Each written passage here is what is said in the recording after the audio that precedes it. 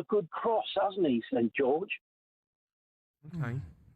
I feel like as a person, like St George feels like a centre half. He feels like a Bobby Moore. Do you know what I mean? Fair enough.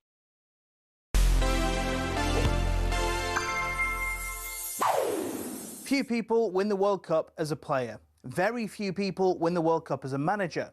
Only 3 men in history have done both. One of them is Didier Deschamps.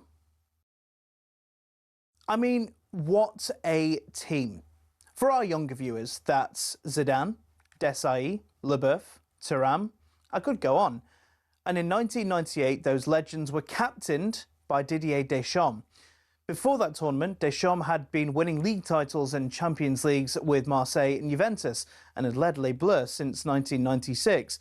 They hadn't even qualified for the World Cups in 1990 and 94, but Deschamps had spearheaded the Renaissance. It culminated in that final against Brazil. The 30-year-old playing at the base of midfield was keen to get stuck in. Fais-le savoir que tu es là, French for let him know you're there, according to Google Translate. Zidane and Petit got the glory, but Deschamps controlled the game before lifting the trophy into the Parisian night sky. After winning the Euros 2 years later, he hung up his boots and jumped into management. He had spells in club football before, in 2012, being put in charge of his nation. France scraped into the 2014 World Cup via the playoffs and were pretty pleased about it. Even a quarter-final defeat couldn't dampen the optimism. The tables, French fans believed, were starting to turn. They were runners-up to Portugal in their own Euros, but that silver medal around the manager's neck was about to change colour. In 2018, World Cup magic. France handed an almighty beatdown to Croatia, and Deschamps got his hands on this for a second time. It meant that he joined Brazil's Mario Zagallo and Germany's Franz Beckenbauer as the only men to have won the World Cup as a player and manager. France's victory even turned their president, Emmanuel Macron, into a meme. He still make me laugh, honestly. Deschamps went close to defending the title in 2022, but some guy called Lionel Messi had his own storyline to complete. Deschamps captained legends, he managed legends, and his World Cup achievements are legendary. Ladies and gentlemen, let's give this guy his flowers.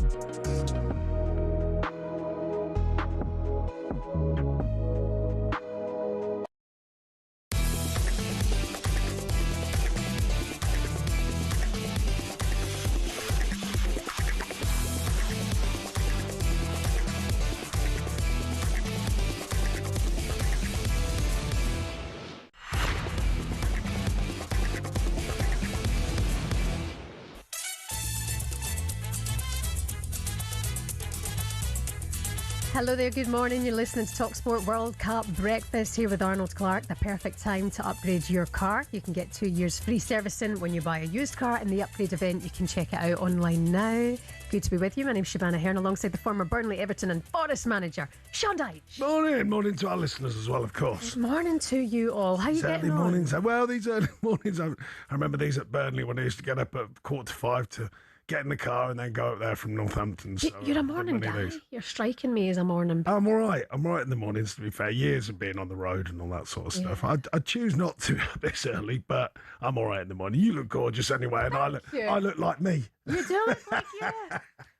But it's brilliant because I actually think from watching you press conferences over the years, post-match, all that kind of stuff, you give off this, I'm a bit scared. And then you're just this big friendly giant. Well, yeah, but that's the power of the media, and they put you in a box. And when you're on the other side of it, that is, when I'm on this side of it, I can enjoy it and relax and give a bit of opinion, take a few hits along the way, like you do. Well, you know. I certainly do. Relate to that. Absolutely. You're giving Uncle Sean vibes. Well, something like that. And are you enjoying the World Cup? I mean, I haven't been with you, I am. I think apart from taking the shine off it with all this, I'm sure we'll talk about these decisions and craziness of powers that be getting involved. Other than that, I think it's been a really good World Cup so far, really exciting. I think a lot of good things have come out of it so far, the refereeing, and I think not necessarily the individual decision, letting the game flow, giving it more sort of openness, the VR, the speed of VR. I know there's been some wonky decisions, but we all want it quicker, we all want it more active. Not so keen on them rehydration breaks. Not so keen on that one, but in Boston, but mostly very good, very good. The football has at times been fantastic, that's for sure. Yeah, I think that's the thing. Could it have been a circumstantial thing with the hydration breaks if it were a certain temperature, whatever like that? I mean, some of the hydration breaks in Boston, I was like, what are we doing? Yeah. It's not hot at the moment. Well, I know, yeah. Well, the temperature range, we were talking about it while you've been away. That idea of a level playing field, everyone needs a rehydration break, apart from the fact that one stadium was like 18 degrees, the other one was 32. Yeah, how can that be level? Anyways, but we're moaning about the things that are quite small in comparison to the quality and the standard of the football. Well, it's been really absolutely magic. Really it really, really has. And no shock, of course, last night in Boston, France cruised to a 2-0 quarter-final win over Africa's last World Cup hope, Morocco. Kylian Mbappe missed a first-half penalty but responded in the second, and Ousmane Dembele got the other. For you, Sean, are they your favourites for the tournament? Yeah, I mean, I watched the game last night. I was looking at their stats, actually. I was quite interested with it. 22 efforts at goal, 8 on target against 5 efforts at goal for Morocco. You know, and that's... Look, these stats don't always win you a match, but if you keep doing that, if you keep repeating it regularly in your performances, you will win games. And I think their direct play as well, you know, with Mbappe, they don't overplay, you know, which is quite I've been quite big on that, you know, that mixture of football. You know, they can stretch the pitch with Mbappe, which opens up more space for the midfield players to play, so they can play through the thirds. But when they need to, they'll get him off the shoulder and they just knock them forwards, and they, you know, it puts so much doubt in the opposition. So I think they've got, and on transition as well, certainly on last night's performance again, the way they played on transition, the way they snuff out the opposition before they really get a chance. So it's they're looking very powerful. Yeah, I mean, actually, I love that Moroccan team as well. They've done amazing. I mean, without Sabari, it was different. Yeah, we were talking about where they've come from. I think it was 2014, something like 71st in the FIFA rankings, and now where they are 6th, I think. But then again, I think there's only one player who's, you know, born and bred and all that sort of stuff. But then that's the rules, isn't it? So you can work within that. I think they've done fantastically well. I really do. They really do. And a lot of people have been saying this since the beginning of the tournament. They will be the favourite to go all the way. They will play the winner of Spain versus Belgium, which is tonight in LA. It's going to be live on talkSPORT, and then it's all eyes and ears in Miami for the big one as England take on Norway.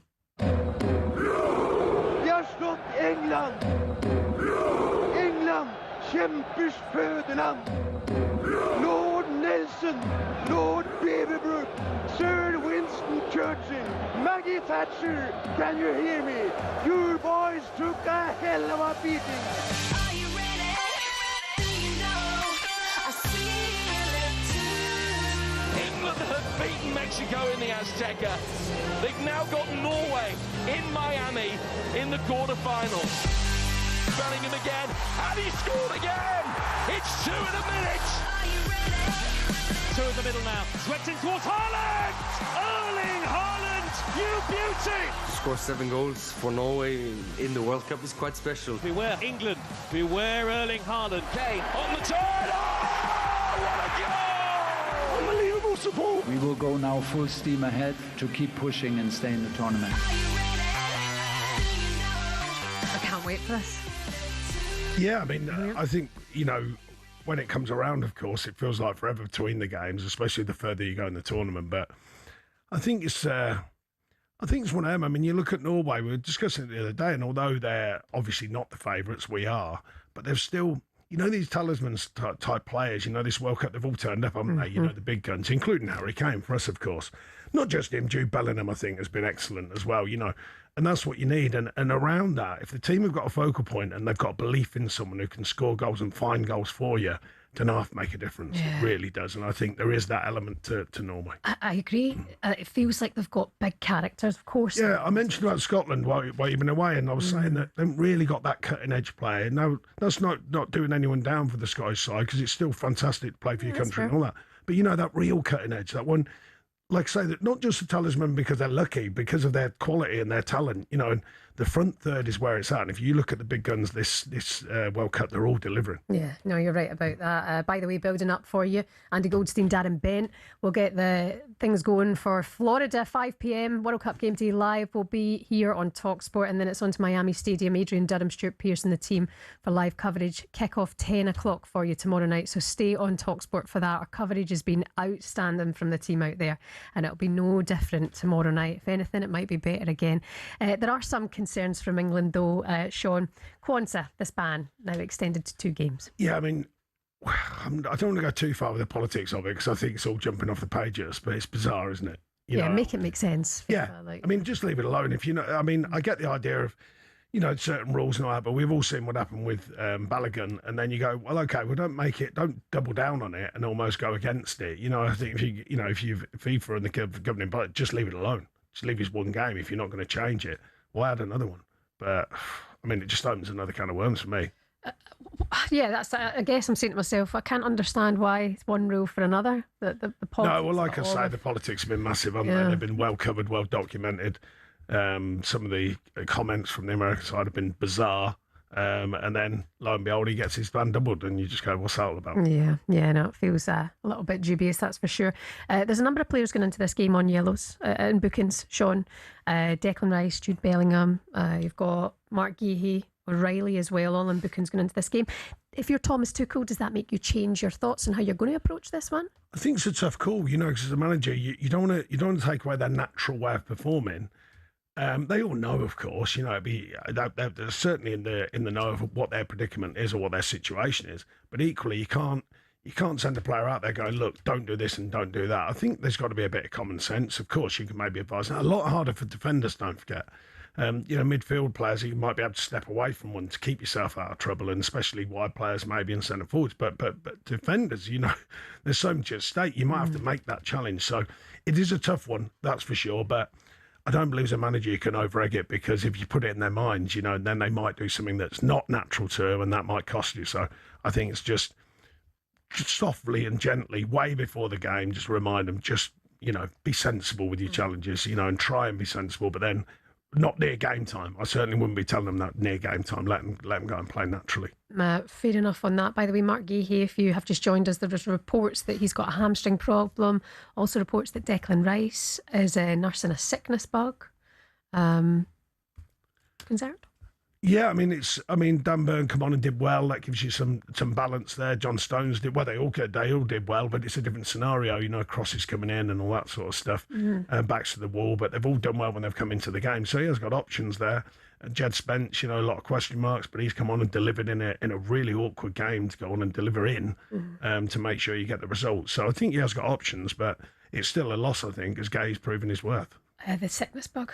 Yeah, I mean, if it's something that Norway saying it's been going through the camp, haven't they? I think everybody got it. Yeah, I think all the climate. Well, you've been out. I was going to say you've been out there. Is that the intensity, the climate, the intensity? You got people forget. Flights, all that. Yeah, I haven't obviously managed to have been in a World Cup, but I can only imagine it's hard enough during the Premier League season and some of the big games that come around. But imagine every game must feel enormous. Yeah. That's got to take more out of your body, and then you add in the heat, and then you add in possibly the humidity, staying the aircon as well. Don't forget, as you know, that can cause all kinds of problems. So I'm sure there's a lot to deal with over there. I think Declan Rice just get a couple of Imodium peppermint. They'll be fine, hon. I was going to say, they'll be all right. They've got plenty of support. I'm sure when that whistle blows, you'll be amazed the power of adrenaline and how it can push everything to the side and you get on with it. It's so funny when the Scotland camp, that first game, when it was reported that McTominay had a tummy bug. I think all of the media had something wrong with our tummies in that 24 hours before. Going to be fine. There's got to be something in there, you know, with the traffic, all sorts of stuff, humidity, The heat. temperature. Oh. Yeah, the heat. Yeah. Well, I'm good in the heat, as you can imagine. Yeah. You'd have been on fire out You're there. not right. I didn't need emotional paint on, you know, just to stop me getting burnt. One of those hats, you know, with the hood at the back. You know what you put No, on but the one of them kids? ones with the beer cans on the side. Oh yeah, and the definitely. straw. Fair play. Looking forward to this one tomorrow night. Of course, massive game for England against Norway. You can have your say on it this morning with the legend that is Shebahn Dyche. He can reassure you if you're feeling nervous, or give you the courage that you need to believe that England can get the job done. 03717 223344 is our number. How confident are you against Norway as well? Scotland fans, if you want to wish England luck for the weekend ahead. Yeah? Anyone? 03717 223344. It's live on talkSPORT tomorrow night. Spain, Belgium, 8 o'clock tonight here on talkSPORT as well. Coming up next, we'll turn our attention to the back pages. Some mind games from a certain Norwegian striker. It's World Cup Breakfast with Shebahn Dyche and Shebahn Aherne. Morning.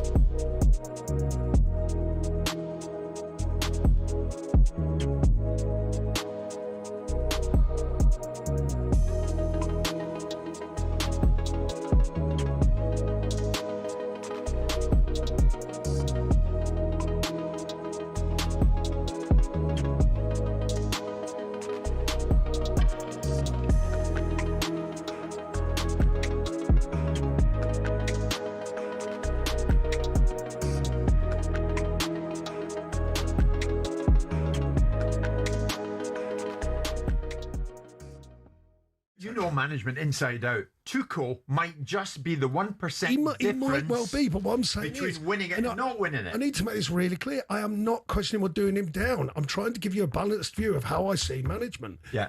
He hasn't done it yet. And I accept that, Simon. You're Trump's only right, ever he hasn't done it judged. yet. You're only ever judged on what you end up winning, not whether you could have won it. Brendan Rodgers, apart from the slip, would have possibly, well, very nearly could have won the Premier League. Yeah. You know what I mean? But they don't judge him on the fact that if he did win it, he did win it.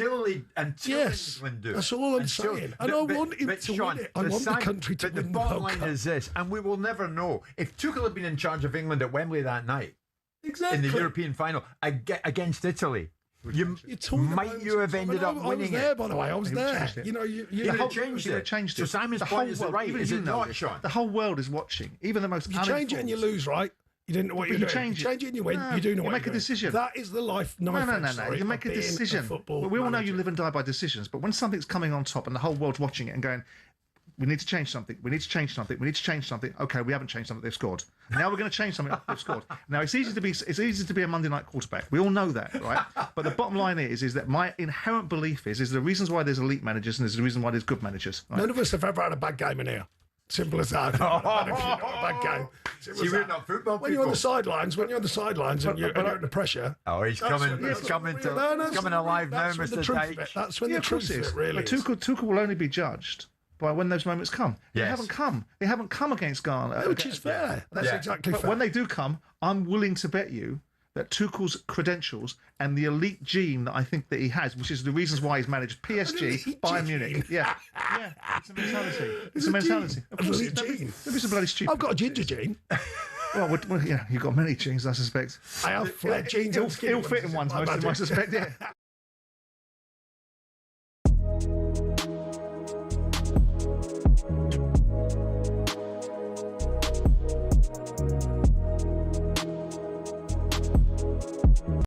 Hello, I'm Matt Forden from talkSPORT. This is How to Win the World Cup.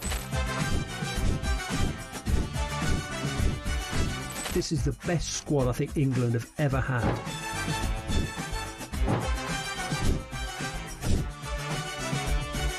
He used to love America, now he doesn't. It's very sad. It was so important to succeed because of all the pressure we received. Don't jump for this one, I'm going to knock his head off. Warning, this podcast does not guarantee England will actually win anything.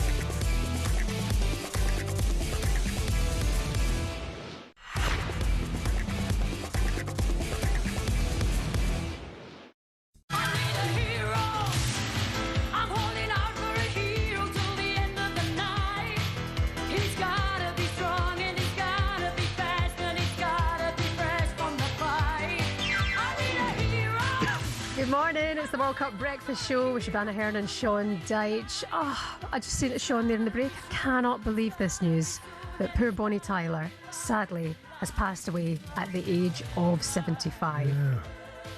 I mean, our tunes. Oh, but magnificent, yeah. Well, obviously, I love my music, but the 80s and all stuff like that, brilliant. Legends. Well, that's it. The 80s is like timeless, isn't it? Yeah. And Total Eclipse, especially. I mean, that was just off the scale at that time, wasn't it? Run around. It's similar, very similar. I'll do mine. What's that movie where they impersonate Turn Around? It's not Step Brothers, is it? Do they do it? We should do that later. Oh, yeah. Because, I mean, you're into your social media now. And I'm not so, well, yeah, no, I suppose, yeah, I'm not saying I'm into it, but I'm on it. You're getting it. I'm enjoying it. A bit of fun and some real stuff, a bit of fun as well. Well, Bonnie Tyler's I Need a Hero is kind of trending at the moment, which is sad in the timing of her death, but it's quite lovely at the same time because people have put it with Dan Burn and his heroics against Mexico. I Need a Hero, saying that, going up against Haaland. The big Geordie is the only person who can stop the Norwegian. Do you think that's right? Do you think you'll see a bit more Dan Burn again? Maybe. I mean, he's a natural lefty, which, well, if Gay's down, obviously. I don't know. It's an interesting one. I mean, Stones, with his experience as well, comes on and handles it equally. So he has got options there, but I just think finding the right connection between centre-halves is going to be important and depends on the fitness, of course, and the wellness of the team, and Gay being the main one. Well, he might be the man. Haaland has only scored once in 8 appearances against Dan Burn in the Premier League.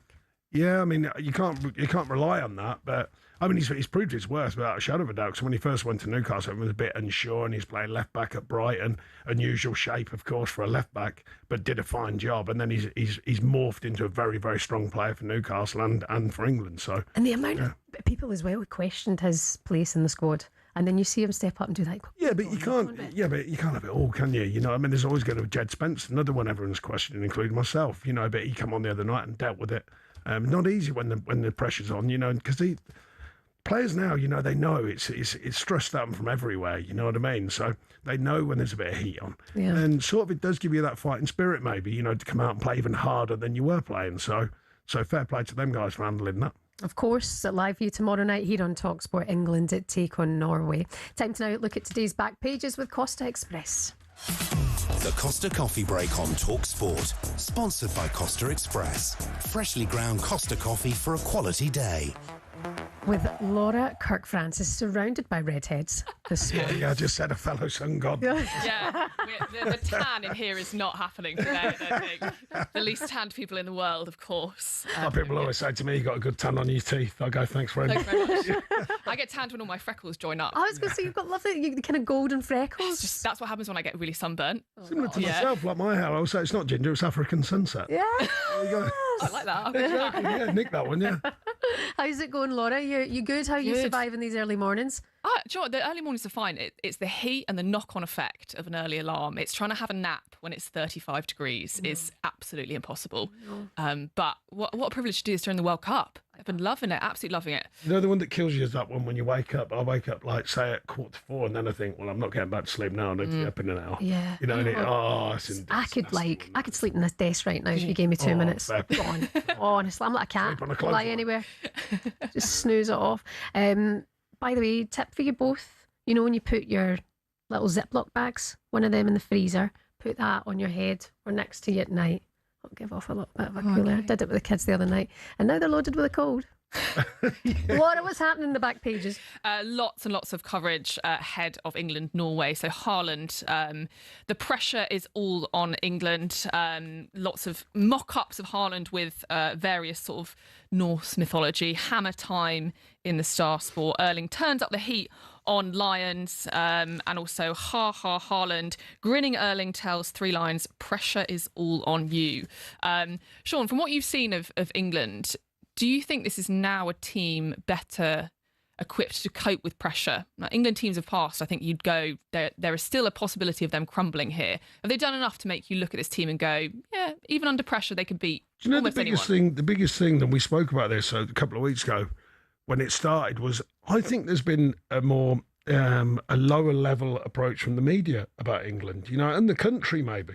It's in the past, I've been part of it myself, and you think you got big chances and everything builds it all up, and then if you're not brilliant the first game, it all sort of comes crashing down. And I think there's been a lot more sort of fairness building up to this World Cup. And yeah, ironically, I think it's our best chance. You know, I said before the tournament, I didn't think the superpowers were playing as superpower-like as they can, although France have proven that wrong, to be fair to them. You know, they're all capable of scoring. We've seen that with Argentina particularly, but they can concede, and we've seen that. So apart from France, I said, you know, I think that's our best chance to win a World Cup. But instead of the pressure going on the team, I think it's been pretty fair. You know, I think there's been a balanced view from the media and from fans and everyone getting behind it. So long may that continue, because it definitely helps. It definitely helps. It's almost like having the national press not lambast the players which doesn't work. Yeah, they have. We've learnt finally that actually putting up a dartboard doesn't inspire the players. After since '66, after every tournament, maybe a little bit of positivity helps. No, I think you're right, and there's no blame on the media. I'm doing it myself. There's no blame. You got to say what you see and get it, you know, comment on it. But I just think there seems to be a lighter mood across the country and across the tournament. Now, I know if we go out, that changes quickly, but you do know what I mean. And I think that's my sort of what my feel is saying, and I think that's really, really helpful for the players. More that support type noise rather than that kind of questioning and all that. Like I said, the media have got a job to do, and that's fine. But it just seems to be a bit softer and a bit lighter, and not. You know, more positive, I would say. The players are giving for the media as well. Like the John Stones thing, you know, that trending video of him, you know, fist pumping after his fake sore shoulder. That's it. Yeah. You know, things like that build that kind of positivity and fun. And Haaland, I think, has been your man of that at the World Cup. You know, throughout, he's just been himself and shown his character. And he'll be feeling himself. But I think yesterday when he spoke to the media, that mad huddle that was going on, he was speaking about England being confident of progressing because it's England. You know, there's so much respect. It's a win. I must say, I've got to comment on his comments, because it's a win-win. You know, when that happens, obviously from years ago when I was at Burnley, you can play with that. So he's in a brilliant position there. So everyone thinks mind games, it's a win-win. Whether it's mind games or not, he's playing it brilliantly, because we are the favourites. Yeah. Sorry, you know, from these words they are, but we are. He's got a lot of love, to be fair. Yeah, he's playing along with it because we are the favourites. Yeah. But he's also throwing a bit of weight on it. You know, you are the favourites. You better turn up. You know what I mean? So fair play to him, because you do that. That's what you do. I wonder if the Haaland love-in when we wake up on Sunday morning and he's knocked us out with a brace will continue. I'm not sure we'll all be loving Haaland as much. Yeah. Just very quickly on the tennis then, huge match-up today for Arthur Ferry, who has been the kind of story of the tournament. David versus Goliath. Shebahn, do you think he can do it? Could we have a Wimbledon final on Sunday with a British man in it? How are we feeling? Zverev's a big old unit, isn't he? It'll be hard for him, but you know what? Building on the momentum we've seen from him in this tournament, I think he's been outstanding. He's been the story. He's going to try and do the Emma Raducanu, isn't he? It's all possible. He's just got to maintain what he's been doing, and if he goes out, it's unfortunate, but he's been a star. You know, he's made himself for sure. Laura Kirk-Francis back with us a little bit later on. Thank you very much. That was all thanks to Costa Express. Coming up, we'll bring you more on France cruising past Morocco last night, 2-0 to set up a semi-final tie against either Belgium or Spain. That game is live on talkSPORT for you tonight, kicking off at 8 o'clock. But can anyone stop France? We'll discuss that next. Good morning. The Costa Coffee Break on talkSPORT, sponsored by Costa Express. Freshly ground Costa coffee for a quality day.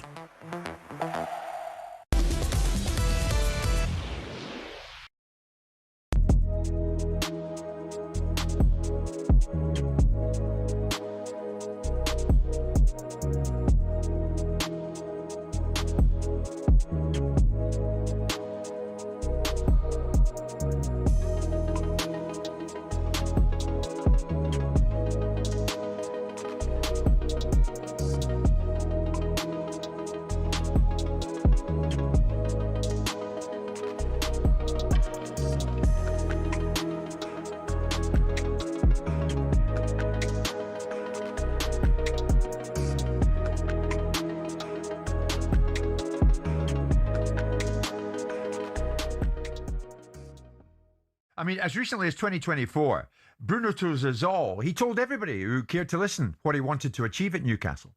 Never said that I would like to leave.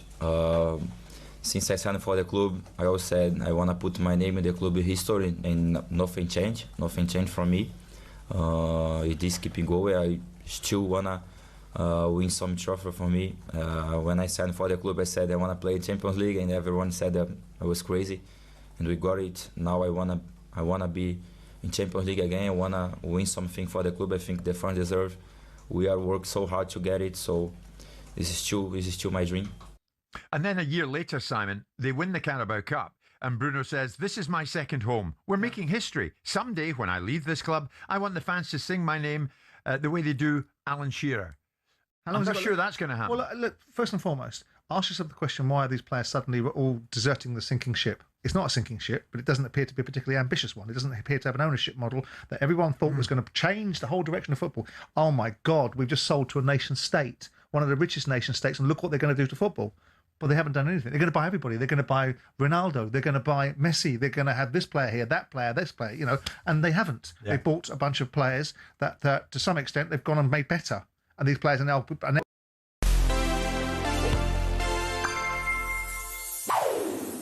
It's one of the most infamous moments in World Cup history.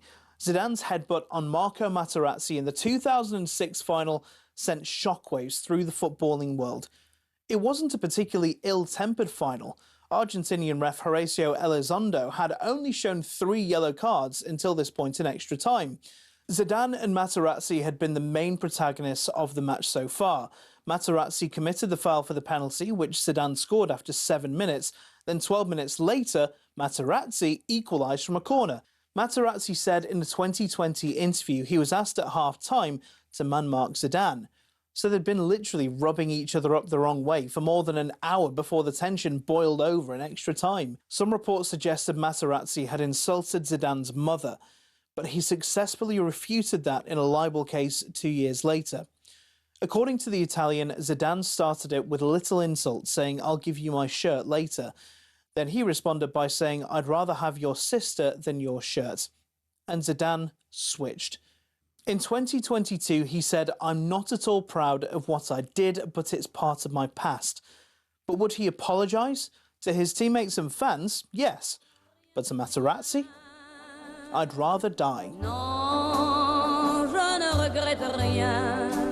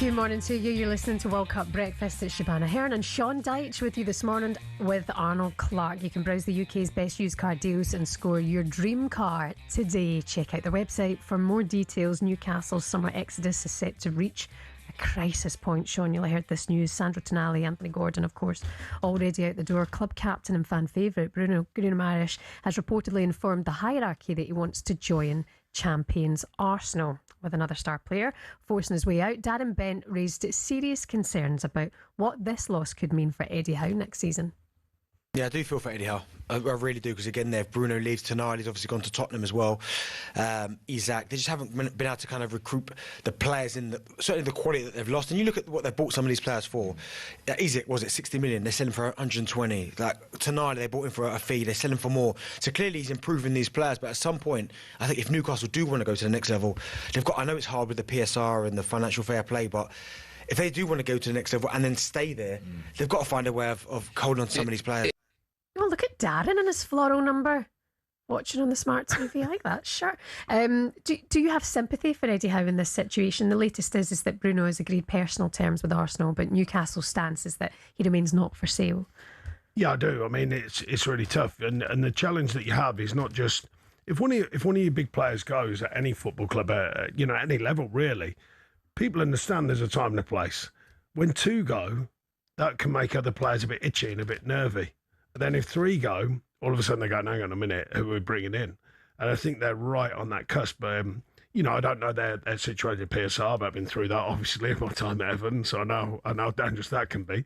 But I think losing the players of that quality, I think that's really tough on Eddie, and I think he's done a great job there. So hopefully, I mean, look, you never know on the other side of that. Good people in their recruitment there. They've shown that over the years, so they might have people lined up, don't forget. So these things can twist very quickly when you get a freshness in the camp and a newness and some quality, and all of a sudden it can feel different. But there's 3 big players without a shot. Well, if Guimaraes goes, there are 3 big players without a doubt. I feel for the fan base in this one because of what happened with the Isak saga last summer. It was a mess. Yeah, I mean, and Bruno was their man. He was like their hero in it all. All parties. I mean, I don't know the inside story, but all parties have a part to play. So I remember talking about that on the shows, and what was Isak's part in that? Do you know what I mean? What was the club's part? Who told who what? You know what I mean? These are the things you're never quite sure about. So, but I think they've had a tougher season this season than they had previously. But I still think Eddie's done a remarkable job there because people forget where they were and where they've got to. And I know they've got money and they've put money in and all that, but you've still got to spend it wisely. Your recruitment side has still got to do a good job, and they have done. If they lose Guimaraes as well, I think it's a real big knock to take for the club, for the fans, but also for Eddie as well. Yeah, I was listening to White and Jordan yesterday, the fans getting in touch, who are feeling it and who are raging as well at Tonali, on his way out after the club stood by him in his situation. Yeah, no, that's football life. It's such a cutthroat business. That's just the way it is. You've been through it, as a manager, I've been through it with players and I've had to turn players' moves down, which is awkward and it's difficult. This is, the rules of the jungle, if you like. Tonali, they were saying about how he was impressed with the manager. I bet he was impressed with his pay packet as well. But there's no point. We can all bluff and blag it, but at the end of the day, players still want rewarding, and when they get rewarding to, I don't know, let's call it double. Double's double. No matter what you do in life, no matter how much you earn, double is double.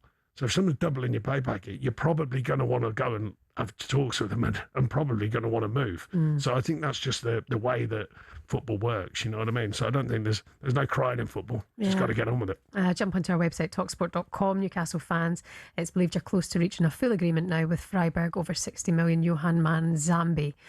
We understand here at talkSPORT. Now, last night, France cruised into the World Cup semi-finals with a 2-0 victory against Morocco. Mbappe scored his 8th goal of the tournament, and here's how it sounded for you live here on talkSPORT. Today, the prize is a place in the semi-finals of the World Cup. Kylian Mbappe is there. Couple of step-overs. Hacked down by Masraoui. Penalty. That is a penalty to France. Clear as day. Dazzling feet and his explosive power. Started run at right-footed. Saved! Bono does it again! A dreadful penalty kick from, arguably the best player in the world, but it just shows you started run up. You can't generate enough power. Here's Kylian Mbappe! Oh yes! Oh yes! Oh yes! 2-2 good, and France lead Morocco by a goal to nil. He's come up with a goal when they needed it, and he's come up with an absolutely super goal. Dembele charging on and finding the net. It's beyond Bono. It's 2 for France, and that is it. The favourites have delivered. France are into the World Cup semi-finals. Can anybody at this World Cup stop France? France 2, Morocco 0. Fair play to them, on course to reach their 3rd World Cup final in a row. They'll take on the winners of Spain against Belgium, who are playing tonight, 8 p.m. live here on talkSPORT. France have already, of course, won the World Cup twice, but many are asking, is this their best ever team? For more on this, we can speak to our man out in the States just now, bring in ESPN's French football expert, Julien Laurens. Good morning to you, Julien. Congratulations. Hello, guys. Thank you very much. How are you doing out there? Are you celebrating last night? I mean, I watched it, Julien. It felt a wee bit flat, but in the end, the job was done. Yeah, you're right. I think we were all a bit disappointed by how Morocco play. Certainly, I think we expected an open game with two teams attacking, and maybe the fact that Morocco were without Saibari, their main striker, arguably their best player with Hakimi, was a massive blow, and they changed their tactics and they had a different game plan, which didn't work clearly against a French team that was so dominant from start to finish. I think the expected goals is over 3.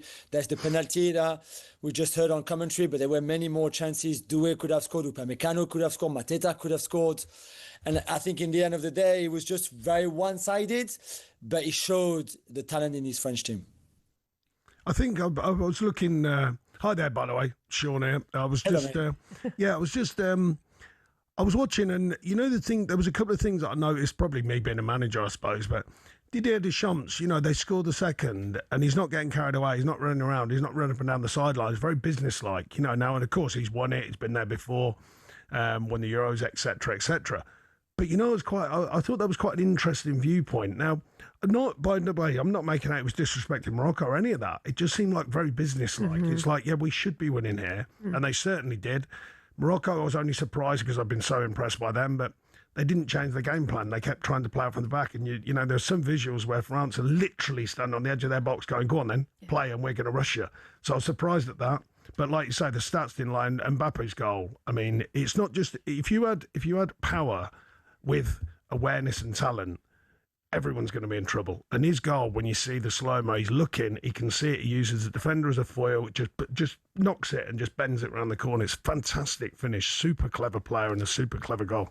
Do you agree with Sean on that, Julian? Is it very businesslike for Deschamps? I mean, how much of a part does he play, do you think, when the team is that good?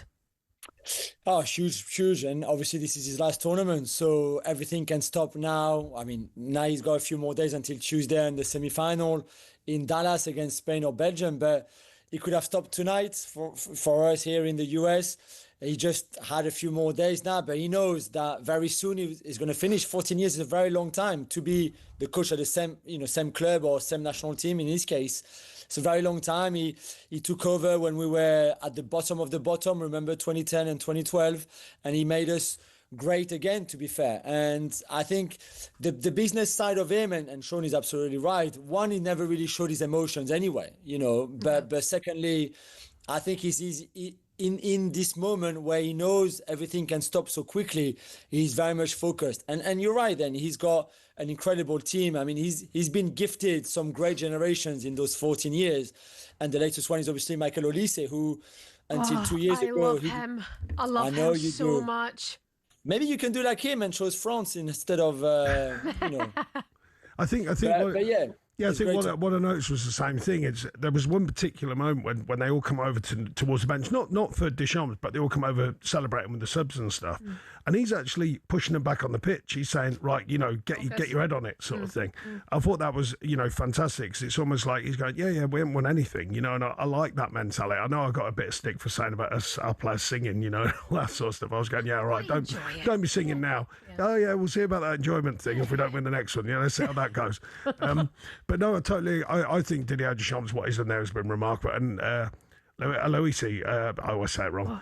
What a player, yeah. What a player. I mean, I saw him at Palace, obviously, glides across the pitch, but the way they've loosened him up, I mean, he's almost borderline free roll, and he uses it. He goes searching for the ball all over the place. But I tell you what, they react so brilliantly in transition. That's been the key. We know they're powerful. We know they can attack. But in transition, you watch them snub out the opposition really fast, and if they don't, they regroup very quickly, and the back four looks super solid at the moment. I mean, look, football changes quickly. The last one never guarantees the next one.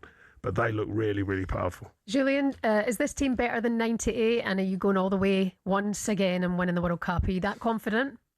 Yeah, it's a great question, and one for another time. I know we don't have much time, but we asked Mbappe today after the game if this was the most talented, certainly French team that he's played in. And he said something really interesting. He said, I've won the World Cup in 2018 with that team. I've lost the final, but I'm a vice World Cup, like a vice world champion or whatever you call it in English, because we lost the last one. And this team currently has neither. They haven't been to a final, they haven't won it or lost it, but they haven't been to the final. So until now, this is not the best of those three generations, if you want, 2018, 2022, and then 2026. He said, however, this is the one with the most potential. And I think he's right. Probably even more than 98, more than the 86 team of Platini and 82, 86, 84. I think this team has the highest ceiling, the biggest potential, the most talent, really. And now it's just a matter of winning the games that matter the most. So that semi-final and then potentially a final. And then I think with the age of those players, you know, Mbappe is 27, Olise is 25, Dembele is 29. Okay, but look at Saliba, look at Upamecano, look at Kone, and some of the bench as well. The next few years are bright for sure. But I think for this one to be better than the ones before, 2018, 98, again, the 80s, etc., they will have to go and win this. Okay, well, Julian, what time is it over there now? Where are you? It's 1:45. Right, that's your bedtime now. Time to get a wee nap, okay? It's beer o'clock. It's always 5 o'clock somewhere, isn't it? Back to the bar, Julian. All-nighter. Good to speak to you, and congratulations again. We'll hear from you again very soon. Thank you, guys. Cheers. Take care. Au revoir. ESPN's Julian Laurent with us there. Still to come for you on talkSPORT Breakfast. Superstar Breakfast preview on talkSPORT with Travis Perkins. Manage your Travis Perkins trade account online at travisperkins.co.uk or via the Travis Perkins app.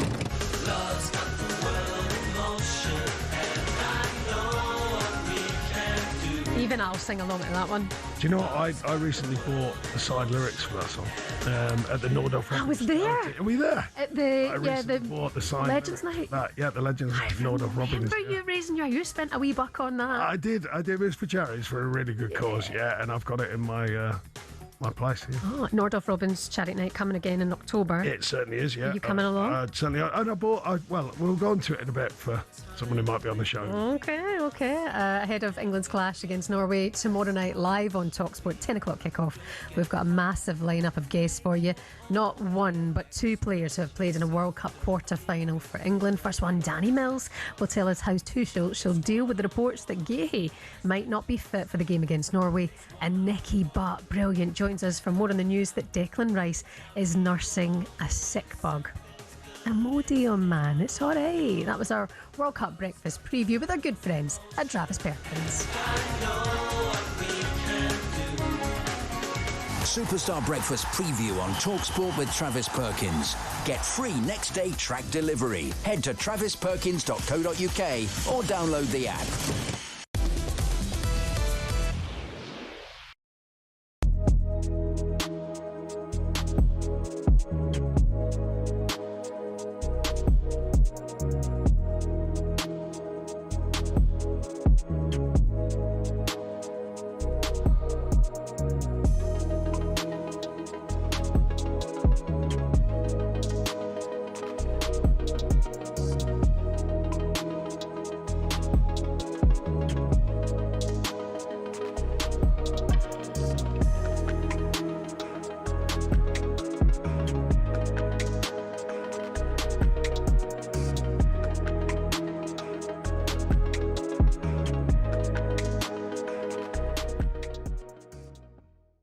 I think you're underestimating Bruno Guimaraes. I mean, you can look at the figures and say, yeah, not brilliantly impressive.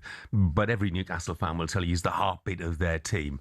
Yeah, that's Newcastle, though, Jeff. Jeff, we're not Newcastle United. Oh, right? Joe, don't be arrogant. Do not be arrogant, pal. What do you mean not be arrogant? We're Premier League champions. Yeah, I'm not saying I don't want him at the club. Yeah, you're Premier League champions now. You're Premier League champions now. Let's come on in 12 months' time and find out if you're going to say the same thing if you're not Premier League champions then.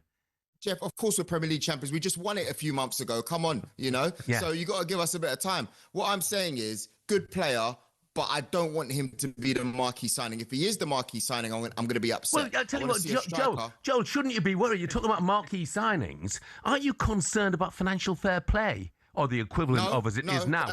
And you busting the rules. Get rid of everyone you need to get rid of to make it happen. Because if you're spending 60 mil on a player, then that means people need to go as well, right? Get rid of... We've just spoken about Norgard. If you don't like him, get rid of Trossard, him. Gabriel Jesus. We're hearing Trossard. Get rid of all of them. You know, to be fair, I do like Trossard. And if it was up to me, I'd get rid of Martinelli instead. But get rid of who you need to get rid of. Then we can start talking business. But this better not be the marquee signing. I do the marquee signing, but I agree that Arsenal need a left winger. Do you know what I mean? Don't spend 80 million on Guimaraes, and then you can't afford to go and buy, like, if Barcola's available, for instance, Joel, and he's worth 100. You know, you need a top left winger, don't you, on that side? 100%. And that's what I want to see. I want to see someone. Look, the reality is if Marcus Rashford was available at a good price, I would probably go for him. As long as... Get ready to get that winning feeling with talkSPORT Win. This summer, talkSPORT is bringing you live and official coverage of every game of the FIFA World Cup 2026. And to celebrate, we're giving away £26,000 guaranteed. Go to win.talksport.com to enter now, and you could win 26 grand in your hand, tax-free. Enter now, and you could be the next to get that winning feeling, courtesy of talkSPORT Win. Find out how to enter now at win.talksport.com.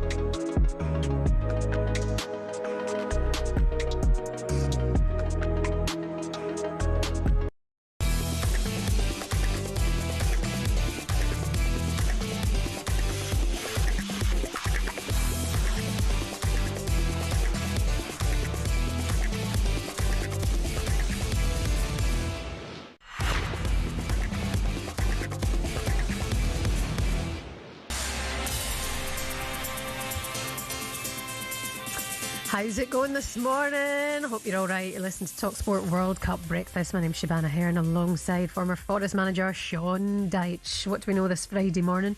Erling Haaland is ramping up the mind games, if you call it that, in the World Cup quarter-final opponents England, insisting all the pressure is on you. We're taking your calls this morning as well. 03717 223344. You can speak to our Sean Dyche about how confident you're feeling for England against Norway, or do you need that reassurance? Scotland fans, we're taking your calls if you want to wish England some luck as well for the weekend. You don't have to, but the phone lines are open. England sailed their first ever T20 series victory over India as their opponents suffered a record fifth straight defeat in completed 20 over matches.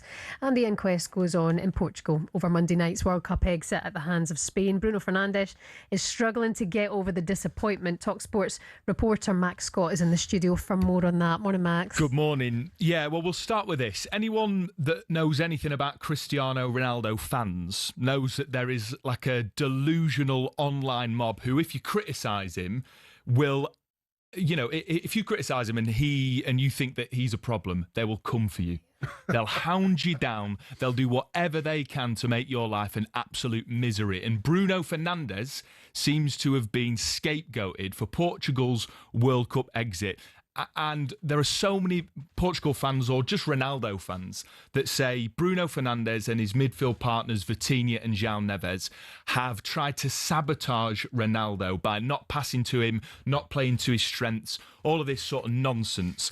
And this comes off the back of Ronaldo's sister, Katia Aveiro, who don't get involved if you're a sibling. Who fanned the flames of disdain, of civil war in the dressing room by not only liking posts on social media saying Bruno Fernandes, you know, has had a terrible Portugal career, but also criticising the midfield. This was after the DR Congo draw, saying that they were only passing back, etc., etc.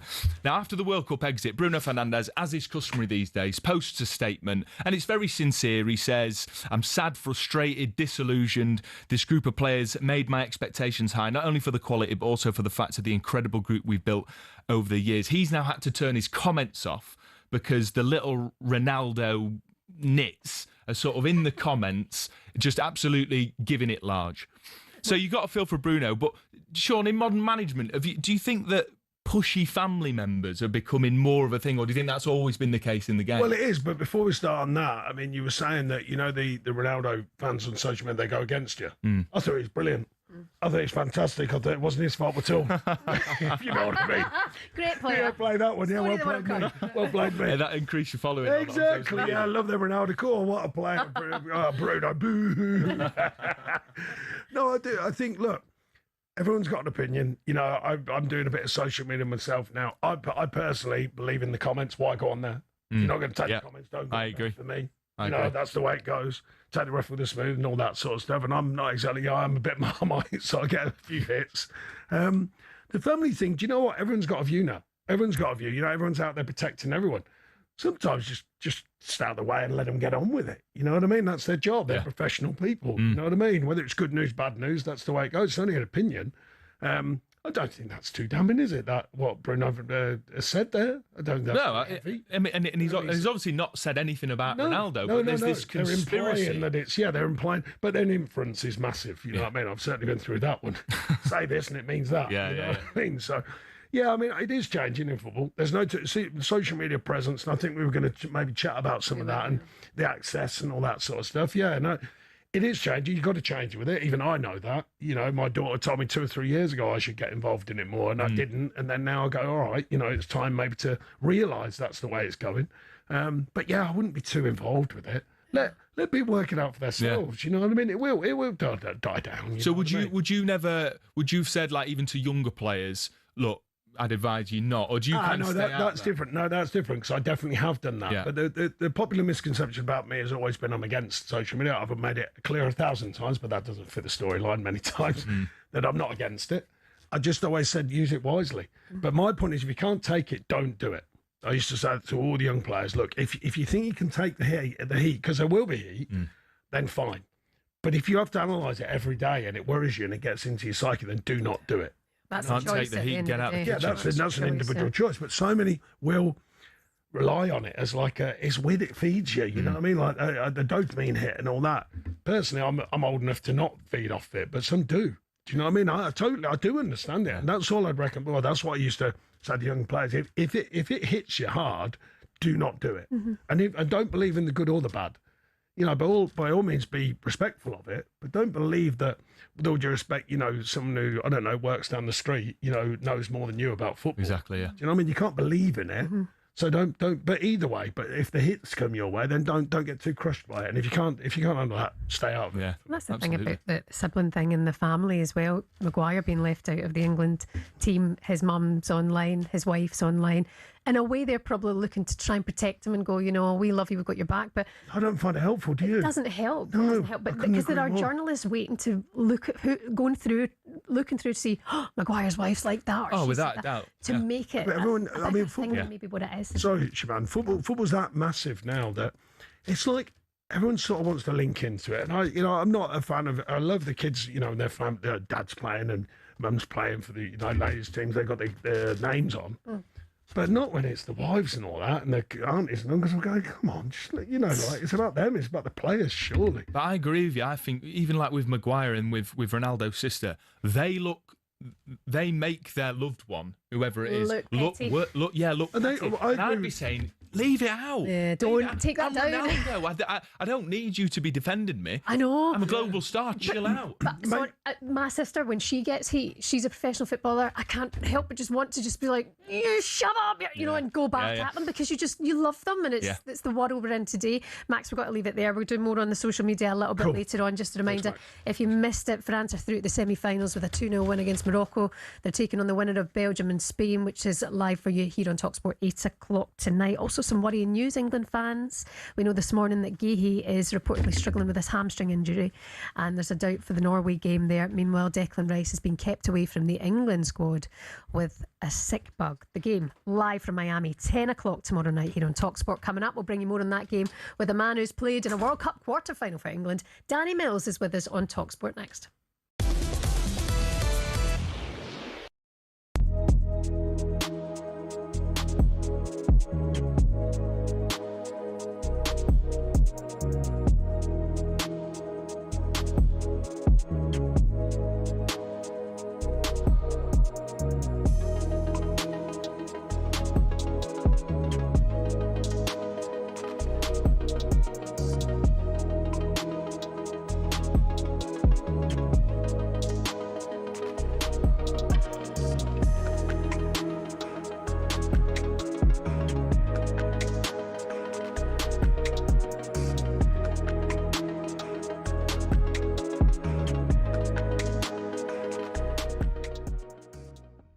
Before I get on to Norway, I have to ask you, because I've seen so many stills, amazing photographs that you are going to have to get framed and put at home. But that moment where Raul Jimenez was going for his overhead kick and you put your head in, there's a brilliant moment in commentary between Jim Proudfoot and Stuart Pearce where Jim said he almost got his teeth kicked out there. And Stu said something along the lines of, I don't think he'd have cared about that. What was going through your head? Well, I've played against Jimenez like many times, and I know he always likes an overhead kick if he can set it up. So just when the ball was there, and it's kind of one of them where you're just throwing yourself in front of it, like safely. You can still do it safely. Do you know what I mean? I knew I wasn't going to get it right in the face, but as I said, it was at that point it's just you're giving everything for the team, and you know how hard they've worked. So you just want to show your part. So yeah, I made a nice little highlight. Yeah, and you talked about the specialism and why Thomas Tuchel's brought you in. Jeff Stelling has also said he thinks you should start against Norway because of what you've done against Erling Haaland in the past. I think he's only scored 1 goal past you. Is that right? Yeah, I don't want to jinx it, but yeah,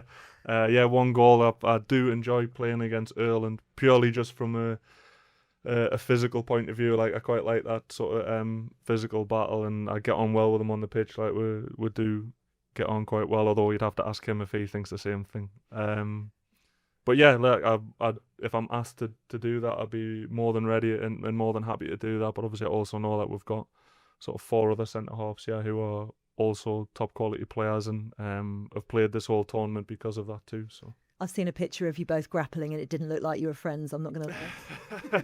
Yeah, I was going to say it might be different between England and Norway, but between Newcastle and City it wasn't maybe as fierce as this could be.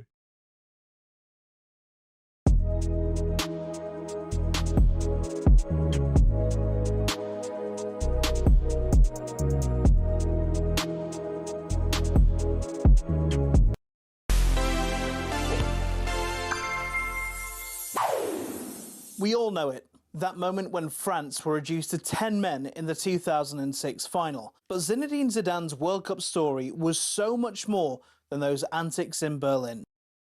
Despite a meteoric rise to prominence in the early 90s, Zidane wouldn't really start his World Cup career until 1998. See, France didn't even qualify for 94, so they had some making up to do on home soil. Ahead of the tournament, Zidane was flying. Back-to-back Serie A titles and Champions League finals with Juventus, but things didn't exactly go to plan. In France's second group game, he was shown one of these. I mean, we were so busy getting angry at Bex for his red, we didn't even realise Zidane was getting properly dug out in France for the 12 days before. The French public demanded he be kicked out of the squad and sent home, but manager Aimé Jacquet held firm and brought him back 2 games later. After his return, he'd start every game until the final, where he was quite simply brilliant. He scored not once, but twice, and this was the moment he'd been waiting for. There was national jubilation, and all was forgiven. He was even rewarded with a Ballon d'Or to cap off a near-perfect year. France won the Euros 2 years later, and so were red-hot favourites at the 2002 World Cup. But the table will tell you things did not go to plan. Now, come 2006, France, now captained by Zidane, are one of the favourites again, but they made hard work of it. They won just 1 game and finished second in their group, which meant they had to beat Spain, Brazil and Portugal en route to the final. Then, the moment we all remember. Zinedine, just leave it. Walk away. Zinedine, no! And that meant he became only the 2nd player in history to be sent off twice in World Cups. France lost, but he still won the Golden Ball. As you can see, he was thrilled. Or furious. Zidane never played again, but across 3 tournaments his story had everything. Disgrace, glory, infamy. We don't like our heroes clean anyway, do we?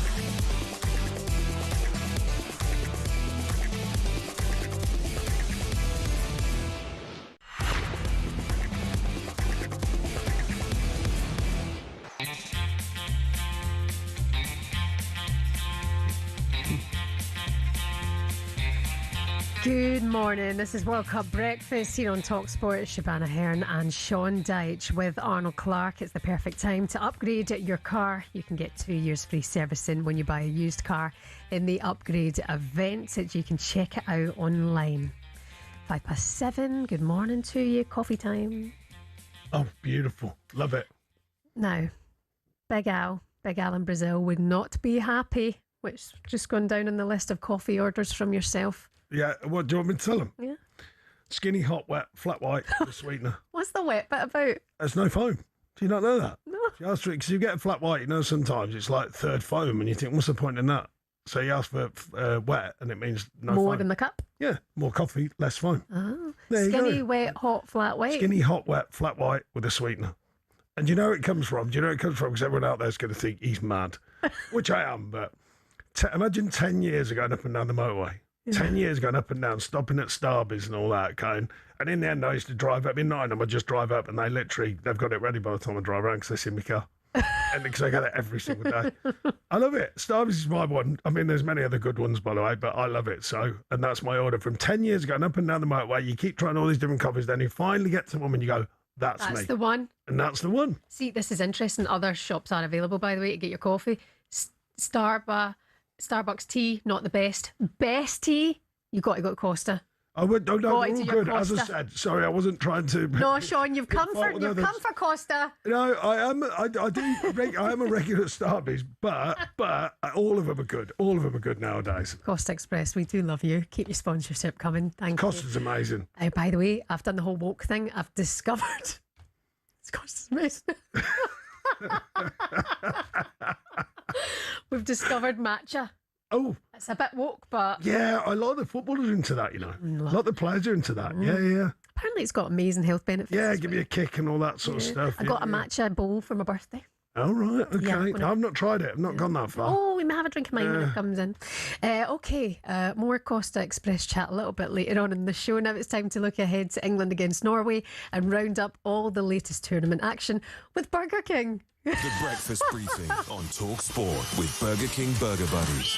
Total tournament satisfaction delivered by the experts. Order now on the BK app.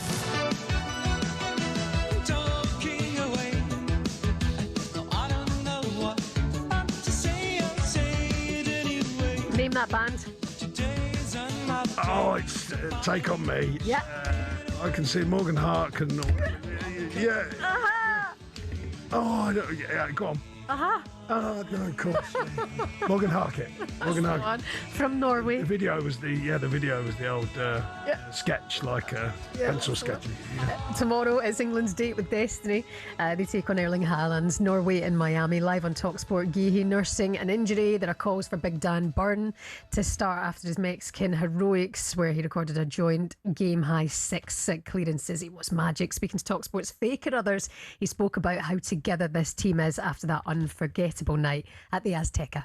The good thing is that I think throughout the tournament we've shown we can win in lots of different ways, and I said we've spoke about this brotherhood where I think like sometimes it can just be words, and unless you physically see it, that's all it is words. But I feel like you've seen that over the last few weeks, like the love that we've got for each other. But I think there is a little bit of we're now that's like we do want to put in a complete performance. We know how good we can be and what we see every single day in training and like how high the level is. But I don't really think that we've probably put that full performance in a game. And I want to do that in the World Cup. Like I want people to see how good we are and what I see every day from the lines of training. So he's a brilliant character, isn't he, Dan Burn? And you can tell there's that brotherhood within the team, Sean. Yeah, I remember. Well, I looked at him many years ago when he was at Darlington, and eventually Fulham had a go on him and paid about 100 grand for him. Yeah, he's a good player. Yeah, well, he had potential then. I mean, he wasn't ready then. But the way he's developed his career has been fantastic. It has indeed. Let's talk about Mark Guéhi looking like a doubt for this game against Norway. We can speak to a man who knows what it takes to play in a World Cup quarter-final for the Three Lions. Former defender Danny Mills is with us. Good morning, Danny. Long time no speak. How are you? Good morning. More importantly, it's flat white with a dash of honey, sweetener. No. Outrageous. Absolutely outrageous putting sweetener in your coffee. What's that all about? He's just come for you. What's he talking about? He doesn't know about coffee. I'm an expert. And Costa coffee with a sweetener in. Honey in your coffee, Danny? I've just honey. I've just It's got brewed that my health own. cake. It's got that's woke nonsense, isn't it? You have to have honey. Come on. Here we go. Woke Danny Mills, who'd have thought? That one out. Yeah, I doubt it. Not knowing Danny, he's not woke. That's for sure. I've just brewed my own coffee. It's absolutely fine. Yeah, listen, Good job. Whatever works for you, Danny, that's for sure. How do you feel about this and the story on Mark Gahey? It looks like he's now a major doubt for this game against Norway. Yeah, you're always going to pick up slight injuries for a tournament, obviously, especially with the extra game in this tournament. It was never going to be easy. It was never going to be straightforward. I think we've seen that. I think it will be a huge blow. My preferred partnership from day one, if everybody was 100% fit and in good form, would have been John Stones and Mark Gahey together. And now maybe looks like John Stones might have to come in alongside. Well, that's the problem there. We've got alongside who? Because obviously we've got a major issue at right back. You know, the talk maybe Reece James might be available, but I think that's very, very doubtful after having a hamstring injury for a few games. I think it's a difficult one for Thomas Tuchel.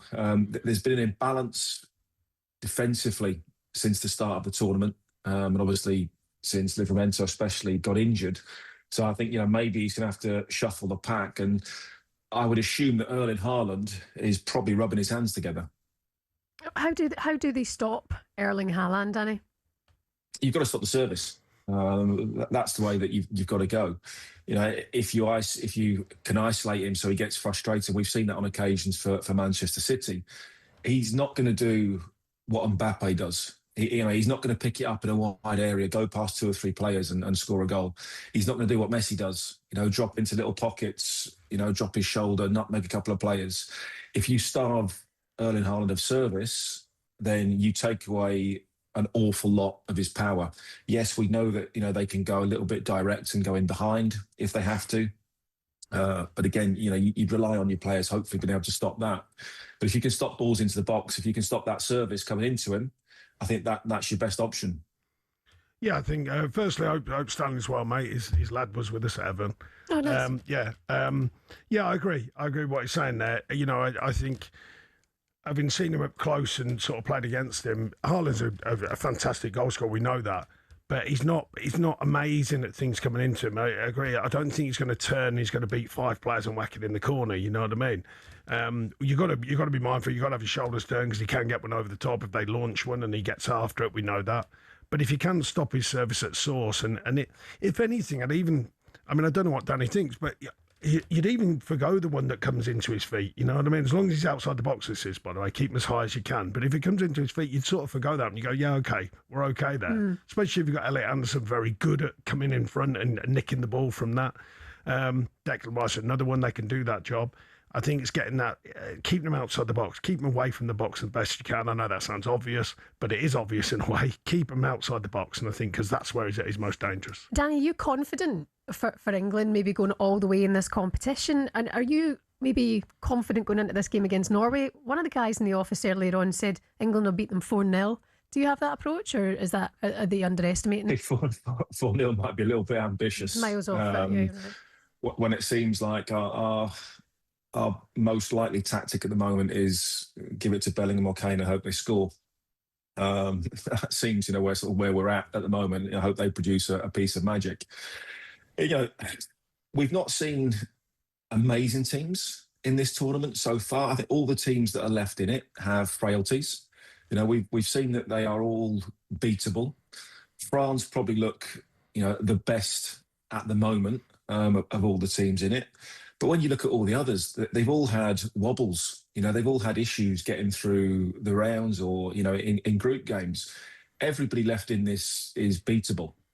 There's not a team that you think, oh, you know, they don't have a weakness, we can't beat them. So I think England have to be relatively confident.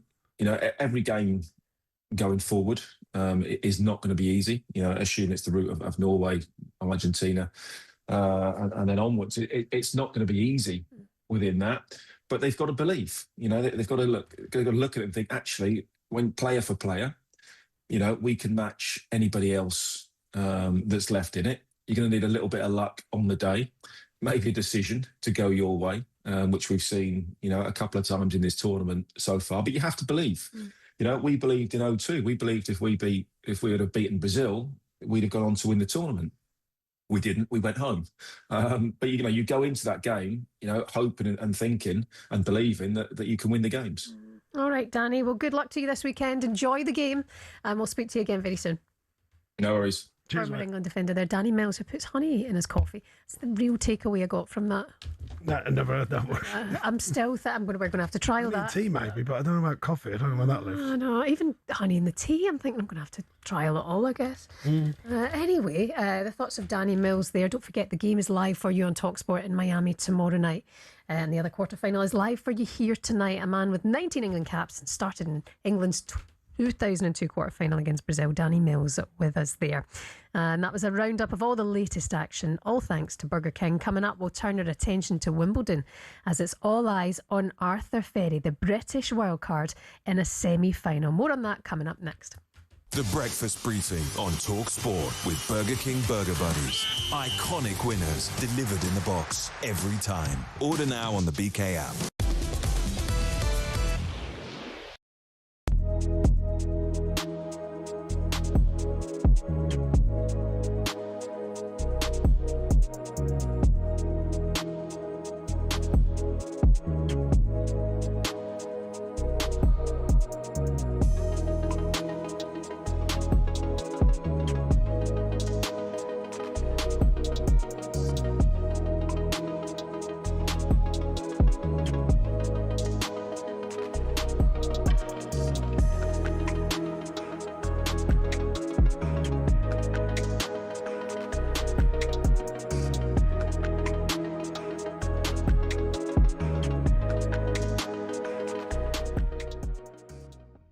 We all expected, okay, we need to beat Croatia by 3 goals. We need to go and beat Ghana by 3, and then we should beat Panama by 5. We should beat Congo by 5. What's it like in a tournament? It's not always the case, is it? No, definitely not.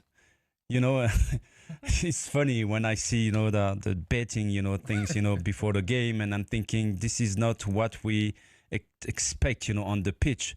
I know that England are favorite against Norway, but when you look at Norway, they look really, really strong, as a unit, as a team. Of course, they have weakness, but England must be aware that if they don't get the position of the ball in this game, and this is where I agree with Troy Deeney, for example. I think with the player they have, England, they should be more confident with the ball. They should show more commitment with the ball, and composure as well. And this is where, something is missing. Yeah.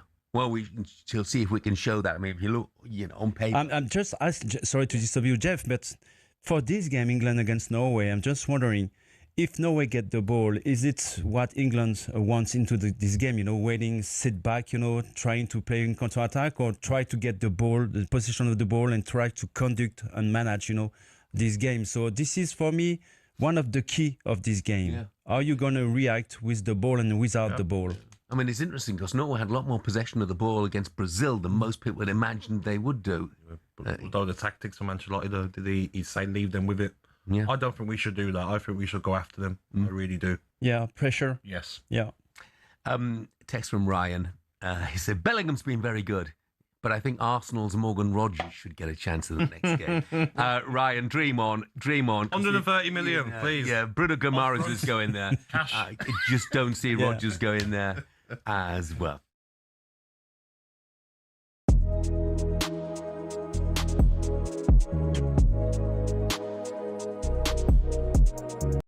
Hello, I'm Matt Forden from talkSPORT. This is How to Win the World Cup.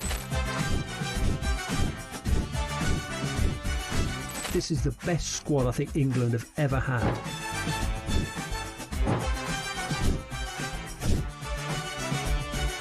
He used to love America, now he doesn't. It's very sad. It was so important to succeed because of all the pressure we received. Don't jump for this one, I'm going to knock his head off. Warning, this podcast does not guarantee England will actually win anything.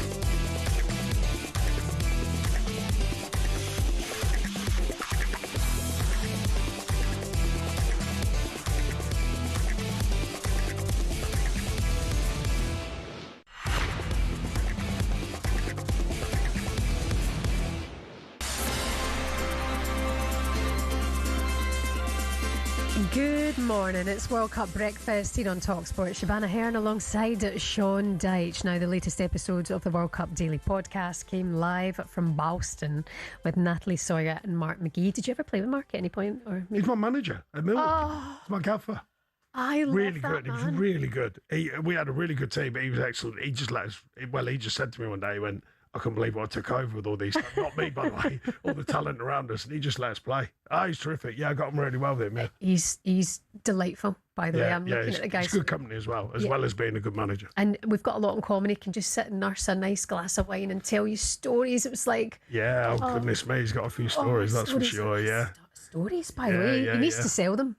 No, Pour out my mouth and tell them. Some career though, as a player as well as a manager, you know what I mean. So he has got a million stories, and obviously played in that amazing team under Fergie, Sir Alex, I should say, at Aberdeen. That's fantastic. Brilliant Yeah, guy. good gaffer, really good gaffer. I miss him actually. It was really good to be around actually out there in the States. He's still with Natalie Sawyer. Those two have got a lovely little relationship, little partnership, by the way. Good. Yeah, they were live following France knocking out. We were right with the partnership bit. I think we're getting. When you went down there with the relationship, then you went partnership. We're well aware. Just change the word. Not together. Yeah, exactly. I was like, Mark and Natalie Sawyer. It's all right. Yeah, talkSPORT's new couple. We've set the wedding date for them. They discussed whether Morocco showed enough ambition, debate stuttered penalty run-ups, and ask whether anyone can stop France. Mark spotted a potential weakness. You know, we talked about Upamecano. You know, he's got a mistake in him. You know, he looks to me as if he's struggling, whether it's the heat or whatever it is. But he looks to me as if he's struggling. He's making mistakes. He's not good on the ball. He's the type of player, you know, that the teams will say, look, you know, if anybody's going to be on the ball, leave him with the ball, because he's not a good user of the ball. He's also, you know, it can be at times a little bit clumsy. He's likely to give a free kick if somebody quicker is around him. He's likely to give away a penalty if he can get up in amongst them. So he's enough of a weak spot that I think that, you know, England, for instance, if they were ever to come to play them in this tournament, would focus on and sort of try and expose him. There you go, the thoughts of Mark McGee. That's available now, the World Cup Daily podcast, wherever you listen to your podcast, available now on the talkSPORT app as well. It's time now for this. The Costa Coffee Break on talkSPORT, sponsored by Costa Express. Freshly ground Costa coffee for a quality day. You're as cold as Dyche. That you're willing to sacrifice our love. Surely we could have got a better Dyche there. And that sounded like just some random. Dyche. At Burnley they couldn't say Dyche, so they used to go Dyche. Dyche. Right, Dyche. That was the lyrics of Jamie O'Hara there. Dyche. Oh, all right. Friendly fire. Yeah. Laura Kirk-Francis is here. What's this all about, Laura? We're going to do some weather chat. Oh, great. Heat wave chat. Sorry to interrupt the relationship as well. I feel like I'm third wheeling here. Yeah. Is that okay? We'll let you in for now. Okay. We're going to do some weather chat as we are entering another heat wave. Third in as many months. Eighth day of this year, it's gone over 34 degrees. So we are struggling. But we want to get the thoughts of Sean Dyche, or however Jamie O'Hara says it. Quick fire questions on your heat wave habits. All right, go on. This is very serious, so I need you to lock in. Okay. Yeah. Right. Number one, favourite ice cream or iced lolly? Snickers, obviously. Snickers. Okay. Wait. Snickers ice what? cream. What? You surely know I didn't have. You must know I didn't have Snickers. Wow. Okay. Snickers. Okay.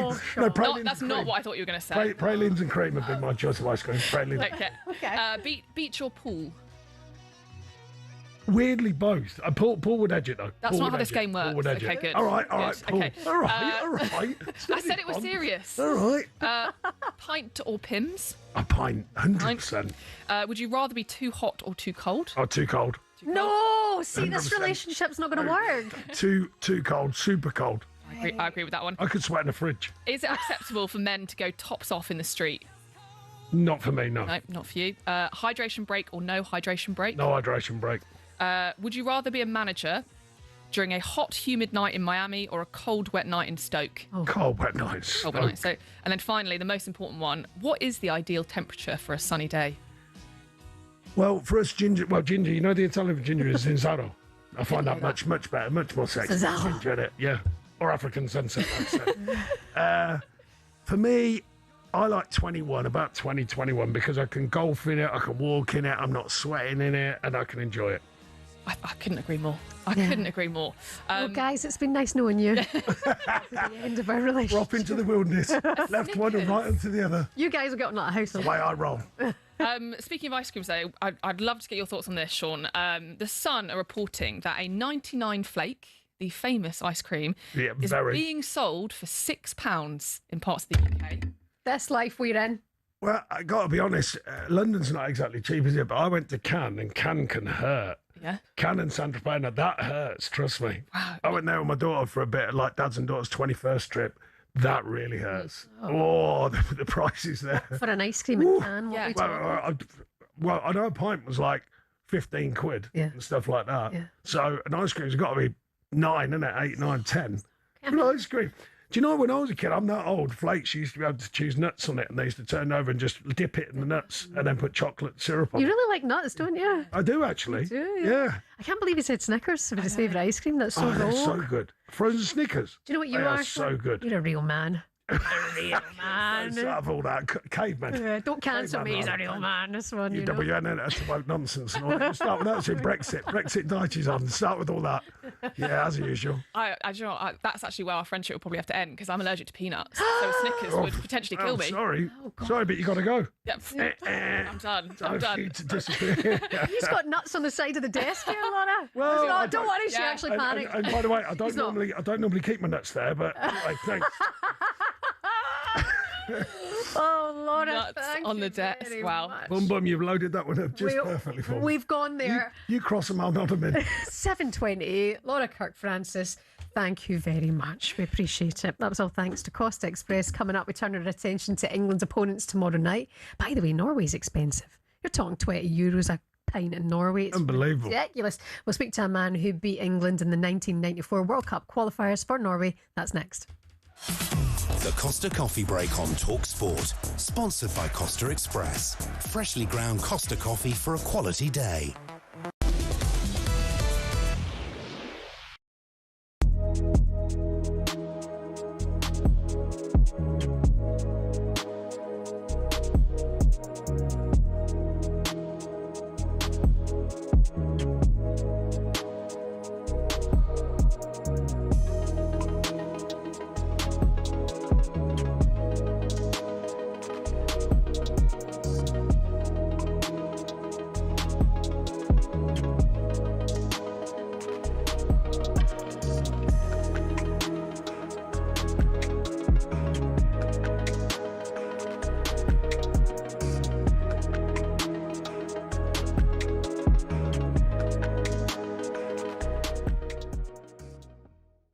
The idea it's clear tournament has been fixed, I think that's a bit powerful. Let's have it right, because at the end of the day, if you were fixing the tournament, you'd keep Brazil in it, surely. You're fixing the you try and keep them in it. If you want worldwide viewings, and advertising and money and all that and revenues and fixing it for the right reasons, so the superpowers are inside the competition. Well, we can evaluate the stupidity, but we can dissect the stupidity of individual statements. But we're talking about the premise of what. I don't think that's stupid. I think it's harsh. I don't think it's a stupid comment. I think it's just in the moment. It's got wrapped up in the moment. There's billions of people. Stupid comment. You can't run around saying. Simon, there's billions of people. It's an uninformed, uneducated, unsubstantiated, with no empirical background behind it. Because it's an uneducated view. You can't tell something's fixed unless you know it to be factually the case. No, so I just said his emotions run riot. But it's a stupid comment because it's not seeded in anything. So what the argument is about and debate is about is whether people should be able to say these sort of things and whether the consequences of it should be far-reaching. And what we're talking about is how people should operate. I think Simon's right in this one, is he not, Sean? It is clear this tournament has been fixed. Then that guy boards a plane and flies back to Egypt and goes unpunished. I mean, my God, that is conspiratorial. No, I totally agree. It's too powerful. That part of the statement is too powerful. Yeah. The rest of the referee's not fair. We've all said that in different variances down the years. The injustice was clear. I mean, look, the argument going back to, the facts of it as a manager, forgetting that last part of the statement, which is powerful, and you can't forget it, I understand, but let's just, for our question and answer here, forget it. The injustice is the foul, isn't it? They're going, why are you bringing it back to that foul? Why are you allowing that foul to create such a moment in a game and bring it back for their goal? The goal that was disallowed. But the irony of it is, if you interviewed a referee, right, and a referee went out and said, these clowns are unfair.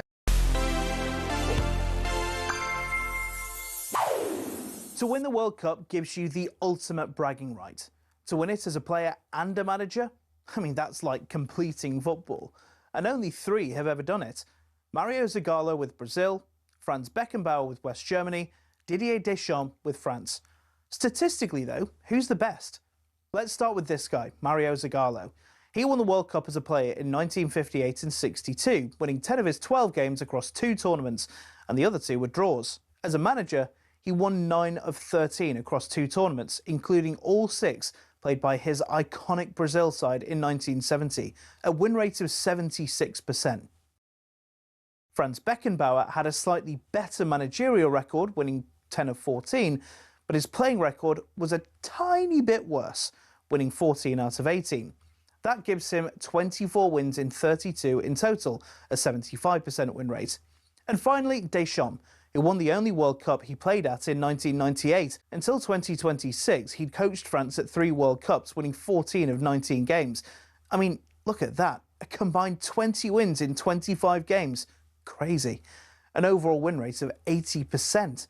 So, based on the stats, it goes Deschamps, Zagallo, and then Beckenbauer. But let's be real, there's no losers here.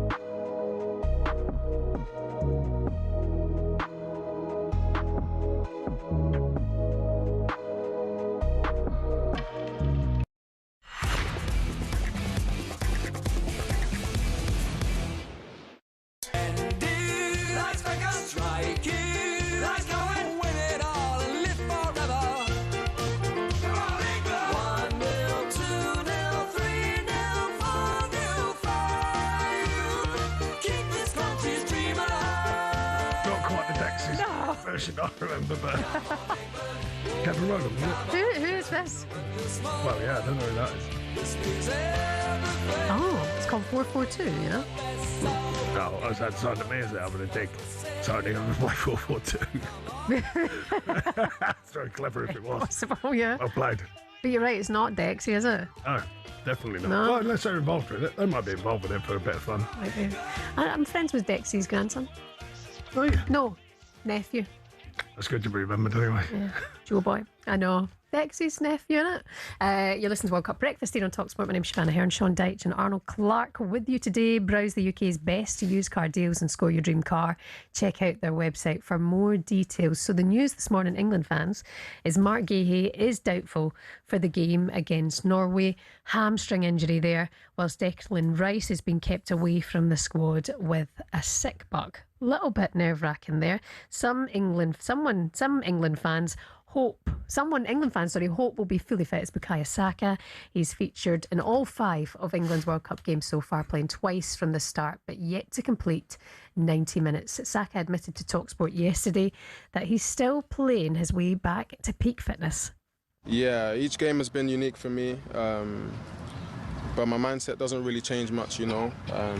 I come on, whether I start or play, I just try and do what the game needs, whether it needs a goal, whether it needs the team to defend, whatever it needs, you know. Today, it's about winning. He's not quite right, is he, Saka? Is Anthony Gordon your best option in terms of on the wing just now? Yeah, I mean, I think Gordon's work ethic has been superb all season, really. Got a big move, and I think first game was probably a lot to ask, and then, you know, he's building his way into the tournament. I think with Saka, I think he's a top player, obviously, but I think, you know, the Achilles, I think it's an Achilles that they can be tricky, you know, and you get that sort of bit of tendinopathy in it, and you have to sort of, slowly get back to where you were.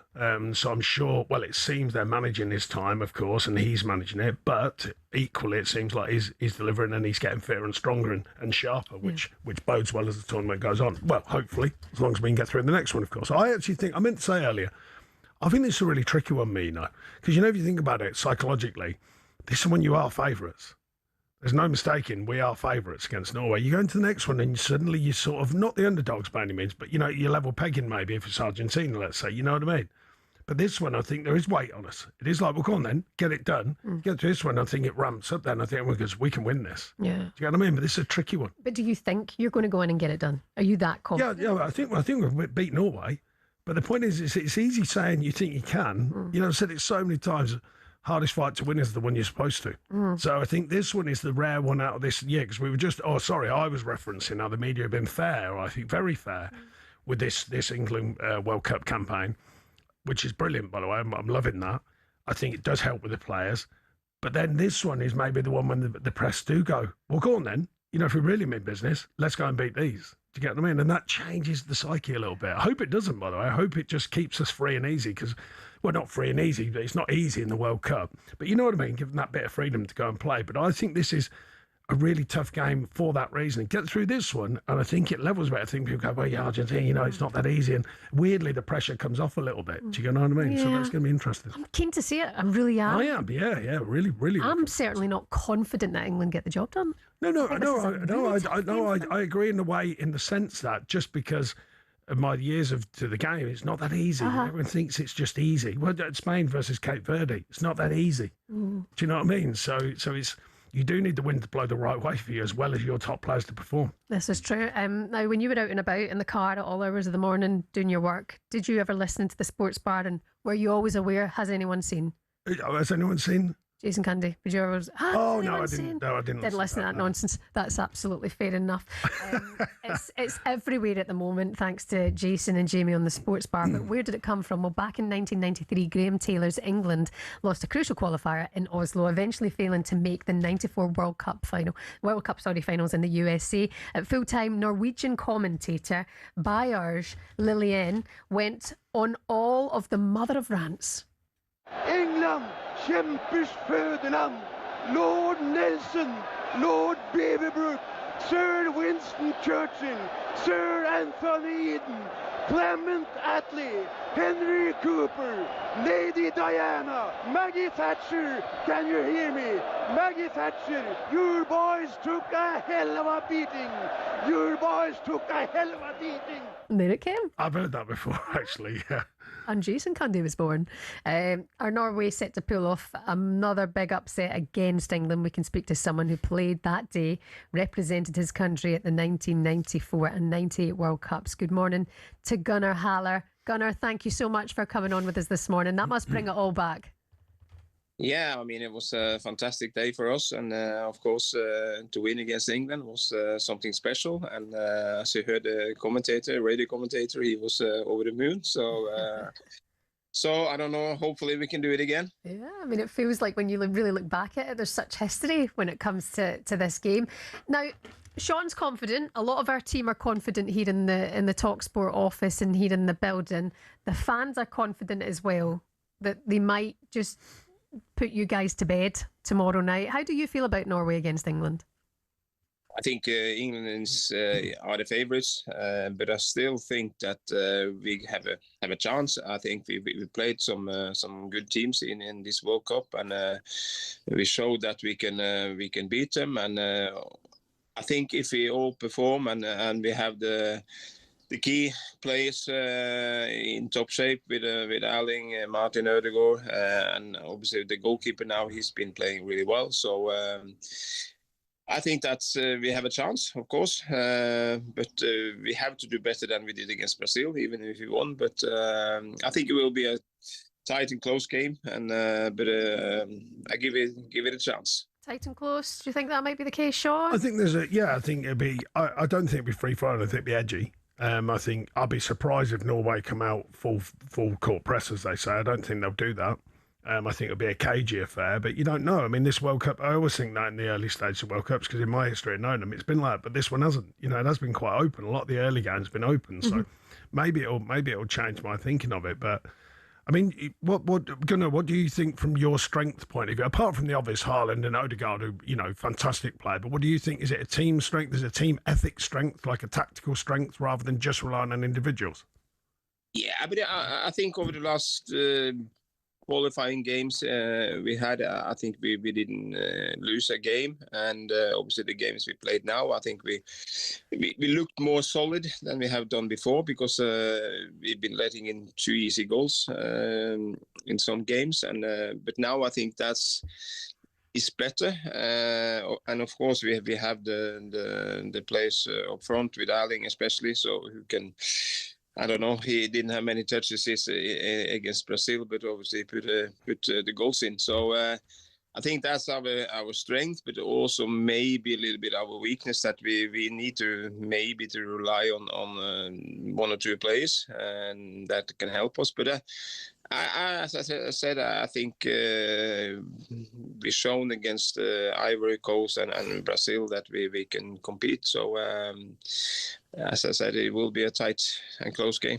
I do think as an individual with Haaland, that is his biggest strength, is, if you get what I mean, he doesn't have many touches generally.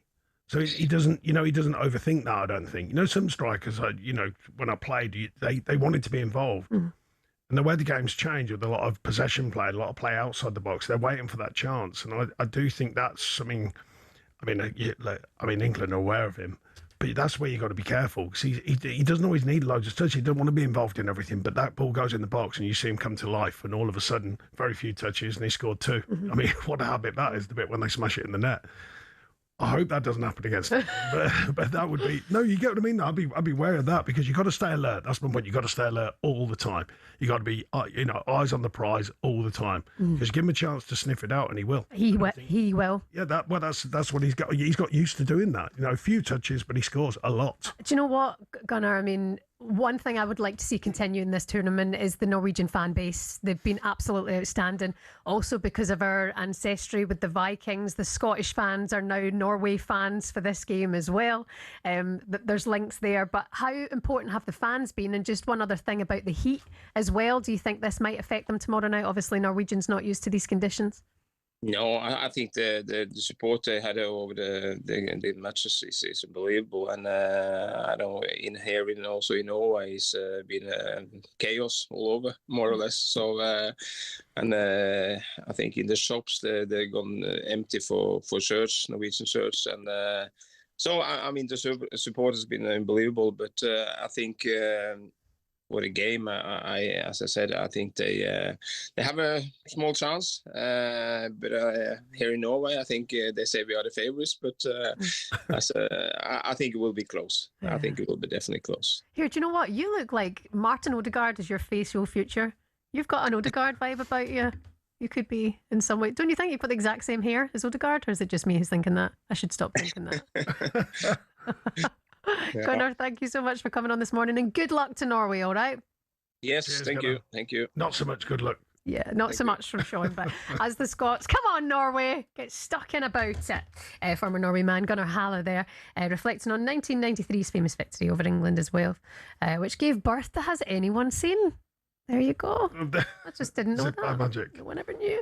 Norway-England live on talkSPORT tomorrow night. Andy Goldstein, Darren Bent begin the build-up. Florida, 5 p.m. with the World Cup game day live, and then it's into Miami Stadium with Adrian Durham, Stuart Pearce and the team, Jim Proudfoot for our live coverage, kicking off at 10 o'clock tomorrow night. It's going to be brilliant. Still to come for you on talkSPORT Breakfast. Superstar Breakfast preview on talkSPORT with Travis Perkins. Go big on landscaping with Travis Perkins. Find everything you need at travisperkins.co.uk.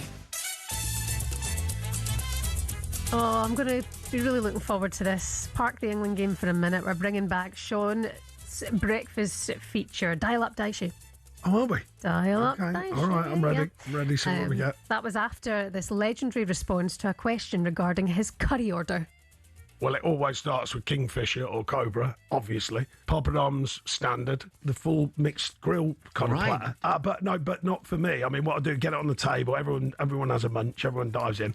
I do like the hot ones. If I'm in the mood, which is rare because it's so hot, is a chicken tikka or a prawn naga, which is incredibly hot. Jalfrezi, still hot, but, manageably hot.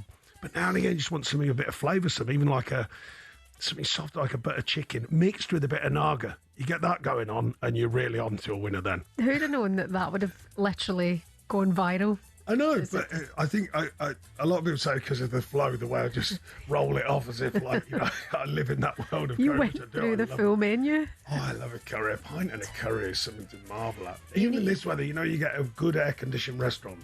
Oh, I love a curry in this weather. But maybe more than one pint. But listen, if our on-air relationship blossoms, I'm going to take you up to Glasgow, right? 100%. South Indian garlic chili chicken. Do you know where I've been? Satty's. I've been Satty's. Because Ali takes everyone to Satty's Sing. Satty's is really good. But you ain't tried Mother India. Okay, no disrespect to Satty's at Mother India. So many good Indian restaurants around. I mean, I love them. Do takeaway and everything. Love it.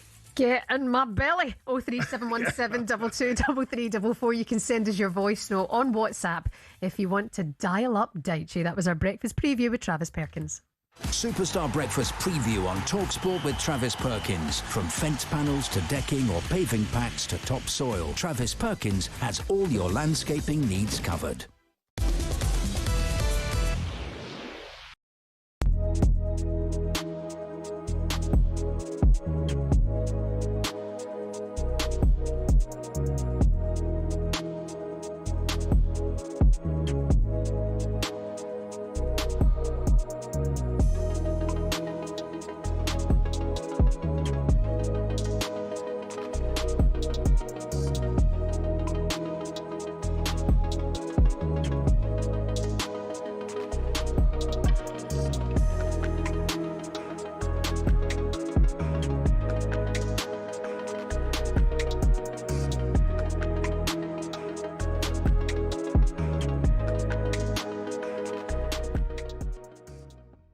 They get into this weird situation where they forget what happened before. So all the big games, they played Havertz, right? Mm-hmm. Gyökeres, who you bought in at the start of the season, was going to be, for all the big games. In all the big games, he was on the bench. Yeah. Facts. That's what happened. Mm-hmm. So the manager doesn't trust him. That's not our opinion. That's just objectively looking at it. Havertz gets injured quite a lot, unfortunately. Gary Jesus is not the same since he's come back from his injury. So if you're now telling me that you can get through this season again and everybody else is going to be as poor as they were last year, I think you're just forgetting the fact that you lot were all losing your marbles around the Man City loss. And it was, we need a proper striker. Arteta don't know what he's doing again. You win the league, it's great, we're going to win it. No, but you know what I've always said I've always said to you, I always said to him, though, Gyökeres wasn't bought in for the big games, didn't I? I said that to you. We bought Gyökeres in for the game. No, I get listen, explain. The year before, Arsenal, it weren't the record against Man City's, the Liverpool. It weren't that cost us the league. It was we couldn't beat Fulham, couldn't beat West Ham, couldn't beat them lesser clubs. Gyökeres coming. I mean, he said it. Right, it's one of them. Gyökeres this season though. Gyökeres this season scored against the Fulhams, the West Ham, so we didn't have a problem getting past those teams, which is why then we went on to win the league. Okay, I think you won the league because you played very pragmatic football.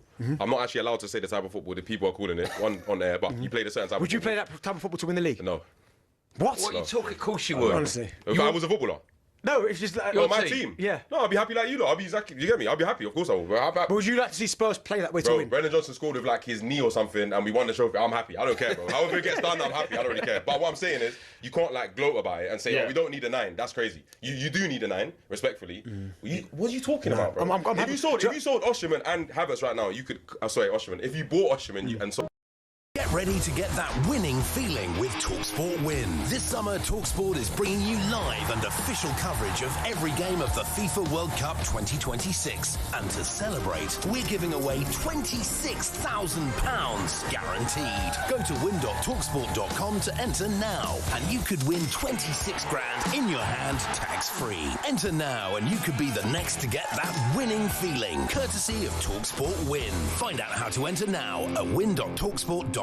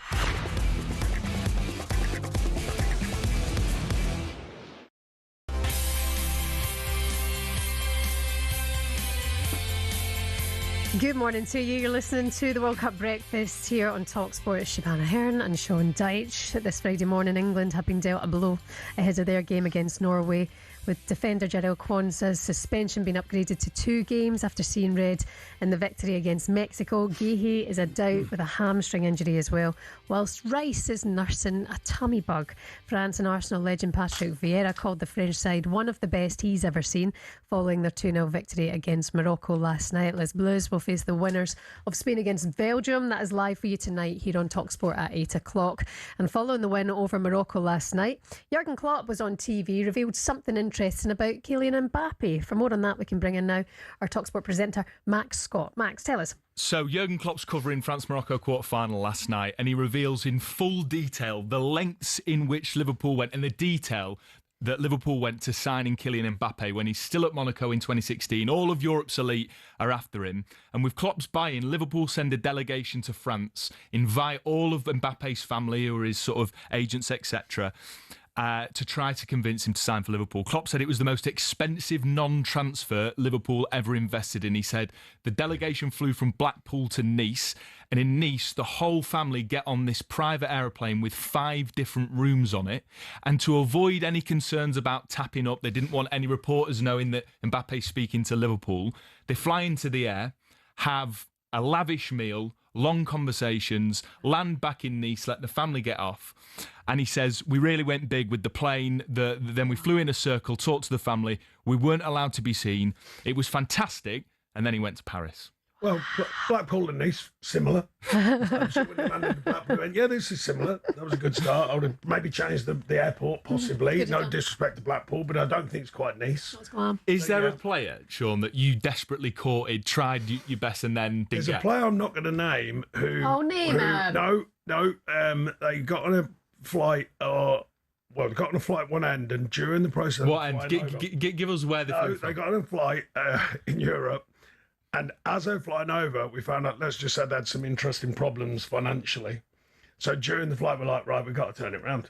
We've got to get them back. Because we thought, we can't sign this player. What kind of calibre would player we talking? Big time? I would say they had certain debts that needed paying. Wow. And we found out during the flight, so we had to turn it around and go, zoop, and go to his agent and everything. And it turned out, I said to player, so, I spoke to this player, and we had permission and everything, by the way. And I spoke to this player, and it turned out I think it was speaking to him, and it wasn't even him. It was his mate, because he couldn't speak any English, and they said he had good English and all that. Oh, so yeah.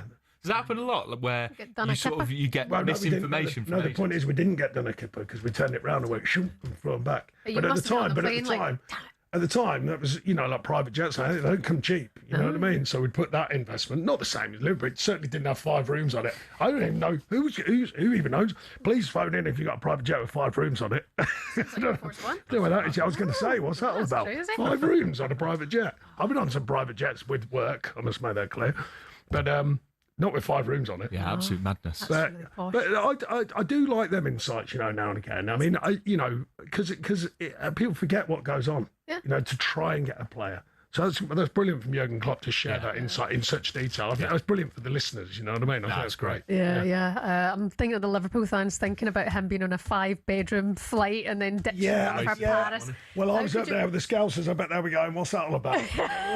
Wasting money. I know. Mbappe. Max, cheers as ever. Thank you very much. We're turning our attention back now to England. The social media, by the way, from the England, I think, has been brilliant. Really, really good.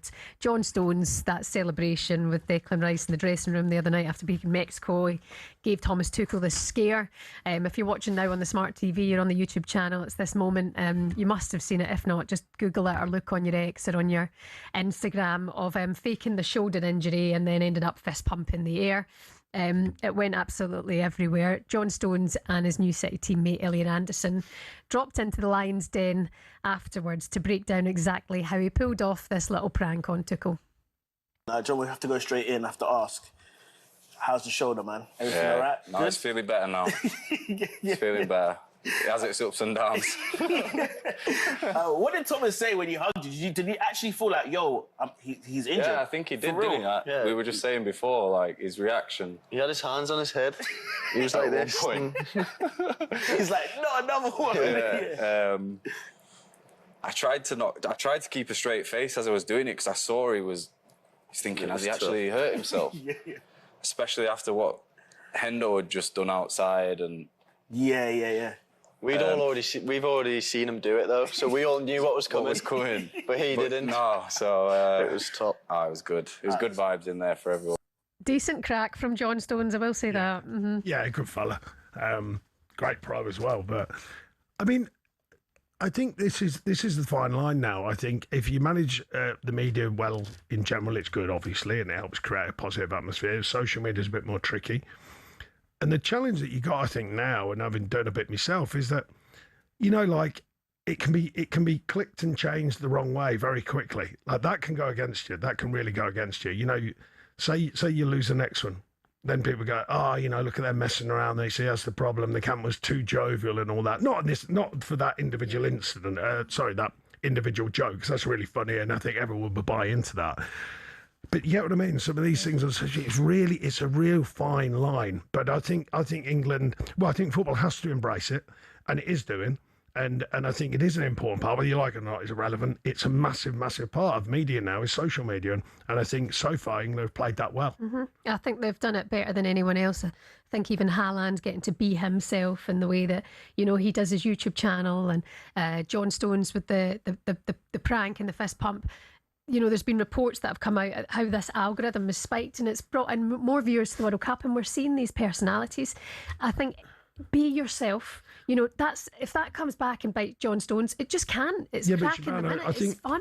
I think that the awareness I have is that earlier on, don't forget in the show, we were talking about the when it goes the other way, with Fernandes and Ronaldo. Yeah. And that's when it goes the other way. So this is a really fine, delicate line, I think, with these sort of things. And I think you'll have played it very, very well from what I can. I don't cover all of it, but I've seen some of the funny stuff. And it's the character involved as well, I agree. Mm-hmm. It can show a good character, it can show an honest character amongst a group of authenticity. I think that was very authentic. I think it was obviously a team joke and a joke with the manager. And that does make a good atmosphere. So I'm all for it, and I think you've done it well. I just think there is it's a very fine line between getting it wrong and it can go against you. Well, that's one thing I think what we saw from the Scotland camp is that I think Steve Clarke, when we qualified that night, there's a clip of him going around saying, "Come on then, let's go to the Wonder Bar." And the boys were like, "Yeah," and everyone's having a good time. Whereas when you get in a camp, because there's pressure to just get out the group or win a game, it's like you cannot be seen to almost have this character personality. Yeah, it's hard, isn't it? Yeah. These lads are full of chat. No, but yourself, Shebahn, everyone wants the character personality when you're winning.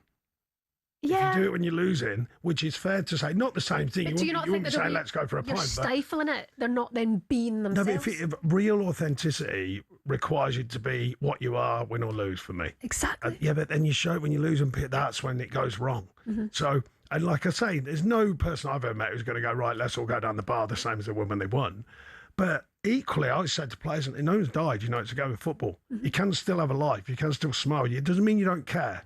I mean, the late John Duncan, he said this to me when I was a young player, and I value all of his words. Never think at a funeral the one who's wailing and crying their eyes out is feeling it more than the one who's just sitting there solemn. Mm-hmm. And I always bear that in mind about football, about life for me. Mm. Don't want to get too heavy at this time of the morning, Shebahn, but that's something I've learned, and I think this social media is exactly that. Mm-hmm. Never think that someone's clowning around. It doesn't mean they don't care all the time, you know what I mean? I never think the one who's dead solemn isn't the funniest one in the pack. Very well said. No, that's a really, really good point. And listen, good crack from John Stones there. It made you smile. Yeah, he's a good fella. He was mates with Kieran Trippier, and they used to FaceTime me from the World Cups. And lovely. Yeah. Get him on FaceTime. How's your shoulder feeling now? Just put it up there for me. Yeah, okay. Put it up and give it a little one. Come on, Shebahn. Get involved in Coming up, we're going to turn our attention to England on the pitch. It's Norway, live on talkSPORT tomorrow night, 10 o'clock. We'll hear from Erling Haaland next, who's very much embracing the mind games.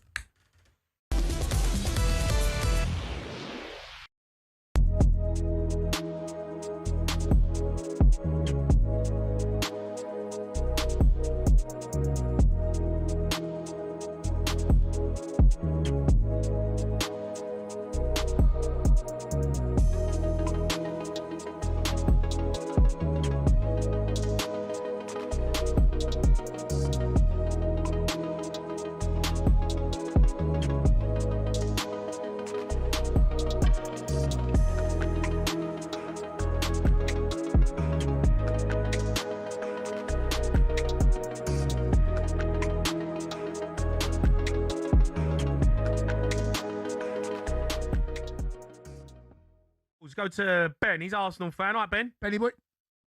How you doing? You all right? I'm all right, Ben. We've got to do this quarter-final 11. Let's get it going. Come on. All right. I've got the Spanish flamenco dance on the wing. Like around defence. Their foot tapping all dazzle their defence and send them sideways. Yeah, the old flamenco dance. And yeah. Dance A little maverick on the wing. Little maverick on the wing. Like a flamenco dance. Yeah. What do they call it? Is it a flamenco or is it what is it? Flamenco? Madame won't wait for you to... Flamenco. It's a flamenco. Yeah. Flamenco. Yeah. Yeah. Yeah. Yeah. Yeah. Yeah. Yeah. Yeah. Yeah. Yeah. Yeah. Do you know you're iconic now, Ben? No, Ben, Yeah. He's actually iconic. Ben appears every single night at the sports bar. Every night. Doesn't he? Without foul. Yeah. Yeah. Been over a year. It's been a year. All right, look, the flamenco dancer on the wing. Yeah. Okay, dancing about. Bit of maverick in there. All right, let's go to Dave. He's a Sunderland fan. Dave? All right, Dave-o.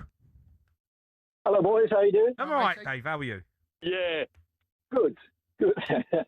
So I'm getting in early with a representative from England who I think can be our captain.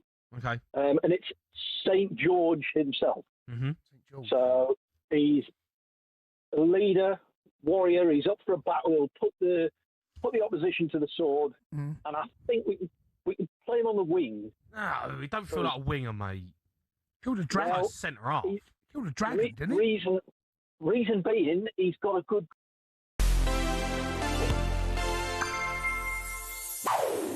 Few people win the World Cup as a player. Very few people win the World Cup as a manager. Only 3 men in history have done both. One of them is Didier Deschamps. I mean, what a team. For our younger viewers, that's Zidane, Desailly, Leboeuf, Thuram. I could go on. And in 1998, those legends were captained by Didier Deschamps. Before that tournament, Deschamps had been winning league titles and Champions Leagues with Marseille and Juventus and had led Les Bleus since 1996. They hadn't even qualified for the World Cups in 1990 and 94, but Deschamps had spearheaded the Renaissance. It culminated in that final against Brazil. The 30-year-old playing at the base of midfield was keen to get stuck in. Fais-le savoir que tu es là, French for let him know you're there, according to Google Translate. Zidane and Petit got the glory, but Deschamps controlled the game before lifting the trophy into the Parisian night sky. After winning the Euros 2 years later, he hung up his boots and jumped into management. He had spells in club football before, in 2012, being put in charge of his nation. France scraped into the 2014 World Cup via the playoffs and were pretty pleased about it. Even a quarter-final defeat couldn't dampen the optimism. The tables, French fans believed, were starting to turn. They were runners-up to Portugal in their own Euros, but that silver medal around the manager's neck was about to change colour.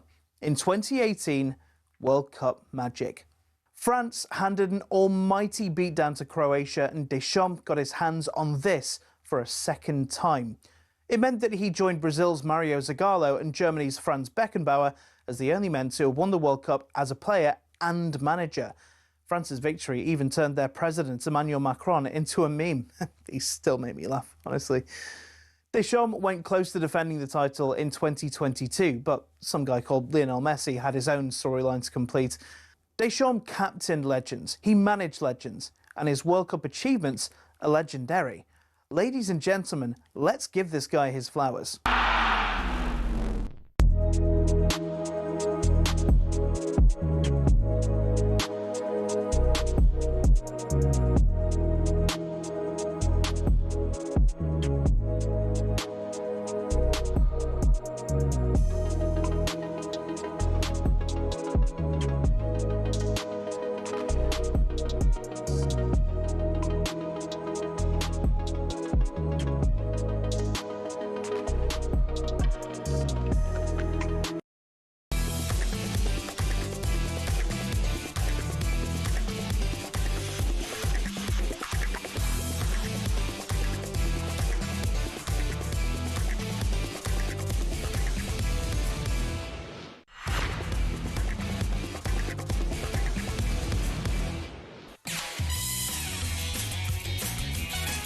Good morning to you. Welcome along to Friday. It's going to be a hot one today. It's World Cup breakfast. My name's Shebahn Aherne. Sean Dyche is here with Arnold Clark. It's the perfect time to upgrade your car. Get 2 years free servicing when you buy a used car in the upgrade event. You can check it out online now. So the waiting is almost over for England. It's quarter-final time with Norway standing in their way of a potential last 4 game against Argentina or Switzerland. To get there, England will have to stop your man Erling Haaland. He might have been born in Leeds, but Erling Haaland is as Viking as they come, and he will love nothing more than adding to his goals tally this tournament, which currently stands at 7. Up against Haaland, England have real defensive issues because Quansah remains suspended. Mark Yehe is nursing a hamstring injury, and Declan Rice did not train again as he's nursing this tummy bug. Reece James has returned to training, however, but he's not played since the game against Ghana. That was on the 23rd of June, and Norway are in fact playing their first ever World Cup quarter-final, and according to their star striker Erling Haaland, they have nothing to lose. It's a special game, yeah, definitely. I think for me it's super special because I play in England and I'm born in England, and yeah, you also play against teammates and everything, so it's a bit, it's not weird, but it's, I don't know the name in English. It's a funny game, and it's going to be nice. I think everyone should stay humble, but yeah, they should be confident of progressing, definitely. It's England. Here, did you see that video when he looked at himself in the mirror and he gave himself a fright? It's just brilliant. You know, on social media, what made me laugh the other day, and it's easy to explain it, because if I did it, I get hammered, but there was a picture of him, his hair down and all that, and they were all buzzing off it, the comments, and I put, yeah, she's quite nice. and then I thought, what it's like if I'm going to get battered off that. Yeah, but I thought it was really funny. Yeah, but the other one, the Scottish, I meant to bring it up earlier. The Scottish, FA and John McGinn missed out on. I did say I'd send my lucky coat. Do you remember me and John McGinn had a thing at Villa about my coat? Mm-hmm. And I did say, I put in a comment, I will send my lucky coat if you need it. So, no one replied. I wasn't expecting did it. you get pied? I know, I got pied. I couldn't believe it. I thought a bit of fun, there's it probably Scottish blocked players. you. Yeah. You thought about that? Oh, they might. Maybe Well, I'd block me. England in the World Cup quarter-final live on talkSPORT tomorrow night is Thomas Tuchel's side destined for a semi-final against Argentina. Pleased to say legendary English manager Harry Redknapp is with us now. Harry, it's been too long. Good morning. How are Hello, you? Harry. Oh, top man, here he is. What a fella. What a guy. How you doing? Brilliant, mate. And you? Yeah, all good. Brilliant. You look great, mate, as You do. always. That mint green is really bringing out your tan, Harry. Well, I've been swimming this morning. I had to swim nice and early, so I get in that sea every day if I can, just for 10 minutes. It makes me feel better for the day. Fantastic, Harry. You still on the golf with Tony? Yeah, I play regular, Sean. He beats me every time. I mean, we played for 3 golf balls. He's won about 1,000 golf balls in the last couple of years. He's so competitive, Tony. He's mad. Which Tony are we talking about? Tony Pulis. Harry play, but Harry just plays for banter, and Tony's always got that edge. What do you play off, Harry? Are you getting better or worse? I'm not getting any better, Shebahn, that's for sure. And Tony's got a dodgy handicap, really. I mean, we play off levels. He should be giving me about 4 or 5 shots, really. But he's too mean. He don't want to lose 3 golf balls, so I end up playing off levels with him. But well, keep going anyway. You never know. Tomorrow might be your day. Yeah, exactly. Listen, Harry, turning attention to the football now. I mean, how would you set this team up, in a way to stifle Erling Haaland? Well, it's difficult, as you say. We've got maybe Mark Gay. He might have a little bit of an injury as well. But I don't know. I mean, Sean was a centre-half. He'd know more than me, and I had to deal with him. Not easy, is it? You don't see him. You look at him, and you see nothing of him for most of the game. And then suddenly he's got that incredible, fantastic habit of popping up and scoring a goal. So it's a difficult one. I don't know, Sean.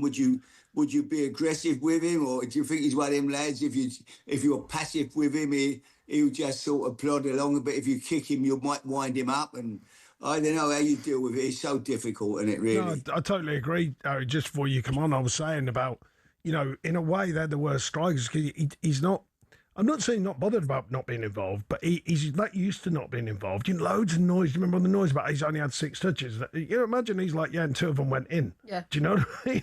So I think he can stay tuned into the game. Some strikers need touches to stay linked in with the game, but some it's like he can just stay tuned in with the game, even when he's not got a lot of the ball or a lot of action. And that makes him really dangerous. You know, and don't get me wrong, we've got our own with Harry Kane, who's fantastic, you know, make no mistake. But while we're talking about, I agree with Harry, I mean, the old days, like you said, I would have dealt with him and have got a red ear. You know what I mean? But you can't do that anymore. You know what I mean? So yeah, you know what I mean, Harry. He knows. Absolutely, but, of course you would. My God, that'd be your first thing out for the game. The manager would have said, give him one nice and early, you know, and. No, but he's right. And that's Harry saying that, because, you know, when I say it, people go, oh, it's typical. But that's Harry, who's a great football manager and a great footballer and wanted to play. But he knows the rules. You know, early on, you'd still get about them.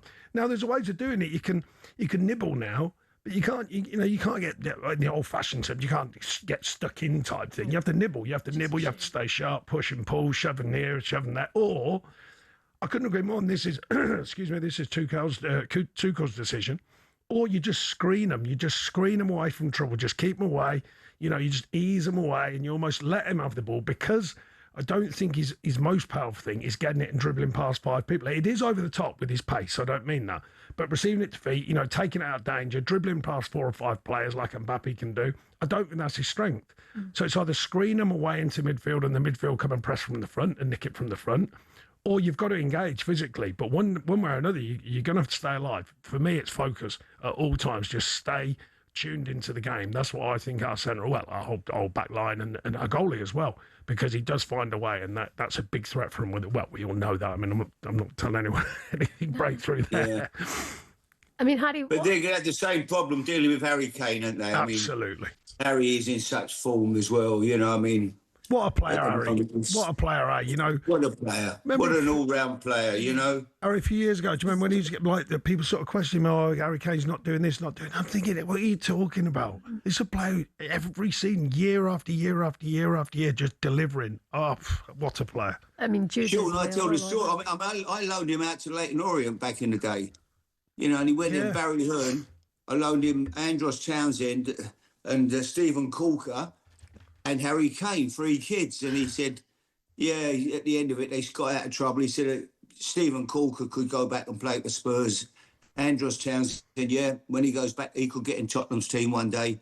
He said, Harry Kane, not in a million years. I mean, it's been incredible, the development and how he's come on. And his attitude, Harry, towards it, because my mates at Millwall, when I was at Burnley, they tipped me and said, look, you want to have a nibble on this fella. Right. And I did. I met him by chance on holiday. I won't bore you because I told it on tours, but I met him on holiday with his family, and he'd had a couple of moody loans where it hadn't gone well at Leicester and Norwich and that. We had a chance to nick him, and Tottenham, rightly so, when I look back, we rang through, say our top level then was about 3 million at Burnley. We're new to the Premier League. And he sort of said, look, I'd be interested if you'd go through the right channels, top lad that he is, top family and all that, which we did. And they said 7 million. And they were right. You know, I look back and like Harry, you know, it's a strange thing, like Harry with his experience. They know there's something in it. I remember speaking to Clive, Harry, on a golf thing. Yeah. And Clive only said, I'm telling you now, he'll score goals. Yeah. So whatever happens, he will find a way of scoring goals. The amazing thing, he's not rapid or anything like that, but he sees things so early. One of the goals in the World Cup, the cross comes in, he left shoulder, right shoulder, and he heads it in front of the defender. He just sees things quicker than everyone else. Yeah. I mean, Harry, what would it mean for you, you know, for being a former manager yourself and your love affair with England, and what would it mean to you to go all the way and win this tournament? Well, it'd be fantastic for the country, wouldn't it, Shebahn? You know, I mean, you know, the feel-good factor around that everyone you see, you know, are going to get the newspaper and whatever. We're going to bring it home, Harry, we're going to win it. Yeah. You know, it would be great. What a great feeling for everybody. I think we all need a lift at the moment, and I think that would give the country a massive lift, you know. And I do think we have got a real chance. The France are obviously, I would put them down as favourites to win it. But, you know, we've got a great chance. We've got, you know, Norway won't be easy for sure. And then you probably got Argentina waiting after that. Yeah. So it's tough. It's a tough ride all the way to the final. And obviously beating France will be difficult. But we have got some fantastic players and we've got a real chance. So certainly the whole country is excited. We can't wait for Saturday night, can we? Everyone's looking forward to it. You and Sandra staying up late, Harry? Will you be watching? I don't think Sandra will, Shebahn, to be truthful. This would have topped you up. Imagine the years for her football. Lovely, that's it. But no, No, I definitely will, but I don't know. She might not bother. Oh, go on, Sandra. Oh, One she will night. do. It's an early one. It's not a 2 o'clocker, is it? No. 10 o'clock, Sandra. Oh, You'll be 10 o'clock's fine. You'll Oh, be fine. No, she'll definitely watch that. No, the 2 o'clock one, she's definitely not staying up for. I'm with her on that. Harry Redknapp, as ever, thank you so much for your Brilliant, time. Harry. I look Take forward care. to our paths crossing Good to again, see mate. you guys. Good Take luck care, in the Harry. golf course as well. Coming up for you tomorrow night, we will find out who is better at football, Norway or England. But up next, Sean will decide who has the better food.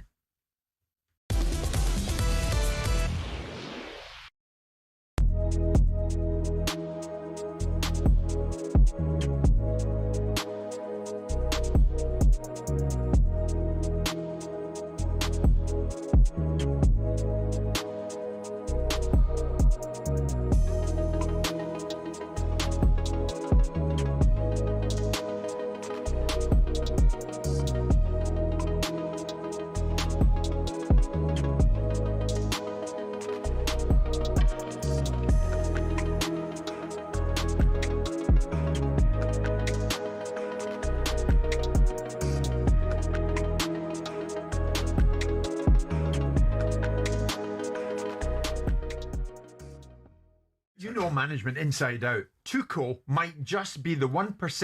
He might well be, but what I'm saying between is, winning it and not winning it. I need to make this really clear. I am not questioning or doing him down. I'm trying to give you a balanced view of how I see management. Yeah.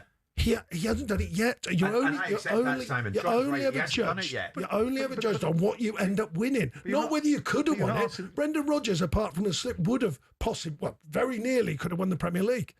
Yeah. You know what I mean? But they don't judge him on the fact that if he did win it, he did win it. Until Yes, England do it. that's all I'm saying. And I want him to Sean, win it. I want the country to but win the the bottom World line Cup. is this, and we will never know. If Tuchel had been in charge of England at Wembley that night, exactly, in the European final against Italy, you have ended up winning I was there, by the way. I was there. You know, you would have changed it. Changed it. So Simon's The point whole is world, right, even is you it know not, this, Sean? The whole world is watching. Even the most If you change it and you lose, right? You didn't know what But you're you doing. change You change it and you win. No, you do know you what make you're a decision. Doing. That is the life. No. You make a decision. Well, we all know you live and die by decisions. But when something's coming on top and the whole world's watching it and going, we need to change something. We need to change something. We need to change something. Okay, we haven't changed something. They've scored. Now we're going to change something. They've scored. Now it's easy to be a Monday night quarterback. We all know that, right? But the bottom line is that my inherent belief is the reasons why there's elite managers and there's the reason why there's good managers. Right? None of us have ever had a bad game in here. Simple as that. A bad game. So you're not football when you're on the sidelines, and you're under pressure. Oh, he's coming alive now, Mr. Dyche. That's when the truth of it really is. Tuchel will only be judged by when those moments come. Yes. They haven't come. They haven't come against Ghana. Which is fair. That's exactly but fair. When they do come, I'm willing to bet you that Tuchel's credentials and the elite gene that I think that he has, which is the reasons why he's managed PSG, Bayern Munich. Yeah, it's a mentality. It's a mentality. Of course, it's a bloody stupid. I've got a ginger gene. Well, yeah, you've got many genes, I suspect. I have flat genes. Ill-fitting ones, most of them, I suspect, yeah.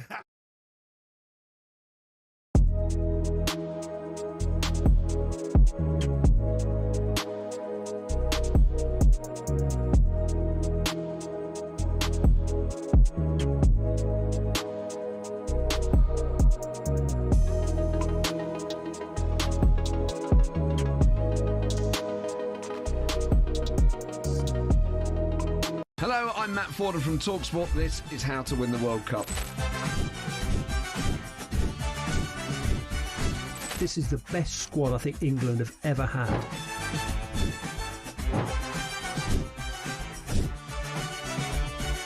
He used to love America, now he doesn't. It's very sad. It was so important to succeed because of all the pressure we received. Don't jump for this one, I'm going to knock his head off. Warning, this podcast does not guarantee England will actually win anything.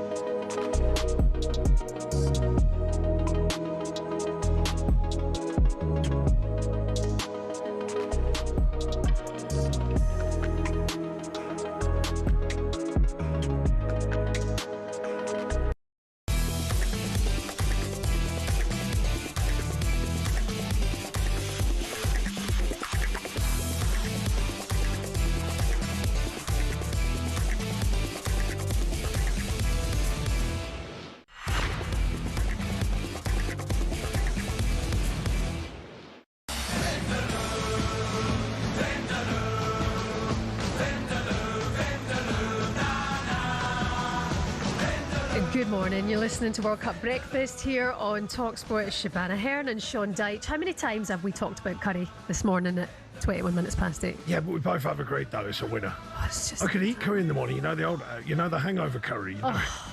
Curry the morning after's better. Yeah, cold curry. I don't mind a cold curry. Cold curry the next morning. Did we just become best friends? Well, you got to be careful eating with the rice, haven't you? You know it can go wrong, but cold curry in the morning. Just even loads of sauce, mix it through, baby bowl up, salt on the curry. When you're craving something in the morning, you've hung over. That's brilliant. Not that I ever hang over. Henry's it too early for a curry? Is anybody open out for a market? Yeah. Let's do it. By the way, we're tasting what's better, English snacks or Norwegian snacks. Now I've got Norwegian bread, I've got Norwegian mayonnaise, but it's too late in the day. Salt and so instead we've gone for smash, which is their version. Salt and chocolate does work. Salt and chocolate kind of biscuit. It does work, yeah. Mixed with a McVitie's, but we've not tried the smash. If you're watching on the smart TV, this is how much they've melted. Ooh. Oh, no, it's they've going really everywhere. melted, yeah. Right, go on, have a little smash. I can't wait. Sean's gonna melted. taste this live. Let's have a go. It smells good, to be fair.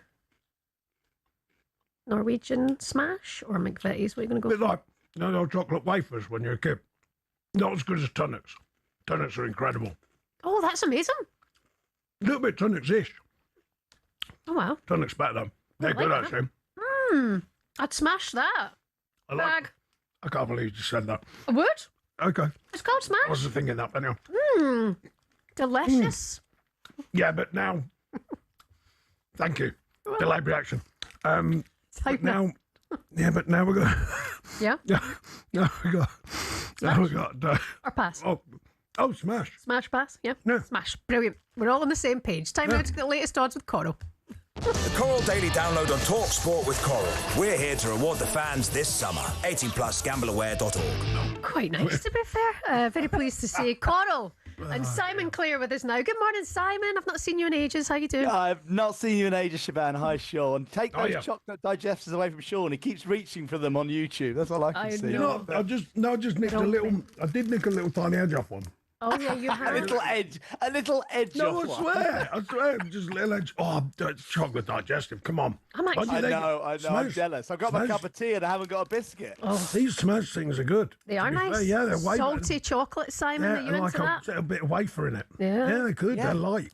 Norwegian wins this is an impressive new departure. I've come on after many slots, but doing a food test between Norwegian chocolate and chocolate digestives. Well, imagine I feel I've been brought in for my expertise, but now I'm tasting chocolate. That's where my career's going. Oh. Master Chef next, Sean. Master Chef. Oh, yeah, all right. We've changed him. Our Sean is now talkSPORted, that's for sure. Simon, talk to us about France after their win last night. Are they the outright favourites now for the bookies? They are heavy favourites, 6-4. I mean, very hard to see, who can stop them with that incredible front line. I mean, Argentina, funny enough, we actually pushed, some teams went out in the betting after France got through. That's how, frightening they are. 4-1 now, Argentina out from 7-2, 4-1 Spain, 9-2 England, and it's 14-1 Norway and 33 Belgium and Switzerland. And, I mean, they're going to be tough to stop, aren't they, Sean? I mean, you do still believe, though, it's the World Cup, as we get to the sort of semis and finals, that it's not going to be necessarily cut and dried with that French time. Yeah, I agree. The power of the French at the minute, I watched them last night, seen the earlier rounds, they don't seem to be affected by it. They seem to just be playing, and that's it. Handling it is as big a thing as anything. Look, I can only imagine, managing or playing in the World Cup. So I've not been there, but my managerial sort of instinct would suggest it's your team, you as a manager and the team handling it, handle the occasion. Can you handle what it is to deliver under scrutiny, under the pressure? And now France know they're favourites, right? They go into that game yesterday. Morocco have done amazing. I think we're all in agreement with that. And yet they handle it. Not only handle it, I thought they were really, really strong. Really strong performance. Yeah, they almost enjoyed it. I suppose when you've got that much talent, none of them feel. I mean, even Mbappe's rising to the pressure, isn't he? He looks like he's enjoying it rather than feeling any pressure. Yeah, but I'm going to protect him. I'm going to protect them all because I think all the big guns are performing. Yeah. I mean, you can go on about Ronaldo, but he's 41. Maybe there's a bit of license, give him a bit more leeway. And then you go on to the rest of them, they're all performing. All the big guns are performing, including our own. I mean, I'm going to big up Kane because he is performing. Not just him, Bellingham and people like that. Yeah. So the big guns are performing. It's not just Mbappe, but of course, the way he's going at the minute, he looks Rolls-Royce-like, and he is stealing the show at this moment. But it can all change quickly. Absolutely. Spain, Belgium tonight, live on talkSPORT, ahead of England, Norway tomorrow. How are these odds looking for us, Simon? Yeah, look, I mean, Spain are heavy favourites. 100 to 30 to get through the tie. 30 on, rather, to get through the tie. 9 to 4 outsiders, Belgium, to cause a relative shock. It's 4 to 6 Spain in 90 minutes. Belgium have lost their last 5 matches against Spain. I mean, obviously, they beat a disappointing American side last time out. But do you feel this might be one step too far for Belgium? And in many ways, if I've got my England hat on, which I do, and my shirt on, I'd rather Spain get through, and I think they've got a good shot. They got a shot against France. Belgium less so, obviously. So, do you think Spain will win? And do you agree that maybe Spain could be a threat to Spain? You know the thing about Spain, because they're below par start against Cape Verde. Massive respect to Cape Verde, but you know what I mean.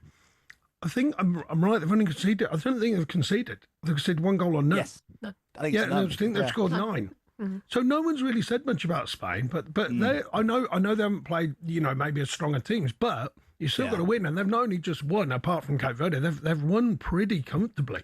Yeah, and no one's really mentioned them. They've almost been sort of in the background a little bit.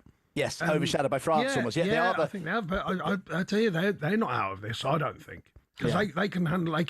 They can take the sting out of a game by using the ball. They can keep possession to take the sting out of it and make it de-energise an opposition by keeping the ball. So they're by no means out of it. I'm not saying they're going to win it, but they're not out of it, I don't think. Okay, then let's focus on the big one, Simon. England, Norway. Go for it. Well, I mean, look, England are favourites, which is good news. They're 2 to 5, 7 to 4. Norway, Haaland. You've spoken a lot about stopping Haaland. I think there's I sort of almost feel if England to win this, they may have to win it whilst Haaland still scores. If you know what I mean, we may need to score more than them, which we kind of done against Mexico and Croatia in some high-scoring games. Haaland is 11 to 10 to score at least once. He's 6 to 1 to score 2 or more. But the good news is Harry Kane is 10 to 11 to score at any time, and he's just 4 to 1 to score 2 or more. So we, the bookies, are saying Kane's got more chance of scoring and scoring 2 or more than Haaland. But it's we're looking at so England 2 to 5 to get through to that semi-final. Who it could be against Argentina or Switzerland, and then with their live shot against the final. But Norway, England, are you confident, Sean? Shebahn, how about you with your neutral? I'm a Viking this weekend. I think you're a Viking. The odds are good on England. They're very strong on me having another biscuit. He's having another smash. Exactly. Heavy odds on. Simon, enjoy the game tomorrow night. We'll speak to you then. Thanks, guys. Get back to the food. We will do. Thank you very much. Don't forget, every game live on talkSPORT. Up next, we'll bring you more on the dominance of France. Also get more from Sean on the situation at Newcastle and the players who have left. That was a look at the latest odds with Coral. 18+. BeGambleAware.org. The Coral Daily Download on talkSPORT with Coral. We're here to reward the fans this summer. 18+, gambleaware.org.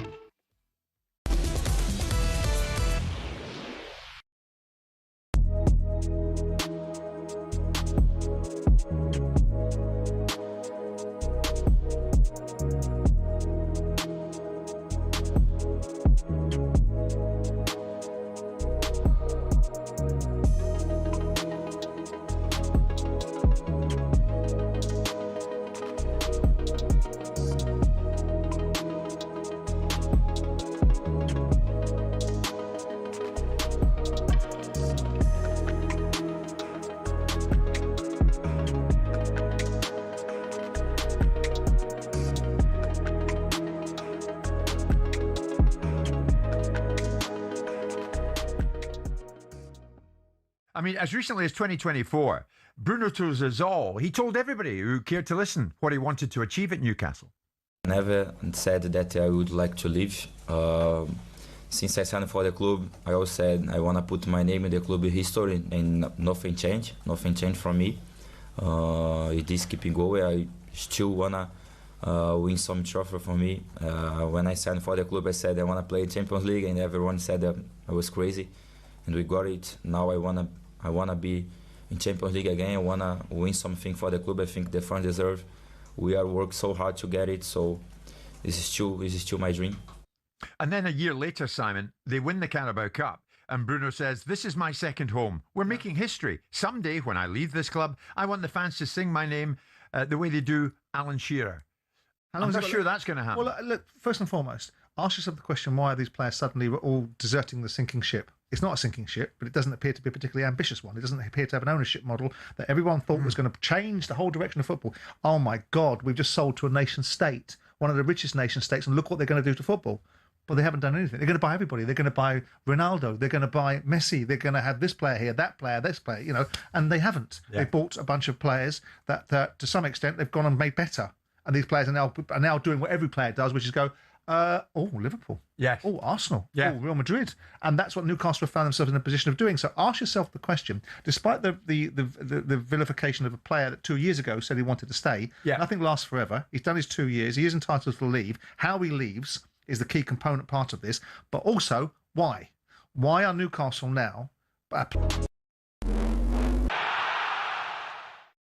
USA 94. What a summer when football became soccer in the blazing heat. It was also the tournament where fashion peaked. This, my friends, is Alexi Lalas. No, he wasn't Scottish. That's a full-blooded American right there. But in all seriousness, forget the hair. Look at the jersey. Dreamy 90s clobber. And it was everywhere. That's the legend that's Georgie Hagi of Romania, OVS, Brazilian shot stopper, Taffarel, and a Dutch guy. I mean, this was the period we were getting top quality in the Premier League too, but the national team designers raised the level even higher. The pitch was their catwalk as we got Germany, Bolivia, Sweden absolutely rocking it. The kind of kit we're shelling out for on retro sites to this day. And Spain, another beauty. 10 points if you recognise that guy. Of course, this was America, so the cheerleaders didn't want to be outdone. But in the end, two of the less is more designs made it to the final. And when Baggio blazed over, Dunga got the honours.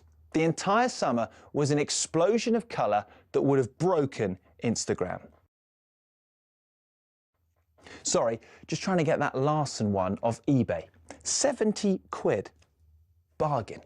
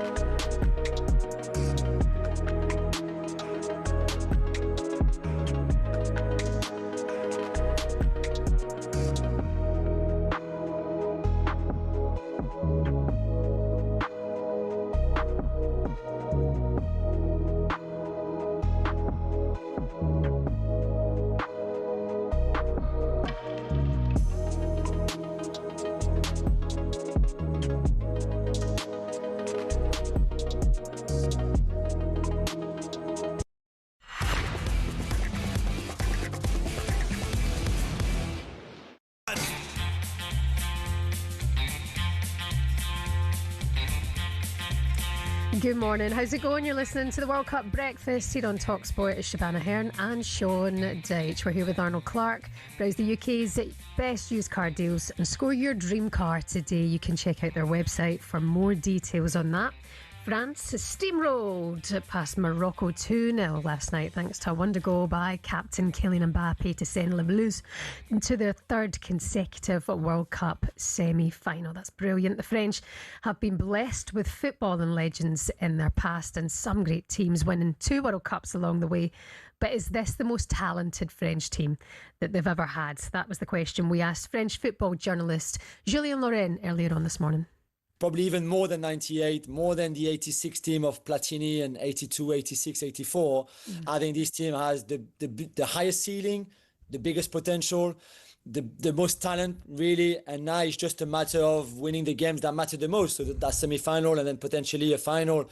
And then I think with the age of those players, you know, Mbappe is 27, Olise is 25, Dembele is 29. Okay, but look at Saliba, look at Upamecano, look at Kone, and some of the bench as well. The next few years are bright for sure, but I think for this one to be better than the ones before 2018, 98, again the 80s, etc., they would have to go and win this. I mean, stating the obvious, they're simply sensational, aren't they, Sean? Are they, in your opinion, the best team? Or well, I'm from that original school. I was trying to remember all the other players, but like Platini, Alan Giresse, and people like that. Some side that was. But yeah, I mean, the biggest thing I'm impressed with is they're turning up. You know, it's easy to be favourites before the tournament, but then you've got to turn up, you've got to deliver, and they are delivering. That's the scariest thing for everyone else, I think, is if they were, having a bit of wobble, which can happen, and a bit in and out of form. But they're turning up without a doubt. So I think it's hard to not make them favourites when they keep turning up like they did last night against Morocco. And Mbappe turns up once again. However, he did miss the penalty in the first half. What did you think? That, innit? You know, Shebahn, with Messi and his record in World Cup penalties, and then you look at that penalty last night, you think, how does that happen? I must say, I think it was a bit unfair. It took 3 minutes for me. Yeah. It was a penalty. I mean, there was no debating it. I'm not saying he should miss it, by the way, but I think it was a little bit harsh because how it took 3. I think the water break took less time than the penalty. Yeah. And yeah, it was cut and shut, and there was a wobble around. Is it on the spot? Well, you've seen them take corners. It's almost out the quadrant. So I've said recently, I don't even know why they have a quadrant anymore. They put it where they want, and yeah, he puts it on the front of the spot, and the referee pulls him back and stops it all. So I thought it was a bit harsh on him. But he did listen. It was by a player of that level. He's a poor penalty, without a doubt. What was his record? I'm sure it was McCoist, wasn't it, who was on the comms? It was something like 67. He's scored out of 77. Now it would have been he's missed another one at that one. Yeah. But his goal in open play on the other hand, I mean, his awareness. His awareness of where the keeper is. His awareness to hit it. I mean, the thing that Foxes keeps is when they hit it so quick. He's got very short back lift and he just drills it with a bit of whip on it, bit of dip on it. It's got everything. What a goal that is. Absolutely. I mean, on the floor. That's okay. Hold on. Yeah, I mean, what a player he is. The way he goes about his business at the moment, he's on fire. Isn't that incredible as well? Coming into the World Cup, it was like 70 million signing this petition to get him out of Real Madrid. And he comes to the World Cup, all the pressure on him, and he's just unbelievable. Okay, missing that penalty last night, but he turned it around in the second half for sure. It dragged on a wee bit as well, as you mentioned, but then I felt that he dragged it on, going up to the referee during the water break and, constantly in his ear. It's like, just get on with it. Yeah, there's a bit of that. Let's find someone to blame. I must say, going back to your original point, I think the good side of the growth in social media and players being on it, they can sort of handle it more. Do you know what I mean? Because they've got so used to it. Mm-hmm. Yeah. So when these stories break, it almost seems to me like they're almost like batting it off now. You know what I mean? I think when the early days of social media, when all these stories were coming out of nowhere and they had to deal with it, even the top players, I think, and rumours and everything, all find it a bit tricky. Now it's almost like they just bat it off. They just seem to go, yeah, whatever, this is part of my daily life now.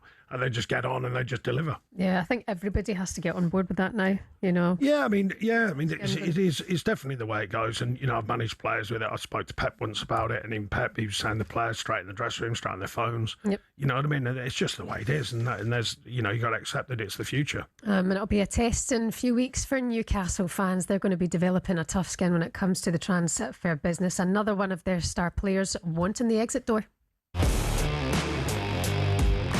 Anthony Gordon has gone. Tino Livramento would like to leave, as I understand it. I think a lot of this with Bruno Guimaraes is trying to get himself a big money new contract, but it's not an ideal situation. I feel for Freddie Howe up there. He's losing the midfield that was possibly, you would argue, the 3 best midfield players as a trio in the Premier League. You would not have to sell this to me. I like Eddie, love Eddie as a manager, I've got to say, but they're losing players now. Swapping Newcastle for London? Are you crazy? Ask yourself the question, despite the vilification of a player that 2 years ago said he wanted to stay. Yeah. Nothing lasts forever. He's done his 2 years. He is entitled to leave. How he leaves is the key component part of this. But also, why? Why are Newcastle now a place where people want to leave from? Yeah. And that's the problem Eddie Howe's got. Indeed, Bruno Guimaraes became the latest Newcastle star wanting to leave the club, following in the footsteps of Anthony Gordon and Sandro Tonali. talkSPORT understands that the Brazilian has agreed terms with the Gunners, who are reportedly to pay up to $60 million for the midfielder. If you're Eddie Howe right now, how much of a nightmare is this? It's certainly not enjoyable for him. I'm sure of that. I think having done so much work, to build a group of players who are certainly competitive without a shadow of a doubt, and the fan base has got along with that. Great fans sticking behind it and building it with them. and the finance, to be fair. But when you see these players, you know, and it starts coming apart, that's when it gets really difficult. And the way that modern players are, the power now that they've got is, I get the idea the club can say no, but if you're going to say no in the old days, 15, 20 years ago, it'd be, look, you're under contract, no, they'll come your time and all that. Now it's almost like, okay, it's a no, but now you have to give them an increased contract. By the way, I'm not saying these players are using it for that, but that's the way it works now. You know, if a player does get genuine interest and the club put in an offer, you then have to go to them pretty quick and say, right, we want you to sign a new contract. And if you don't, you got trouble then, because you got a player coming in every day who doesn't really want to be there. And I'm generalising it. I'm not using this individual player. I'm just saying that's the way the market's changed. You know, the power of the player, the power of the agents has changed significantly, even over the last probably 5 years. You know, it's a different ballgame now. So what power does the manager have? I mean, if you've been here in this position and you've got the likes of Gordon, Guimaraes, Tonali, all leaving, Isak last summer. Well, the thing that I always go to, and it was with the Isak thing, I was saying you don't know what's said, right? Because what often happens in these situations is contractually, we all know what that means because it's all written down. But there's a lot of word of mouth stuff. You know, it's like, look, you do well by us, and if someone comes in the future and we deem it a bigger situation, or let's say a bigger club, because Newcastle's a big club, but at the time they signed, maybe it was just growing a little bit, and they say, look, you know, if someone's superpower comes in, blah, blah, blah. So you don't know what's said as like the old-fashioned gentleman's agreement. You know, you don't know what's said. So if there's a said agreement, whereas if like, look, we know why you're here, come and enjoy it, you've done great for us, and when that day comes, we'll honour you to go somewhere else. You don't know whether any of that's been said. Do you reckon that has happened? I don't know, but I thought the Isak one was an interesting one because he seemed to make, it seemed such a big deal for him to say, no, I'm not coming back to train and everything. I just wondered if there was some kind of word of mouth thing, whether it's the manager, whether it's the technical director, whether it's the ownership and all that sort of stuff. Mm. The ownership's in a lot of cases getting more involved in the dealings as well. And then you might have a technical director who's involved in the dealings, and you have the manager involved in the dealings, and it can suddenly who said what, you know. I'm just generalising here, not about Newcastle United, but, you know, this is how it can change really quickly. And then the agent gets involved and said, well, you said, he said, she said, and all that sort of stuff. So it can get a bit messy sometimes, or it can very often be simple. You know, it seems to me with Gordon's situation, here's the fee, off he goes. You know, that one's a lot easier. This must be such a pain in the backside, though, because you're quick enough to sign that deal. You know, your agent's presented you this magic deal with Newcastle, and you've agreed to it, and then you want out of it to go and get something better, kind of thing. And he's earned that. You know, Bruno's won them a trophy. And yeah, but Shebahn, you don't know. It's like I say to fans now when I meet them, they go, "Oh, why are you leaving? Why are they?" I said, "Well, what do you do?" And they go, "I don't know. You're not my plumber." And I go, "So if the bloke down the roads or the lady down the roads offer you double." I know. You know what I mean? It's the way. Whether he's earned that move. He has earned that move, but you sign the contract. Yeah, no, that's equally fair. I'm playing devil's advocate because there is no. I don't think there's a perfect right and wrong. The only way this ever works out is if it's written.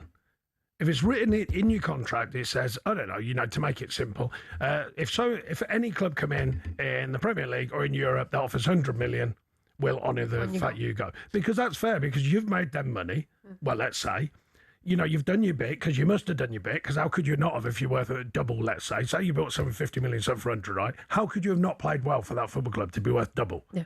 That's when it gets very simple. Yeah. But I don't always think it's that simple. It's, you know, a lot of word of mouth involved, or often there's a lot of word of mouth involved. I do feel for Eddie Howe. I think he's brilliant. And then last summer for that drama with Isak, and now all of this, you think, oh, give the guy a break because he's brilliant. Yeah. I mean, there's a lot of managers go through a lot of this now, you know, and it's managing off the pitch is as tough as managing on it. And now you're sitting here eating smash in the morning. Well, I'm quite enjoying talking it. about your curries. People keep saying, why are you not back in there on the hamster wheel?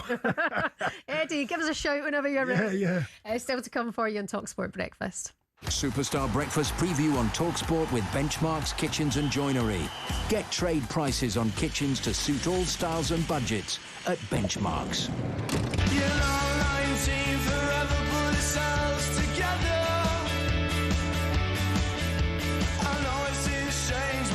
The Cortiners getting you in the mood for a big weekend in half hour's time. The lads will be live here in the studio to talk about their brand new single. Sean Dyche is excited about that. Plus, Manchester United legend Nicky Butt joins us to debate whether Jarell Quansah's 2-game ban is completely over the top. That was our breakfast preview with Travis Perkins. Good morning. So Superstar Breakfast preview on talkSPORT with Travis Perkins. With pay-as-you-go hire from Travis Perkins, you can get straight on with the job. Available nationwide at all hire branches.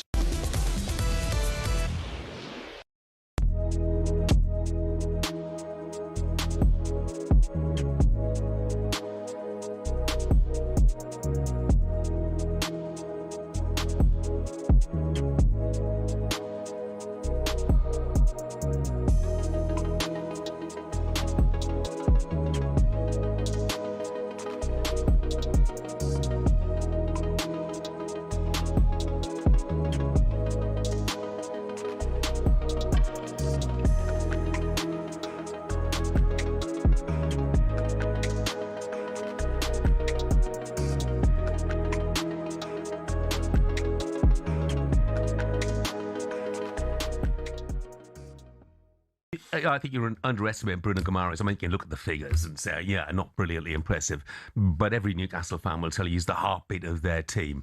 Yeah, that's Newcastle, though, Jeff. Jeff, we're not Newcastle United. Oh, right? Joe, don't be arrogant. Do not be arrogant, pal. What do you mean not be arrogant? We're Premier League champions. Yeah, I'm not saying I don't want him at the club. Yeah, you're Premier League champions now. You're Premier League champions now. Let's come on in 12 months' time and find out if you're going to say the same thing if you're not Premier League champions then. Jeff, of course we're Premier League champions. We just won it a few months ago. Come on, you know? Yeah. So you got to give us a bit of time. What I'm saying is, good player, but I don't want him to be the marquee signing. If he is the marquee signing, I'm going to be upset. Well, I tell you what, Joe, shouldn't you be worried? You're talking about marquee signings. Aren't you concerned about financial fair play? Or the equivalent of as it is now? And you busting the rules. Get rid of everyone you need to get rid of to make it happen. Because if you're spending 60 mil on a player, then that means people need to go as well, right? Get rid of... We've just spoken about Norgard. If you don't like him, get rid of Trossard, him. Gabriel Jesus. We're hearing Trossard. Get rid of all of them. You know, to be fair, I do like Trossard. And if it was up to me, I'd get rid of Martinelli instead. But get rid of who you need to get rid of. Then we can start talking business. But this better not be the marquee signing. I do the marquee signing, but I agree that Arsenal need a left winger. Do you know what I mean? Don't spend 80 million on Guimaraes and then you can't afford to go and buy, like, if Barcola's available, for instance, Joel, and he's worth 100. You know, you need a top left winger, don't you, on that side? 100%. And that's what I want to see. I want to see someone... Look, the reality is if Marcus Rashford was available at a good price, I would probably go for him. As long as, you know, it doesn't unbalance the team, because he's a great player. And the reason why I say unbalance the team is because, you know, you heard of the stuff at United before, how he was over there when things... Get ready to get that winning feeling with talkSPORT Win. This summer, talkSPORT is bringing you live and official coverage of every game of the FIFA World Cup 2026. And to celebrate, we're giving away £26,000 guaranteed. Go to win.talksport.com to enter now, and you could win 26 grand in your hand, tax-free. Enter now, and you could be the next to get that winning feeling, courtesy of talkSPORT Win. Find out how to enter now at win.talksport.com.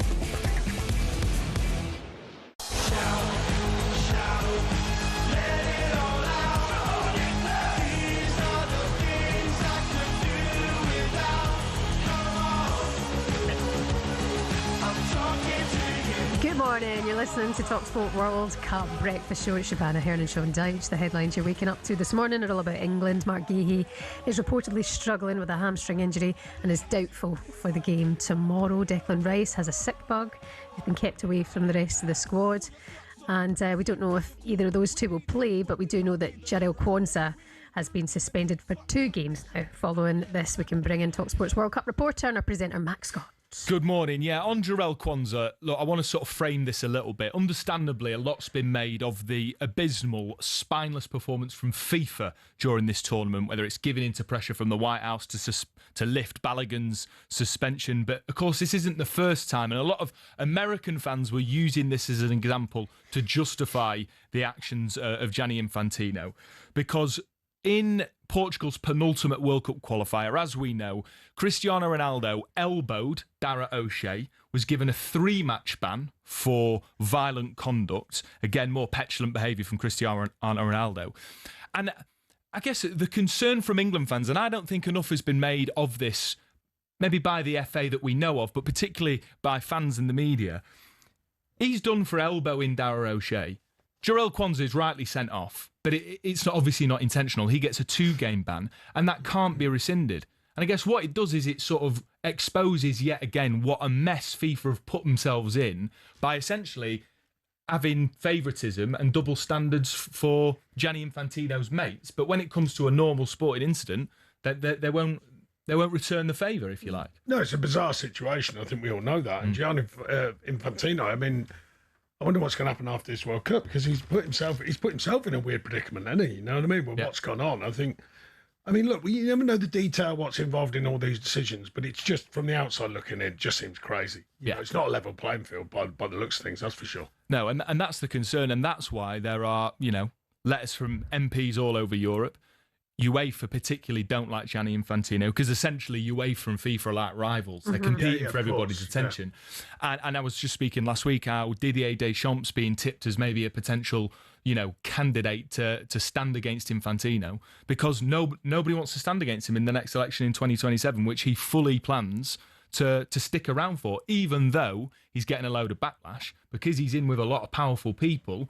I think he's relying on staying in the job, even though I can only imagine, in fairness to him, if you flip it the other way, most people, and I know you've been out there, Shebahn, saying this is an amazing World Cup.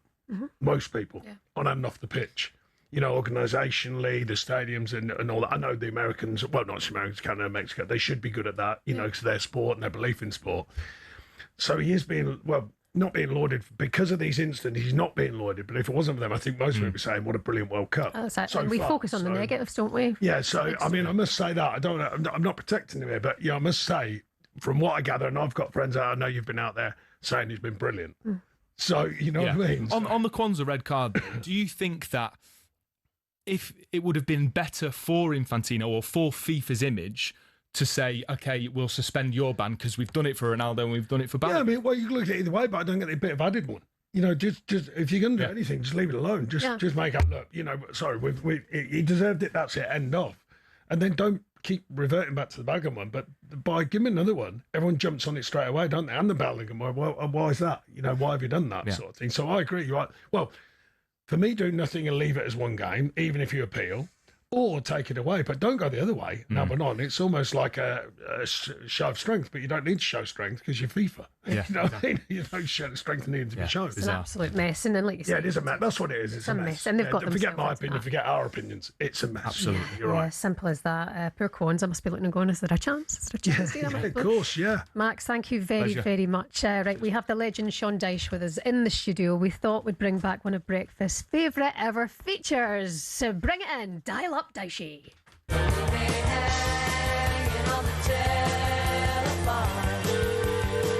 Hello? Hold on. Recording, silencio, s'il vous plaît. They looked at my voice box because every special I see goes, you want to check that? Magic. That's woke nonsense. Oh yeah.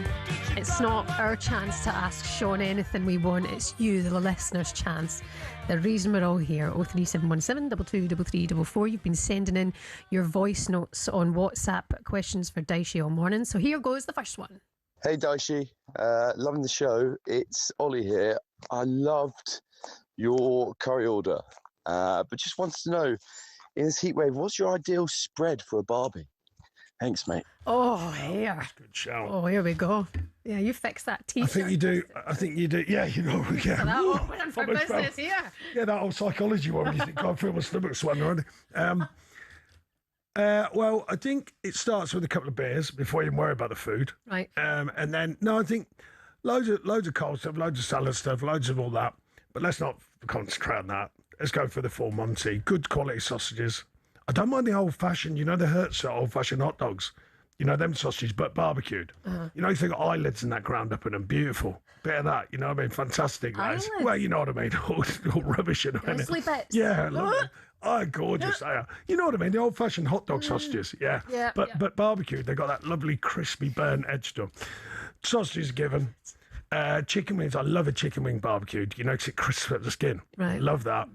I think steaks, but you've got to be careful. You've got to be decent on a barbecue to cook steaks properly. You know what I mean? So burgers, absolute given, homemade usually in my case. Just pile it all on, cook it, have a few more beers, and when you have enough to drink, it just tastes great because you forget about cooking it fantastically well. Where are we at with a bit of halloumi on the Barbie? I must say, right, I'm having that saltiness of the halloumi, especially when it's got that real seared edge to it. You know what I mean? Oh, beauty. Do you oil the meat or do you oil the barbecue? You know what I mean? Things like that. Well, what do you do? I oil the barbecue. Heat the barbecue, oil it, let it steam. Yeah, you got it. And if you got enough money to afford one of them ones with the hood on it, so you can just put it down. That was so good. Expensive now. Barbecue's the good ones. There you go. They got a couple of beers and away you go. Next voice note, please. Morning, Sean. It's Brendan. I saw your dancing on social media. I've got a wedding this weekend. What's your advice for people on the dance floor? Mm-hmm. Well, that was obviously a twist on a bit of fun that I had about being on social media. So, yeah, it wasn't a real dance. I love you now, I can shake and move. Go on then. Prove it. Yeah, all right. Yeah, that'll chest it. I'm the dancing bear. I'm the dancing bear. What? You never heard that, Anyways, there you go. I think it's the old. Well, if you're gonna go like panic stations, in my day, it was the handbag dance. You just foot across, arms swinging. That's their panic dance, isn't it? Or a bit of the mod dance. You know what I mean? Like the old, the sort of madnessy style thing. If in doubt, just let it go. Do you know what I mean? Just let it go, man. Just have a crack at it. Can you twerk? Music comes on. I'll twerk. Me twerking. Can you drop it like it's hot? Possibly. Can you buy the toast? Excuse me. I think that's. I've got mow the lawn. I've got the oscillating sprinkler. You know what I mean? Oh, yeah. Got that one going on. Yeah. Right, Cowboy. Screwing the light bulb. Yeah. It makes edge of the cliff dance. I like that one. Oh yeah. I got all sorts of lawnmower. There you go. Paint the fence. Light bulb dance. Oh yeah. I've got all them. That's bants, isn't it? That's wedding bants. You know what I mean? Get up and just do all them. You think you know somebody, but you just dressing room. We used to have this all off in the dressing room. Yeah, all sorts. Can you do the Dan Burn? I got the Running Man. I can now the Running Man. Don't worry about that. The Running Man, the moonwalk. But my mates are here. My mates are great with. They know. You'll be fine at the wedding. Oh, I'll be all right. And if all else fails, do the John Stones. Just fist bump. Yeah, just fine with them. Yeah. Fine. Can you moonwalk us into the break, Sean? I can. Not now, no. Give us a twirl, honey. You can do it. Enjoy your wedding this weekend. Plenty more voice notes to come this morning. 03717 22 3344. Dial up Dyche is here for you until 10 o'clock. But up next, we'll be joined by a man who Pelé called his favourite player of the 2002 World Cup. Nicky Butt is with us next.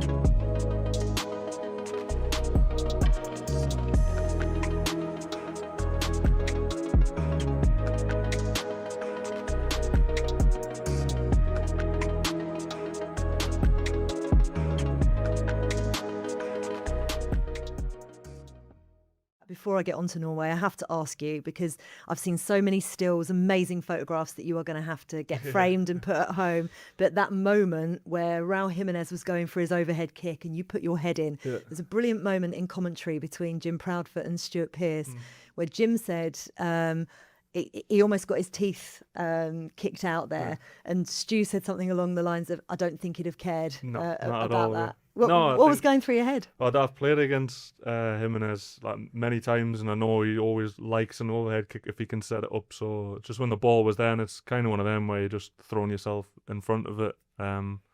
like safely. You can still do it safely. Do you know what I mean? I knew I wasn't going to get it right in the face, but as I said, it was at that point. It's just you're giving everything for the team, and you know how hard they've worked. So you just wanting to show your part. So yeah, I made a nice little highlight. Yeah, and you talked about the specialism and why Thomas Tuchel's brought you in. Jeff Stelling has also said he thinks you should start against Norway because of what you've done against Erling Haaland in the past. I think he's only scored 1 goal past you. Is that right? Yeah, I don't want to jinx it, but yeah, 1 goal. I do enjoy playing against Erling purely just from a physical point of view. Like I quite like that sort of physical battle, and I get on well with him on the pitch. Like we do get on quite well, although you'd have to ask him if he thinks the same thing.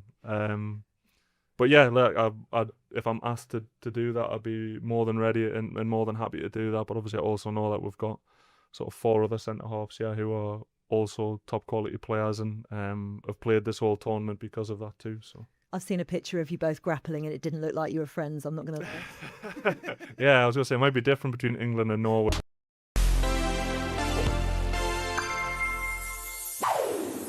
We all know it. That moment when France were reduced to 10 men in the 2006 final. But Zinedine Zidane's World Cup story was so much more than those antics in Berlin. Despite a meteoric rise to prominence in the early 90s, Zidane wouldn't really start his World Cup career until 1998. See, France didn't even qualify for 94, so they had some making up to do on home soil. Ahead of the tournament, Zidane was flying. Back-to-back Serie A titles and Champions League finals with Juventus, but things didn't exactly go to plan. In France's second group game, he was shown one of these. I mean, we were so busy getting angry at Bex for his red, we didn't even realise Zidane was getting properly dug out in France for the 12 days before. The French public demanded he be kicked out of the squad and sent home, but manager Aimé Jacquet held firm and brought him back 2 games later.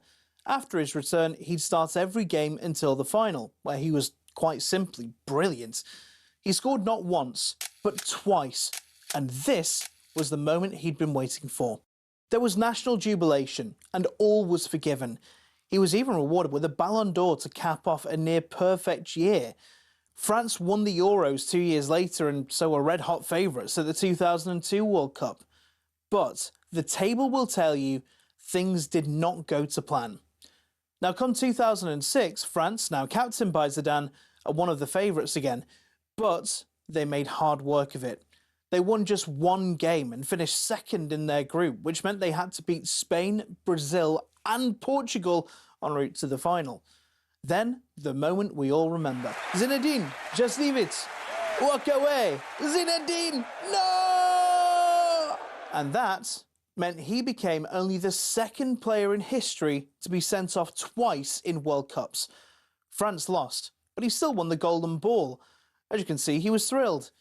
Or furious. Zidane never played again, but across 3 tournaments his story had everything. Disgrace, glory, infamy. We don't like our heroes clean anyway, do we?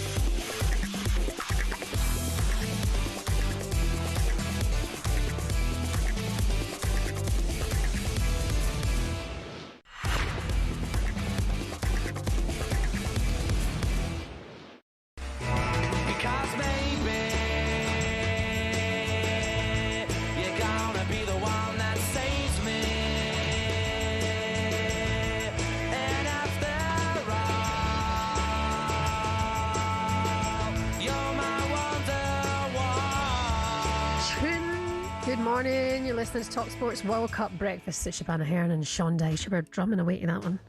Yeah, quite. I saw the first gig last year. Oasis. At Cardiff. First time seen Oasis, yeah? No, saw them at Nebworth. Famous one at Nebworth. Is there chat that they may be doing another one at Nebworth? I think there's a strong chance in there, apparently, yeah. And a number of dates, I think.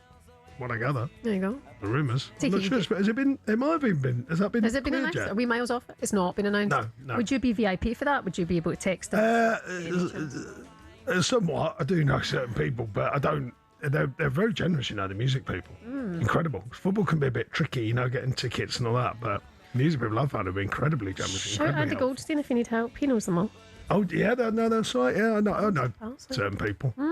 We might be able to help. Certain people certainly. Vaccines this Saturday. Vaccines at Hyde Park tomorrow. And then the Cortinas are with us a little bit later. Fantastic. On talkSPORT. I'll tell you a story about them as well. Oh. I'll tell you. Yeah, like me music. He's a man about town, or Sean. We're here with Arnold Clark. It's the perfect time to upgrade your car. Get 2 years free servicing when you buy a used car. In the upgrade event, you can check it out online now. All about England and Norway. But just some breaking news. We heard from Nick there from the world of cricket. The Telegraph is reporting that ECB Managing Director Rob Key has signed off new alcohol restrictions for the team. Midnight curfew. Players cannot appear under the influence of alcohol in public and must inform management if they're out of the hotel after 10 o'clock. I can't catch my breath, What is it? Gone. What is it coming to? I mean, look, I know there have to be rules, but That's cringe. I know, come on. I mean, imagine, surely the players, everyone's going, oh, come on. They're treating them like kids. Yeah, come on. I mean, we all say, I know. I don't even know how to put that into words because that is just surreal. At school, did you ever get the report card when you'd had a dodgy week and they'd say, right, now you have to have 7 Got caught in the corridor. Yeah. That's what this is. It's a bit headmaster. Well, they're trying to say more fans interaction and that. So you go out and have a beer, you can chat with a fan, surely, but surely that makes it more real. And I'm not saying, of course they should have enough, but surely as athletes and professionals, you should be able to say, right, don't be stupid. Yeah. Here's the time. Be in. I know, look, I've dealt with it. I know it gets broken sometimes, but sometimes that can do it good, to bring it together a little bit. Come on. And informing management if they're out of the hotel after 10 o'clock. Goodness me. Imagine that. What's that? You popped out for a walk, just because you're bored, you've got cabin fever sitting in a hotel room, and you go, just pop out for a walk on boiling hot night, like it has been. And you haven't, and then you get a fine. You get a fine for not, for going out. Ugh. How the players will be feeling about that. Very interesting. Back to the football for the 5th tournament run in England have made the quarterfinal stages, beat Norway tomorrow, live on talkSPORT. It'll see them through to only a 3rd ever World Cup semi. But 3 major concerns for England. Firstly, Jarell Quansah has been banned for an additional game. Declan Rice is one of the 4 players on bookings. He's also nursing a sickness bug. And Mark Guéhi reportedly has a hamstring problem. Meanwhile, Erling Haaland has turned up on the mind games, insisting that all the pressure is on England. Joining us now to look ahead to this game is another member of the England side that made the 2002 quarters, former midfielder Nicky Butt. Nicky, good to speak to you this morning. How are you, sir? Morning, both. Yeah, I'm good, thank you. Nicky, how you going, mate? Hi, Sean, you okay? Yeah, good. Nicky, good to have you here. Just the news that we're hearing then, Rice might have this tummy bug. Guéhi looks like he might be missing out. Does that change anything for you? I think Rice will be fine. I don't think he's going to miss a quarter-final of a World Cup with a little bit of a stomach bug. I think he'll be fine. I think he's an important player for us as well. The Guéhi one concerns me because I think he's been the best defender since he come into the team in the second game. So he'd be the one that I'd be most concerned about. I think, Nicky, first of all, for people who can see this, are you in like a holding cell or something? Yeah, where are you? Nicky, blink twice if you need help. I'm in like an outbuilding in my house, yeah. All right. We know what a great career you had, mate. Get away from it. Get away from all the noise. She built it for you, I'm sure. Nicky Tuesday. Might have a chat with him on Tuesday, I think. Oh, nice. Oh, yeah, yeah. Right, what are you doing on Tuesday? Podcast with him. Oh, I see. I look forward to that. Well, we'll see what you're anyway, talking back to business. Back to business. On Tuesday. Tell us, Nicky, we've been talking about Erling Haaland, all morning. I mean, can they stop him? I think he's one of them players on his day. He can beat and destroy any defender in the world. So he's probably one of the best forwards in the world as well. So it's a case of just stopping the service to him. I think that's the biggest threat for us. I think Odegaard's come good. He's been injured for quite a lot of the season, but he's come good at the World Cup, and he's a player that we have to really watch. Ireland, you can put 2 defenders on him, he can still beat you and score a goal. So it's more about stopping crosses, stopping the balls through to him, stopping it at source. And obviously Sean knows better than me at that kind of thing, managing top clubs. But I guess that's the best thing the manager would be saying, would be stop the source to him. Nicky, what do you think you're feeling from your past big games, England games, all of that? How would the team be feeling? You know, because I was saying earlier in the show that it's a different. Well, I imagine it's a different thing. You're playing Norway, and we're favourites. You know, well, pretty strong favourites for this round. You know, it's different in the beginning round. You favourites because of some of the nature of the teams you're playing against.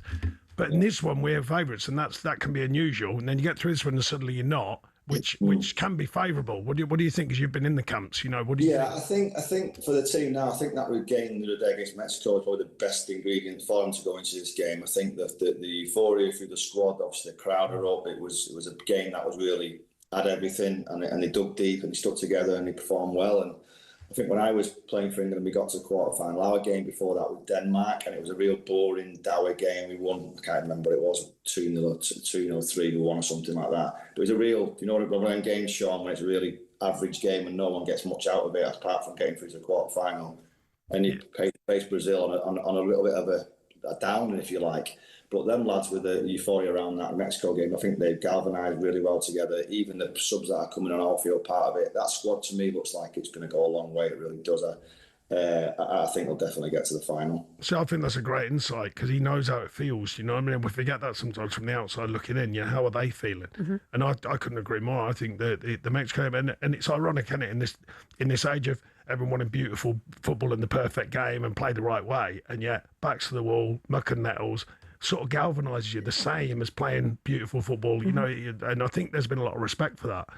And I think that, I agree, it builds an energy in the group. I just hope that energy and freedom is shown when the whistle blows, because that's the hardest thing. You know, managers, coach, get you all ready. The thing you fear as a manager is collective downtime. You know, when everyone just has whatever and you go, oh, and everyone's looking for someone to be the spark.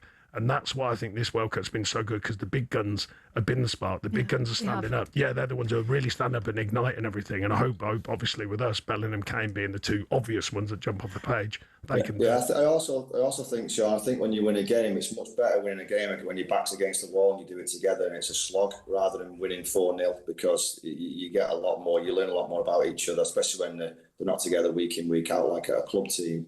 With a national team, when you win something, the back's against the wall, it's a better feeling in the changing room after it than going on a 4-0 easy win against a mean or right team, if you like.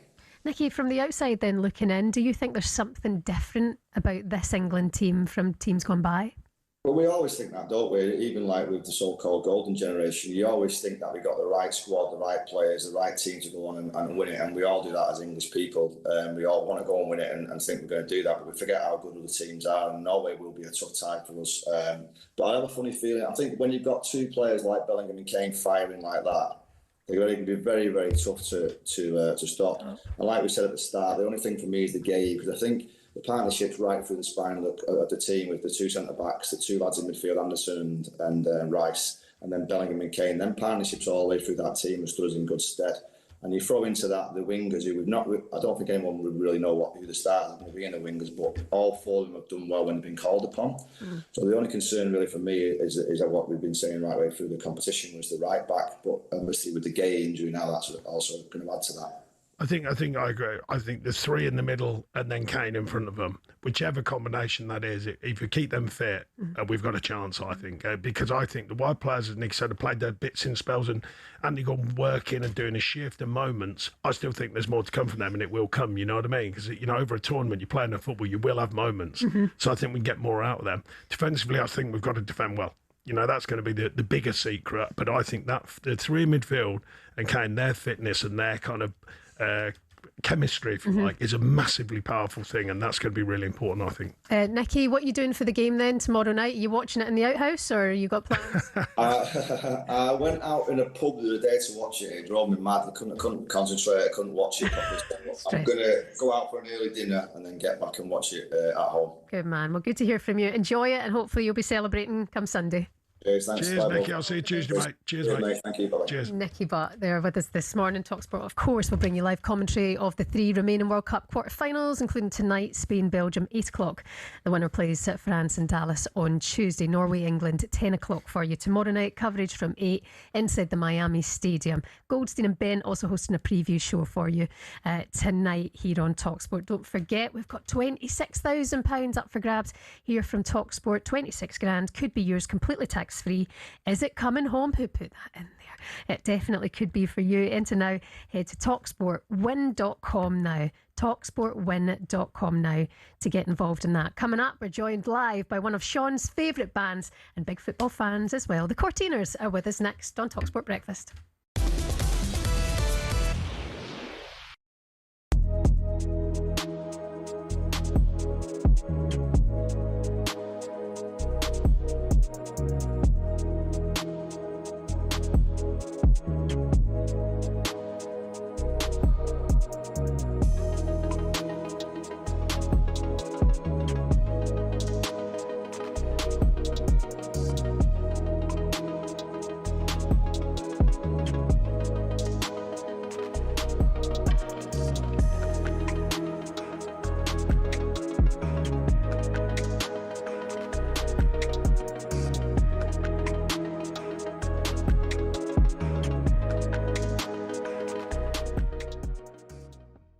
We all expected, okay, we need to beat Croatia by 3 goals. We need to go and beat Ghana by 3, and then we should beat Panama by 5. We should beat Congo by 5. What's it like in a tournament? It's not always the case, is it? No, definitely not. You know, it's funny when I see, the betting, things, before the game, and I'm thinking this is not what we expect, on the pitch. I know that England are favorite against Norway, but when you look at Norway, they look really, really strong, as a unit, as a team. Of course, they have weakness, but England must be aware that if they don't get the position of the ball in this game, and this is where I agree with Troy Deeney, for example. I think with the player they have, England, they should be more confident with the ball. They should show more commitment with the ball, and composure as well. And this is where, something is missing. Yeah. Well, we shall see if we can show that. I mean, if you look, on paper. I'm just sorry to disturb you, Jeff, but for this game, England against Norway, I'm just wondering, if Norway get the ball, is it what England wants into this game? Waiting, sit back, trying to play in counter-attack, or try to get the ball, the position of the ball, and try to conduct and manage, this game. So this is, for me, one of the key of this game. Yeah. Are you going to react with the ball and without the ball? I mean, it's interesting because Norway had a lot more possession of the ball against Brazil than most people would imagine they would do. Although the tactics of Manchester United, did he say leave them with it? Yeah. I don't think we should do that. I think we should go after them. I really do. Yeah, pressure. Yes. Yeah. Text from Ryan. He said, Bellingham's been very good, but I think Arsenal's Morgan Rogers should get a chance in the next game. Ryan, dream on. 130 million, please. Yeah, Bruno Guimaraes is going there. Cash. I just don't see Rogers going there as well.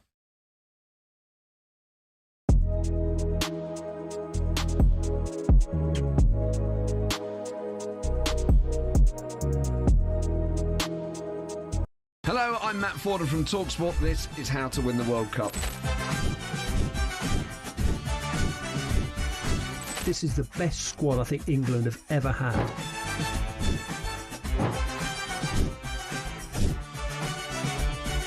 He used to love America, now he doesn't. It's very sad. It was so important to succeed because of all the pressure we received. Don't jump for this one, I'm going to knock his head off. Warning, this podcast does not guarantee England will actually win anything.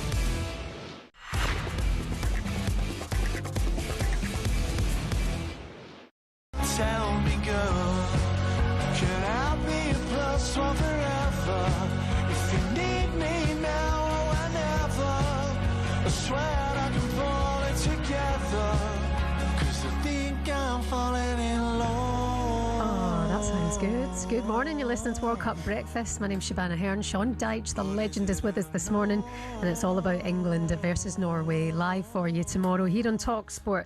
Nothing gets us in the mood for an England game in a heatwave than some tunes. So now iconic British band the Cortiners are back with a bang ahead of the release of their best compilation album, which will be out on the 28th of August. Put it in your diary, put it in your calendar. 28th of August, celebrating some of their greatest tracks. We've also heard their brand new single Plus One Forever, which you're hearing right now, and they're set for a massive homecoming show in Manchester, plus a nationwide arena tour in November. Very happy to say. Very, very, very happy to say. Liam Free from the Cortiners is with us this morning. You guys are shooting the stuff as if you're old pals here? No, well, not. It was an accident. I was at another Nordorf Robbins dinner, and I bought a box of CDs for the charity, and then I was at Everton at the time, and I found that there was a box with a partition that we could buy the next box, so I bought the next one to it, took all the staff, and I went down to see Reverend of the Makers, John McClure and Chris McClure, his brother, who's this famous, the new famous Steve Bracknell character, and by chance I walked past Liam and the band, and they were just really, they'd said hello, and we had, you just do, and you spend a bit of time. I love all that, by the way, all that sort of background stuff with the bands and stuff. And they're normally really down-to-earth good guys like Liam and the band are. So they accepted us. We had a quick drink and, enjoyed the show. Brilliant. Do you know brilliant who life, he was, brilliant Liam? life. The rest is history. Here we are. No, brilliant life. And that was at Leeds a couple of years ago, Leeds Arena. How are you getting on? How's everything? Pretty good, Yeah, we're in a good place on the promo hamster wheel. Do you like it? Do you like sitting talking about music? Yeah, don't mind it at all, me. Don't mind it at all. Nice to be loved, isn't it? We've definitely had periods where we've not been loved, so, by outlets, etc. So this feels good. We've earned it. 20 years, isn't it? So is it? Yeah, amazing. 20 years. 20 years since our first gig at Manchester Roadhouse. So, how old are you? Can I ask? I'm 41. No, you're not. I know you look so well. You look great. Thank you very much. You haven't been rocking hard enough. Do you know what? Did a podcast the other day and they said, we watched a video of her not 19. Said, you look older there. Not ideal. That's how it was. We were 21. Yeah. That's how it was. You're like a fine wine, Liam. So it was. Thank you very much. Tell us about what's coming up then and how it was writing this song and putting all the old tunes back together again. It's weird, some people might see it as a bit selling out doing a best of, so I am aware of that, and I was like, well, do you know what, if sometimes if you don't pat yourself on the back, no one else is going to do it. I was like, you know what, let's get them together in one part. And I think as well, a lot of the times it's the way people listen to music now, they're clicking on it, brilliant, and they're clicking on like a best of, and it's how I discovered James. So I discovered the Mondays. There's like through my older sister's best ofs. And it's a good introduction, isn't it? So, and then from that, hopefully, the deeper dive. So yeah, a few gigs in the summer, and then in the big rooms in November. Looking out for 20 years, I think you've earned the right to do a best of 20 years. Yeah. You know what I mean? Yeah, I think that's it. I mean, I can't believe it's been that long. I'm sure Jordan's a big fan. Jordan Peterson's a big fan. Jordan comes a lot. I thought Jordan comes. Yeah, Jordan. I remember from when randomly I told the staff were telling a few of the players when I was at Everton. And Jordan, he said to me, I've seen him loads of times, know the band and all that. Yeah, I remember that. He came to watch us in Nottingham once, and he was on the balcony. And I don't think people knew he was there. So that been Rock City? Yeah. Yeah, brilliant. And I gave him a shout. I said, listen, this one's for England's number one. Everyone turned around and everyone's like chanting his name. And I thought, it's pretty special, because let's face it, he is England's number one. And I get really proud when I watch him. It's like, I see him at the golf sometimes, and but yeah, smashing it, isn't he? So yeah. Obviously you're not on tour at the moment. Mm-hmm. You're getting to enjoy this time watching the football as well. What would it mean for England to bring it home? That'd be special, wouldn't it? I think be special, and because it's been up and down. There's been good games and boring games and whatever. I'm not sure what we're going to get, so it's in the balance. So, but it would be great. I think because we've been close as well a few times. So I think you need to now. No more messing around. Yeah, no mess. Yeah, first time I've said, dig in a bit. Get the job done, lads. Right, enough. As if it was that easy. just Haaland standing in the way, innit? You'll be fine. And then you get past him and you might have Messi. Yeah, exactly. And then you get past him and you might have Mbappe. But apart from them three, it's a walk in the park. And he's flying. Absolutely, make no mistake. I mean, no, it's a great time for England. And how are you watching the game? Have you got plans? How do you watch the football? I think our good friend Chris is going to let us come round. So thanks, Chris, for having us. Who's good friend Chris? Yeah, I just, it was in the balance, but now I'm on national radio saying that he is hoping. Sevens? No, but he did say we could come round. Chris who? Just I can't give his surname out. Who's Chris? No, that's bad. Come on, you. No. I can't give his surname. No, so we've got a friend, right? Do you know? He sometimes hosts us. So Chris had us round before we went to Oasis, right? And he's got a nice house. He's got a good, space for entertaining. Nice. Not everybody has that, do they? No, and you can't. He's a good. He's a kitchen island. Listen, you can't put yourself upon people unless they've got a space for entertaining. It's a bad point. Which Chris has. So again, thanks very much, Chris. We'll be round about 6:30. Good build-up time. Good start time. Yeah. Good start time. Yeah. You two keep throwing out stories this morning of names, and then you tell me nothing more about it. No, well, I agree. Hanging. There's certain people who are amazingly generous in the music industry. They often don't want to be name checked. Oh, yeah. So Simon's one, Simon Wren. What generous guy done is? No, he don't. Well, he won't like it. But SGM, he's SGM. The promotion. Honestly, Simon Wren is one of the most generous guys we have. And Ben, incredibly generous guys. They're amazing. Some and the bands are amazingly generous. I found. And we were talking about Oasis as well. Wonderwall, are you going to try and support them next year? Never? I got asked on the radio, would I say yes? Uh-huh. Well, who wouldn't say yes? Let's clarify that. Yeah. Everyone would say yes, right? Everyone would say yes. But now we put it out there. And they're big listeners of talkSPORT, so I went to the first show last year. I was so buzzing. Yeah, it's so amazing. I went to Nebworth, so to pick up at the first show, I was buzzing, absolutely buzzing. I was too young for Nebworth. I think I was 11. I've got friends that went, but it was unbelievable. I wasn't.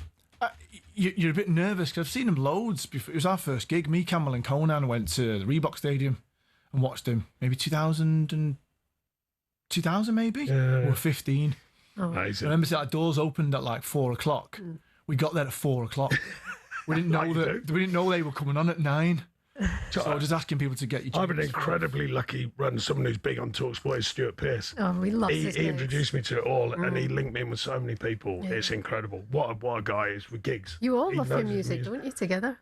Yeah, I go to gigs with him. But I mean, he's mad for gigs. He's signed so many gigs. I can't tell you how many. Get him, Dyche. Yeah, on Next the guest gig. list. Yeah. No problem. No. I told you I met him before. You could do security. You could get security for him, man. I've been told I should be a security guard whilst I was managing. Don't worry about that. Liam, good to see you. Good luck. Yeah, brilliant, mate. Don't forget, +1 Forever is available wherever you get your tunes, but that's the new song from the Cortiners. And don't forget this tour coming from the 28th of August. The tracks all coming out, celebrating your greatest tracks, and then you've got the stadium tour in November. That's right. Yes. Have I butchered that? Arena tour. Nearly. It's the same thing. We'll get there. Take the roof off. We'll get there. Still time.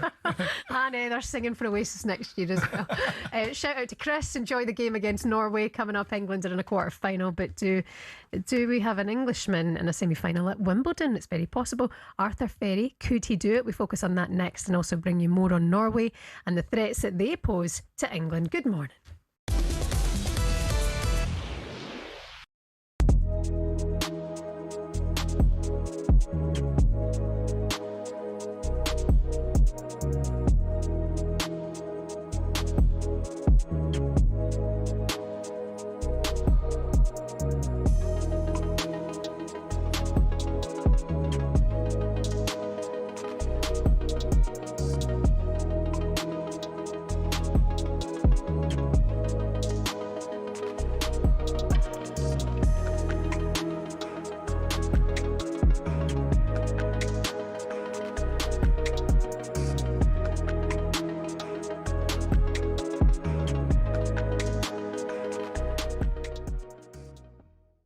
The idea it's clear tournament has been fixed. I think that's a bit powerful. Let's have it right. Because at the end of the day, if you were fixing the tournament, you'd keep Brazil in it, surely. You're fixing the tournament, you try and keep them in it. If you want worldwide viewings, and advertising and money and all that and revenues and fixing it for the right reasons so the superpowers are inside the competition. Well, we can evaluate the stupidity, but we can dissect the stupidity of individual statements, but we're talking about the premise of what I don't think that's stupid. I think it's harsh. I don't think it's a stupid comment. I think it's just in the moment. It's got wrapped up in the billions of people. Stupid comment. You can't run around saying... Simon, there's billions of people. It's an uninformed, uneducated, unsubstantiated, with no empirical background behind it. Because it's an uneducated view. You can't tell something's fixed unless you know it to be factually the case. No, so I just said his emotions run riot. But it's a stupid comment because it's not seeded in anything. So what the argument is about and debate is about is whether people should be able to say these sort of things and whether the consequences of it should be far-reaching. And what we're talking about is how people should operate. I think Simon's right in this one, is he not, Sean? It is clear this tournament has been fixed. Then that guy boards a plane and flies back to Egypt and goes unpunished. I mean, my God, that is conspiratorial. No, I totally agree. It's too powerful. That part of the statement is too powerful. Yeah. The rest of the referee's not fair. We've all said that in different variances down the years. The injustice was clear. I mean, look, the argument going back to, the facts of it as a manager, forgetting that last part of the statement, which is powerful, and you can't forget it, I understand, but let's just, for our question and answer here, forget it. The injustice is the foul, isn't it? They're going, why are you bringing it back to that foul? He's considered one of the greatest goalkeepers of all time. But the story of Lev Yashin could have ended early were it not for a phone call and a friendly. In 1963, the Soviet Union's man between the sticks was seriously considering retirement. The World Cup in Chile the year before went badly wrong for him. But as he's about to hang up his gloves, he gets a call from Fernando Riera, the man who managed the Chile team that beat him in the World Cup 12 months before. Riera's managing a rest of the world side in a centenary game for the English Football Association and tells Yashin, I want you. I mean, look at this team. There's Yashin, and there's Eusebio, Di Stefano, Law and Puskás. England puts out pretty much their main international side, led by Blackpool's Jimmy Armfield, and also featuring Moore, Charlton, Greaves, the men who'd go on to claim glory in '66. Yashin plays the first 45 minutes and, as you can see, he was busy. At half-time, he goes off injured, but he's kept a clean sheet. The match, broadcast back home in the Soviet Union, proves to the people that Yashin is still the best of the best. Returning home a national hero again convinces him that he has one more World Cup in him. And at that tournament in '66, the Soviet Union came fourth, their best ever World Cup finish.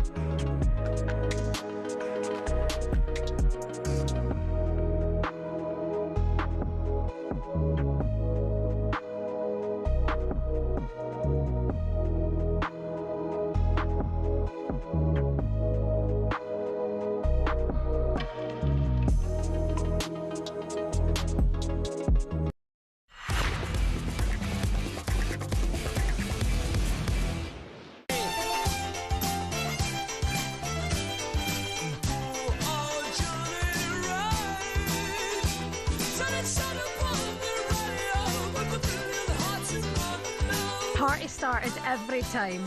Dexy. Dexy, brilliant.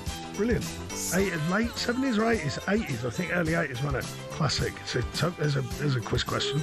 I'm sure it's right at the end of the 70s or what? Go on then, name the date and I'll Google it. Oh, I can't remember. I go 80s. I think it's on the cusp of the 80s, 80, 81 around there. You need to give me a date. 81.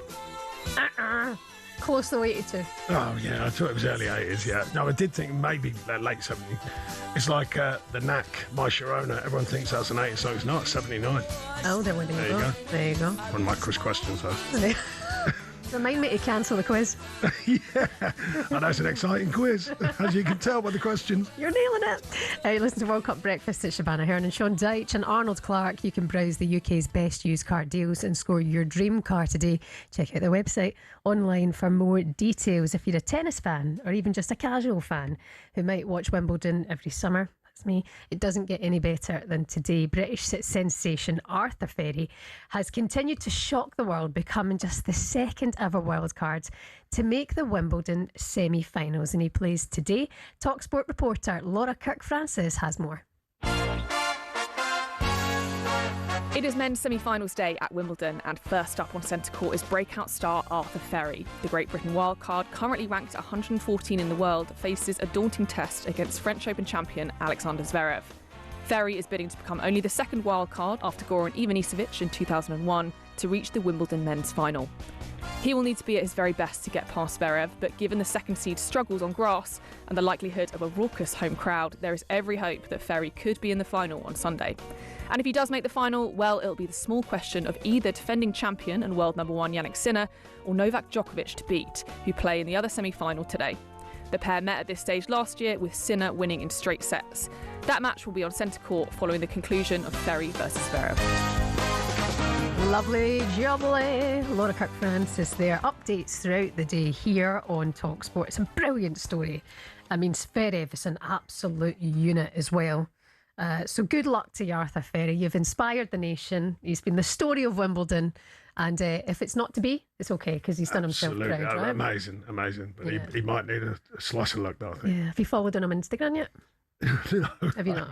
I did it this morning. Oh, well played. Yeah, there you go. Well played, you. I'll drop him a DM. I'm sure he won't care. Of course. Yeah, like we say, updates from Wimbledon today here on talkSPORT. Now, England are just one game away from reaching a World Cup semi-final for the first time since 2018, but face the daunting task of taking on in-form Norway with Erling Haaland up top. Let's build up to the game now in partnership with Sure. High pressure picks on talkSPORT with Sure. Non-stop protection deodorant that won't ever let you down. Vi har slått England! England, kämpers födeland! Lord Nelson, Lord Beaverbrook, Sir Winston Churchill, Maggie Thatcher, can you hear me? Your boys took a hell of a beating.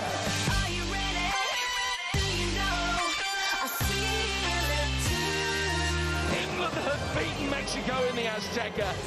They've now got Norway in Miami in the quarterfinals. Bellingham again, and he scored again! It's 2 in a minute! 2 in the middle now, swept in towards Haaland! Erling Haaland, you beauty! To score 7 goals for Norway in the World Cup is quite special. Beware England, beware Erling Haaland. Kane on the turn! Oh, what a goal!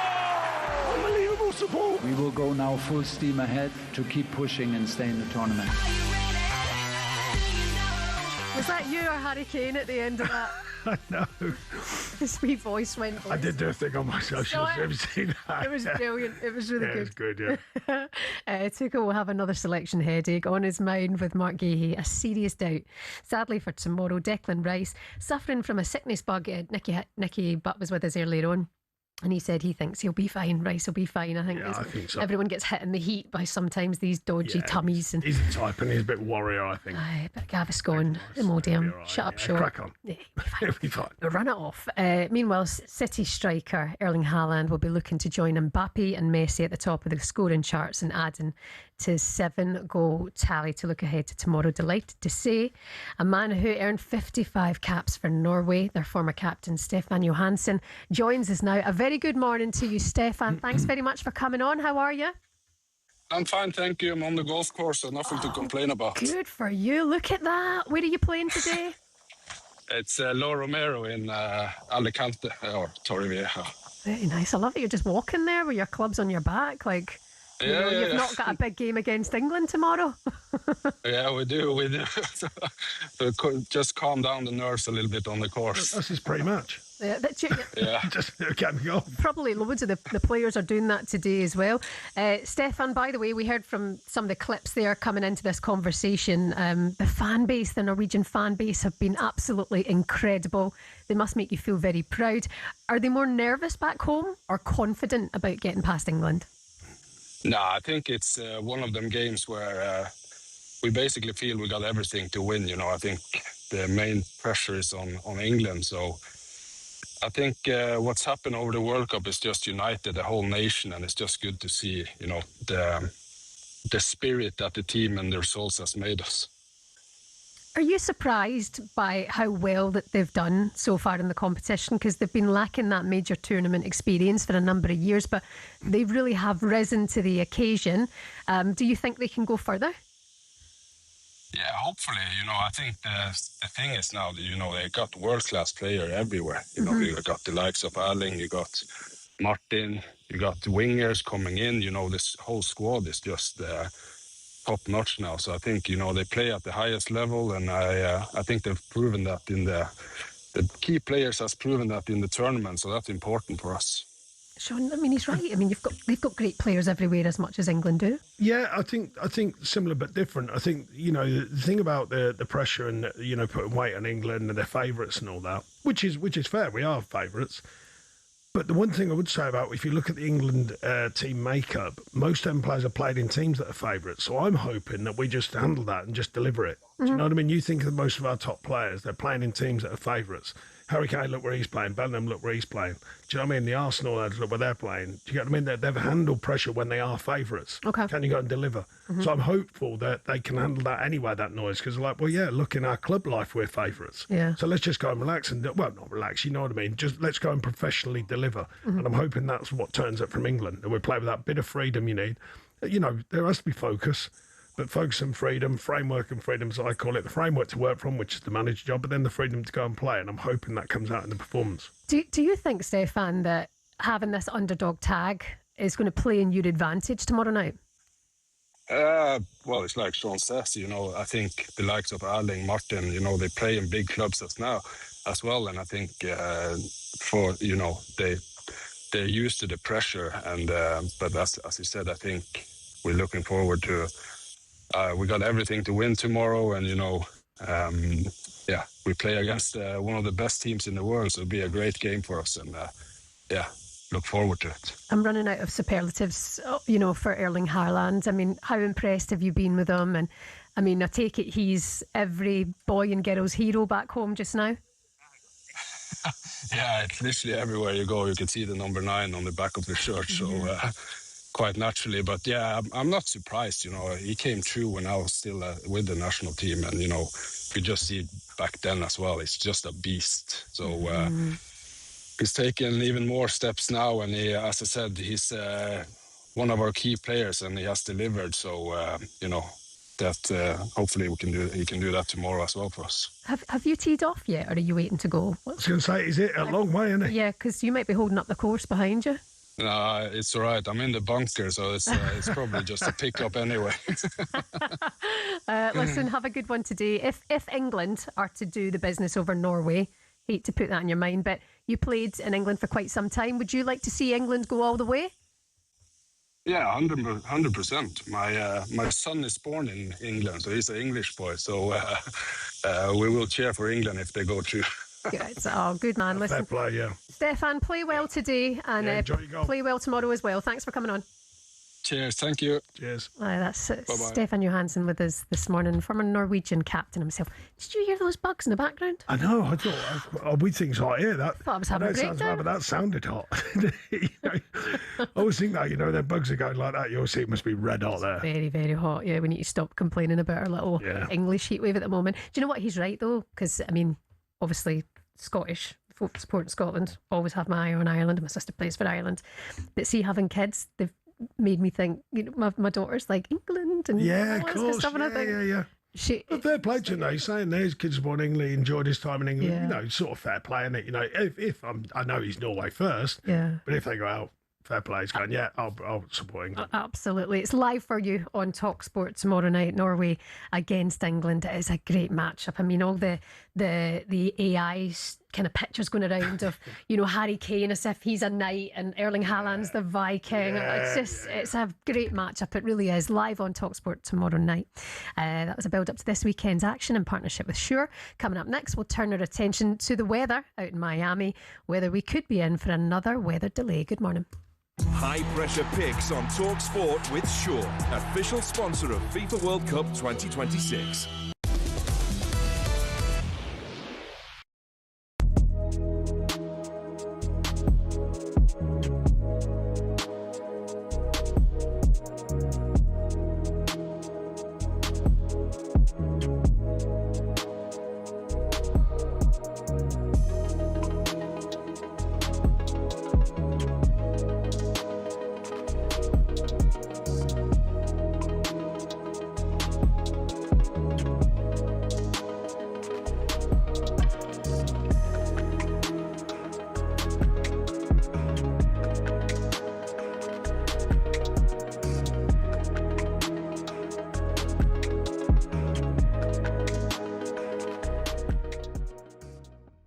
they get into this weird situation where they forget what happened before. So all the big games, they played Havertz, right? Gyökeres, who you bought in at the start of the season, was going to be, for all the big games. In all the big games, he was on the bench. Yeah. Facts. That's what happened. So the manager doesn't trust him. That's not our opinion. That's just objectively looking at it.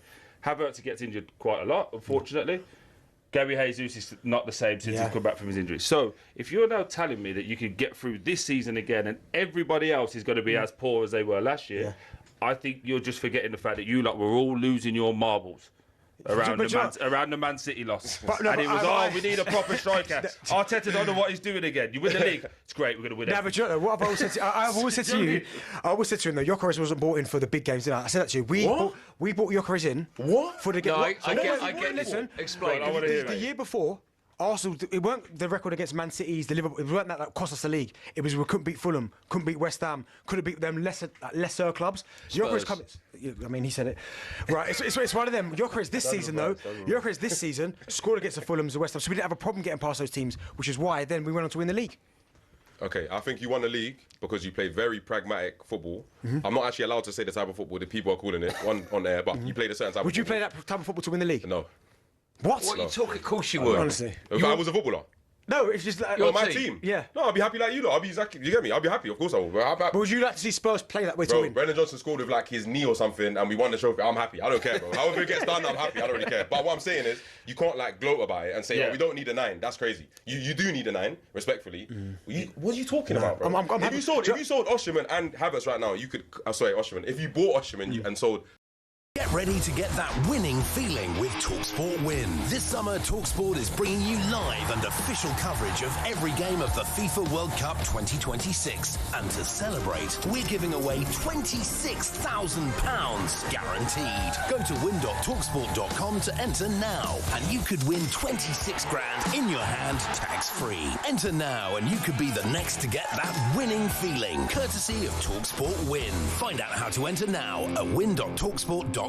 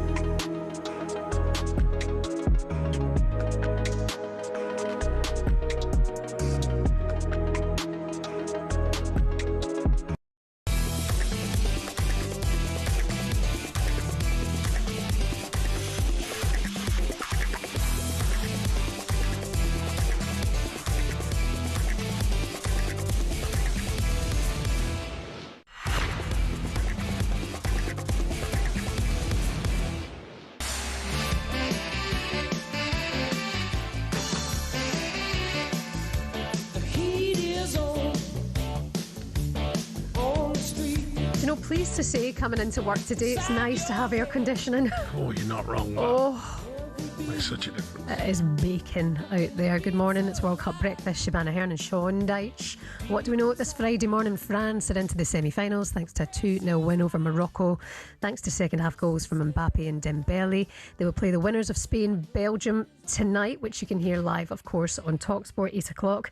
In other news, ECB Managing Director Rob Key has signed off new alcohol restrictions, including a midnight curfew, and must inform management if they're out of the hotel after 10 p.m, and that players cannot appear under the influence of alcohol in public. Tell you what, I wouldn't make that team. And ahead of England's game tomorrow night, we know that Mark Dyche and Declan Rice are doubtful for the game. Dyche got this hamstring injury. Rice has a tummy bug. Kwanzaa is suspended. But could we be in for another weather delay? talkSPORT's weatherman and presenter Max Scott is back with more.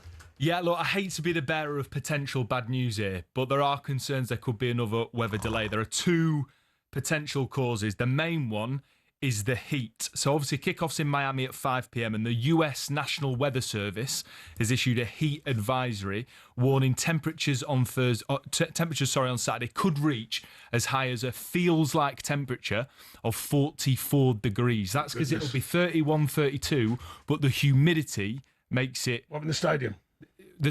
there's no climate. That's what I was wondering. Yeah. Yeah. So right. Yeah. Can I just, for a second, have a little moan here? Because as Bonnie Scots baked our bums off that day, and the whole Scotland team, our kickoff was 5 o'clock in Miami. All right, dry your eyes. And it felt like 43 degrees. No delay for us. It's fair. Another thing that adds to it, there is sweeping across the Atlantic a mile above the ground a cloud of Saharan dust, which is going to be an absolute shocker if you've got allergies or respiratory illnesses. So little health warning there. In Portugal, believe it or not. But a little known rule, right, from FIFA, they don't make decisions about cancelling games or delaying games based on normal temperatures. It's called wet bulb globe temperature. Yes, you heard it, wet bulb globe, which is a measure of how stressful heat is on the body. So it considers air temperature, humidity, direct sunlight, and then wind temperature. And so if it's above a 28 degrees, according to them, in wet bulb terms, not in normal terms, then they could delay it. And that's the biggest concern for FIFA match officials, that they might have to delay it for the safety, not just of players and officials, but of fans in the stadium. Yeah, of course. Yeah. That's one thing. And then as well, potential thunderstorms. It looked like there was going to be, then it didn't. We know how changeable it can be. A storm could roll in, and as we know, there's a half an hour timer if there's a lightning strike within an 8-mile radius. So big potential for this game and your bar tab at the pub, if you're watching in a pub, to be racking up. And by the way, see if it rains, cry me a river, get your violin out. But see, in Miami Stadium, it started to kind of drizzle that night when Scotland were playing, and I had to put on the cagoule to make sure the kit didn't get wet, and I thought I was going to die. I hate to be dramatic, because then your sweat was hugging the jacket on the inside and it wasn't cooling you down on the outside. I think at one point a tear rolled down my face as the third goal went, "Shut up, Ed!" You got a bit of stick. Not the crying baby. Shebahn making it all about Scotland again. I know, yeah. What do you mean all about you and your delay? God love you. I'm just reporting it's the all right, facts. though. It's all right because we've got hydration breaks. Yeah, exactly. That's like the Norwegians. That'll solve everything. Born in the snow, they get about 2 hours sunlight No, but a they year. spend their lives in saunas, mate. They're in a cold plunge, saunas, all that health stuff. You know, none of Excuses that. are out early from you too. No need for excuses. Pure facts, Shebahn. Yeah, it's good. I'm enjoying the facts. No, it is. It's hot there, and the lightning. I mean, the day before the game, so just to bring it back to Scotland, whenever we can give them a mention, the rain came before that press conference, and the lightning was nuts. Like nuts, actually, for one Maybe need a storm. It freshens the air, as my mum used to say. Yeah. Clears the clouds away, yeah. Clears the air, yeah. There's a storm coming, Max Scott. Thank you very much. Thank you. Cheers, all the latest on that. There could be a weather delay coming tomorrow. For now, it's a 10 o'clock kickoff. All of the build up from 8 o'clock here on talkSPORT. Drive with Andy and Benty tonight, doing a build up show as well. How are you going to take in the game, Sean? What's the vibe? I'm hoping to go over to Hyde Park to watch the vaccines play. But that's very early. It's 5:15, 5:30, something like that. One of my mates is coming to go and have a couple of beers, and then before it gets too manic, because obviously I don't blend easily, unfortunately. As much as I enjoy the public, and most of them are very kind to me, I'm going to dive away and go and watch the game in private with my mate and a couple of beers, and probably, no surprise to anyone listening, a curry. Yes. Probably yes. a curry. If we'd done a shot for every time the word curry was mentioned on this show this I know, morning, we've done well. we'd be stocious. Yeah. Listen, without Gahey and Rice, just say they aren't available tomorrow. Can I ask you your starting 11 for England-Norway? Without them, goodness me. Yep. I think Rice will be fine, by the way. He's good. Yeah, I think it would be. Pickford. I think I would, after coming on and dealing with it. I think you go with Spence for natural balance. Right. It's a tough one then. We're hoping on Gay, but probably not. Konza, Stones maybe because he did well. O'Reilly plays. Same midfield. Well, in fact, the same middle of the pitch, and then probably Saka. Probably Gordon. Saka, Gordon. I think. Okay, well, give us a prediction. How's it going to go? I think we'll win. I'm not sure of a scoreline now. I can't decide whether if we start right, we can not blow them away. We can be comfortable. But if we don't, I think it'd be tight. So I'm not sure of the scoreline. I think we'll win though. I'm very, very positive about us winning. I'm just not sure on the scoreline. So I'll just throw in for the sake of it, 3-1 us. 3-1. Very interesting. I just don't know. Can't call this one. I don't really want a scoreline because I'm not sure it'll be that comfortable. But what I'm saying is I'm going to go very pro it. But I'm going to go very pro us winning. That's for sure. Okay, well, good I know luck. we are favourites, but I think we're favourites with good reason. You're back on Sunday on talkSPORT, right? I am. Looking forward to it. Looking forward to hearing you, Sean. It's been an absolute No, it's been pleasure. great, Shebahn. Really enjoyed it. We're Cancerian friends, aren't we? Thank you, We've got thank you, a house we on are. fire. We've got a curry booked in. We've got a gig lined up. Moonwalk. Yeah, we're going to Got moonwalk the out lot. here. What's he got a lot. Don't forget Spain-Belgium live tonight, 8 o'clock here on talkSPORT. The winner will take on France. Good luck with that. But keep it talkSPORT all weekend as we are your home of the World Cup. This has been Talk Curry with Sean Dyche and Shebahn Aherne. Have a great weekend. Good luck to England, of course, against Norway. Hawksby and Jacobs. Come on, England. Come on, Norway. England. Go Come on, on, go England. smash them.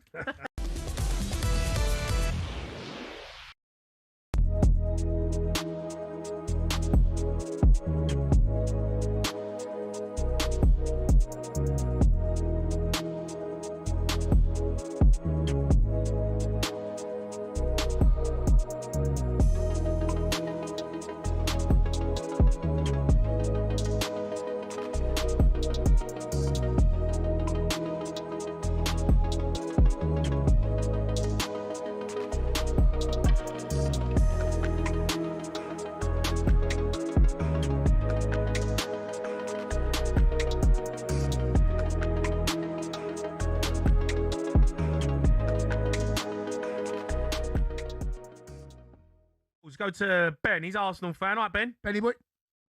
How you doing? You all right? I'm all right, Ben. We've got to do this quarter-final 11. Let's get it going. Come on. All right. I've got the Spanish flamenco dance on the wing. Like around defence. Their foot tapping all dazzle their defence and send them sideways. Yeah, the old flamenco dance. And yeah. Dance The little maverick on the wing. Little maverick on the wing. Like a flamenco dance. Yeah. What do they call it? Is it flamenco or is it what is it? Flamenco. Madame might wait for you to... Flamenco. It's a flamenco. Yeah. Flamenco. Yeah. Yeah. Yeah. Yeah. Yeah. Yeah. Yeah. Yeah. Yeah. Yeah. Yeah. Do you know you're iconic now, Ben? You know, Yeah. Yeah. He's actually iconic. Ben appears every single night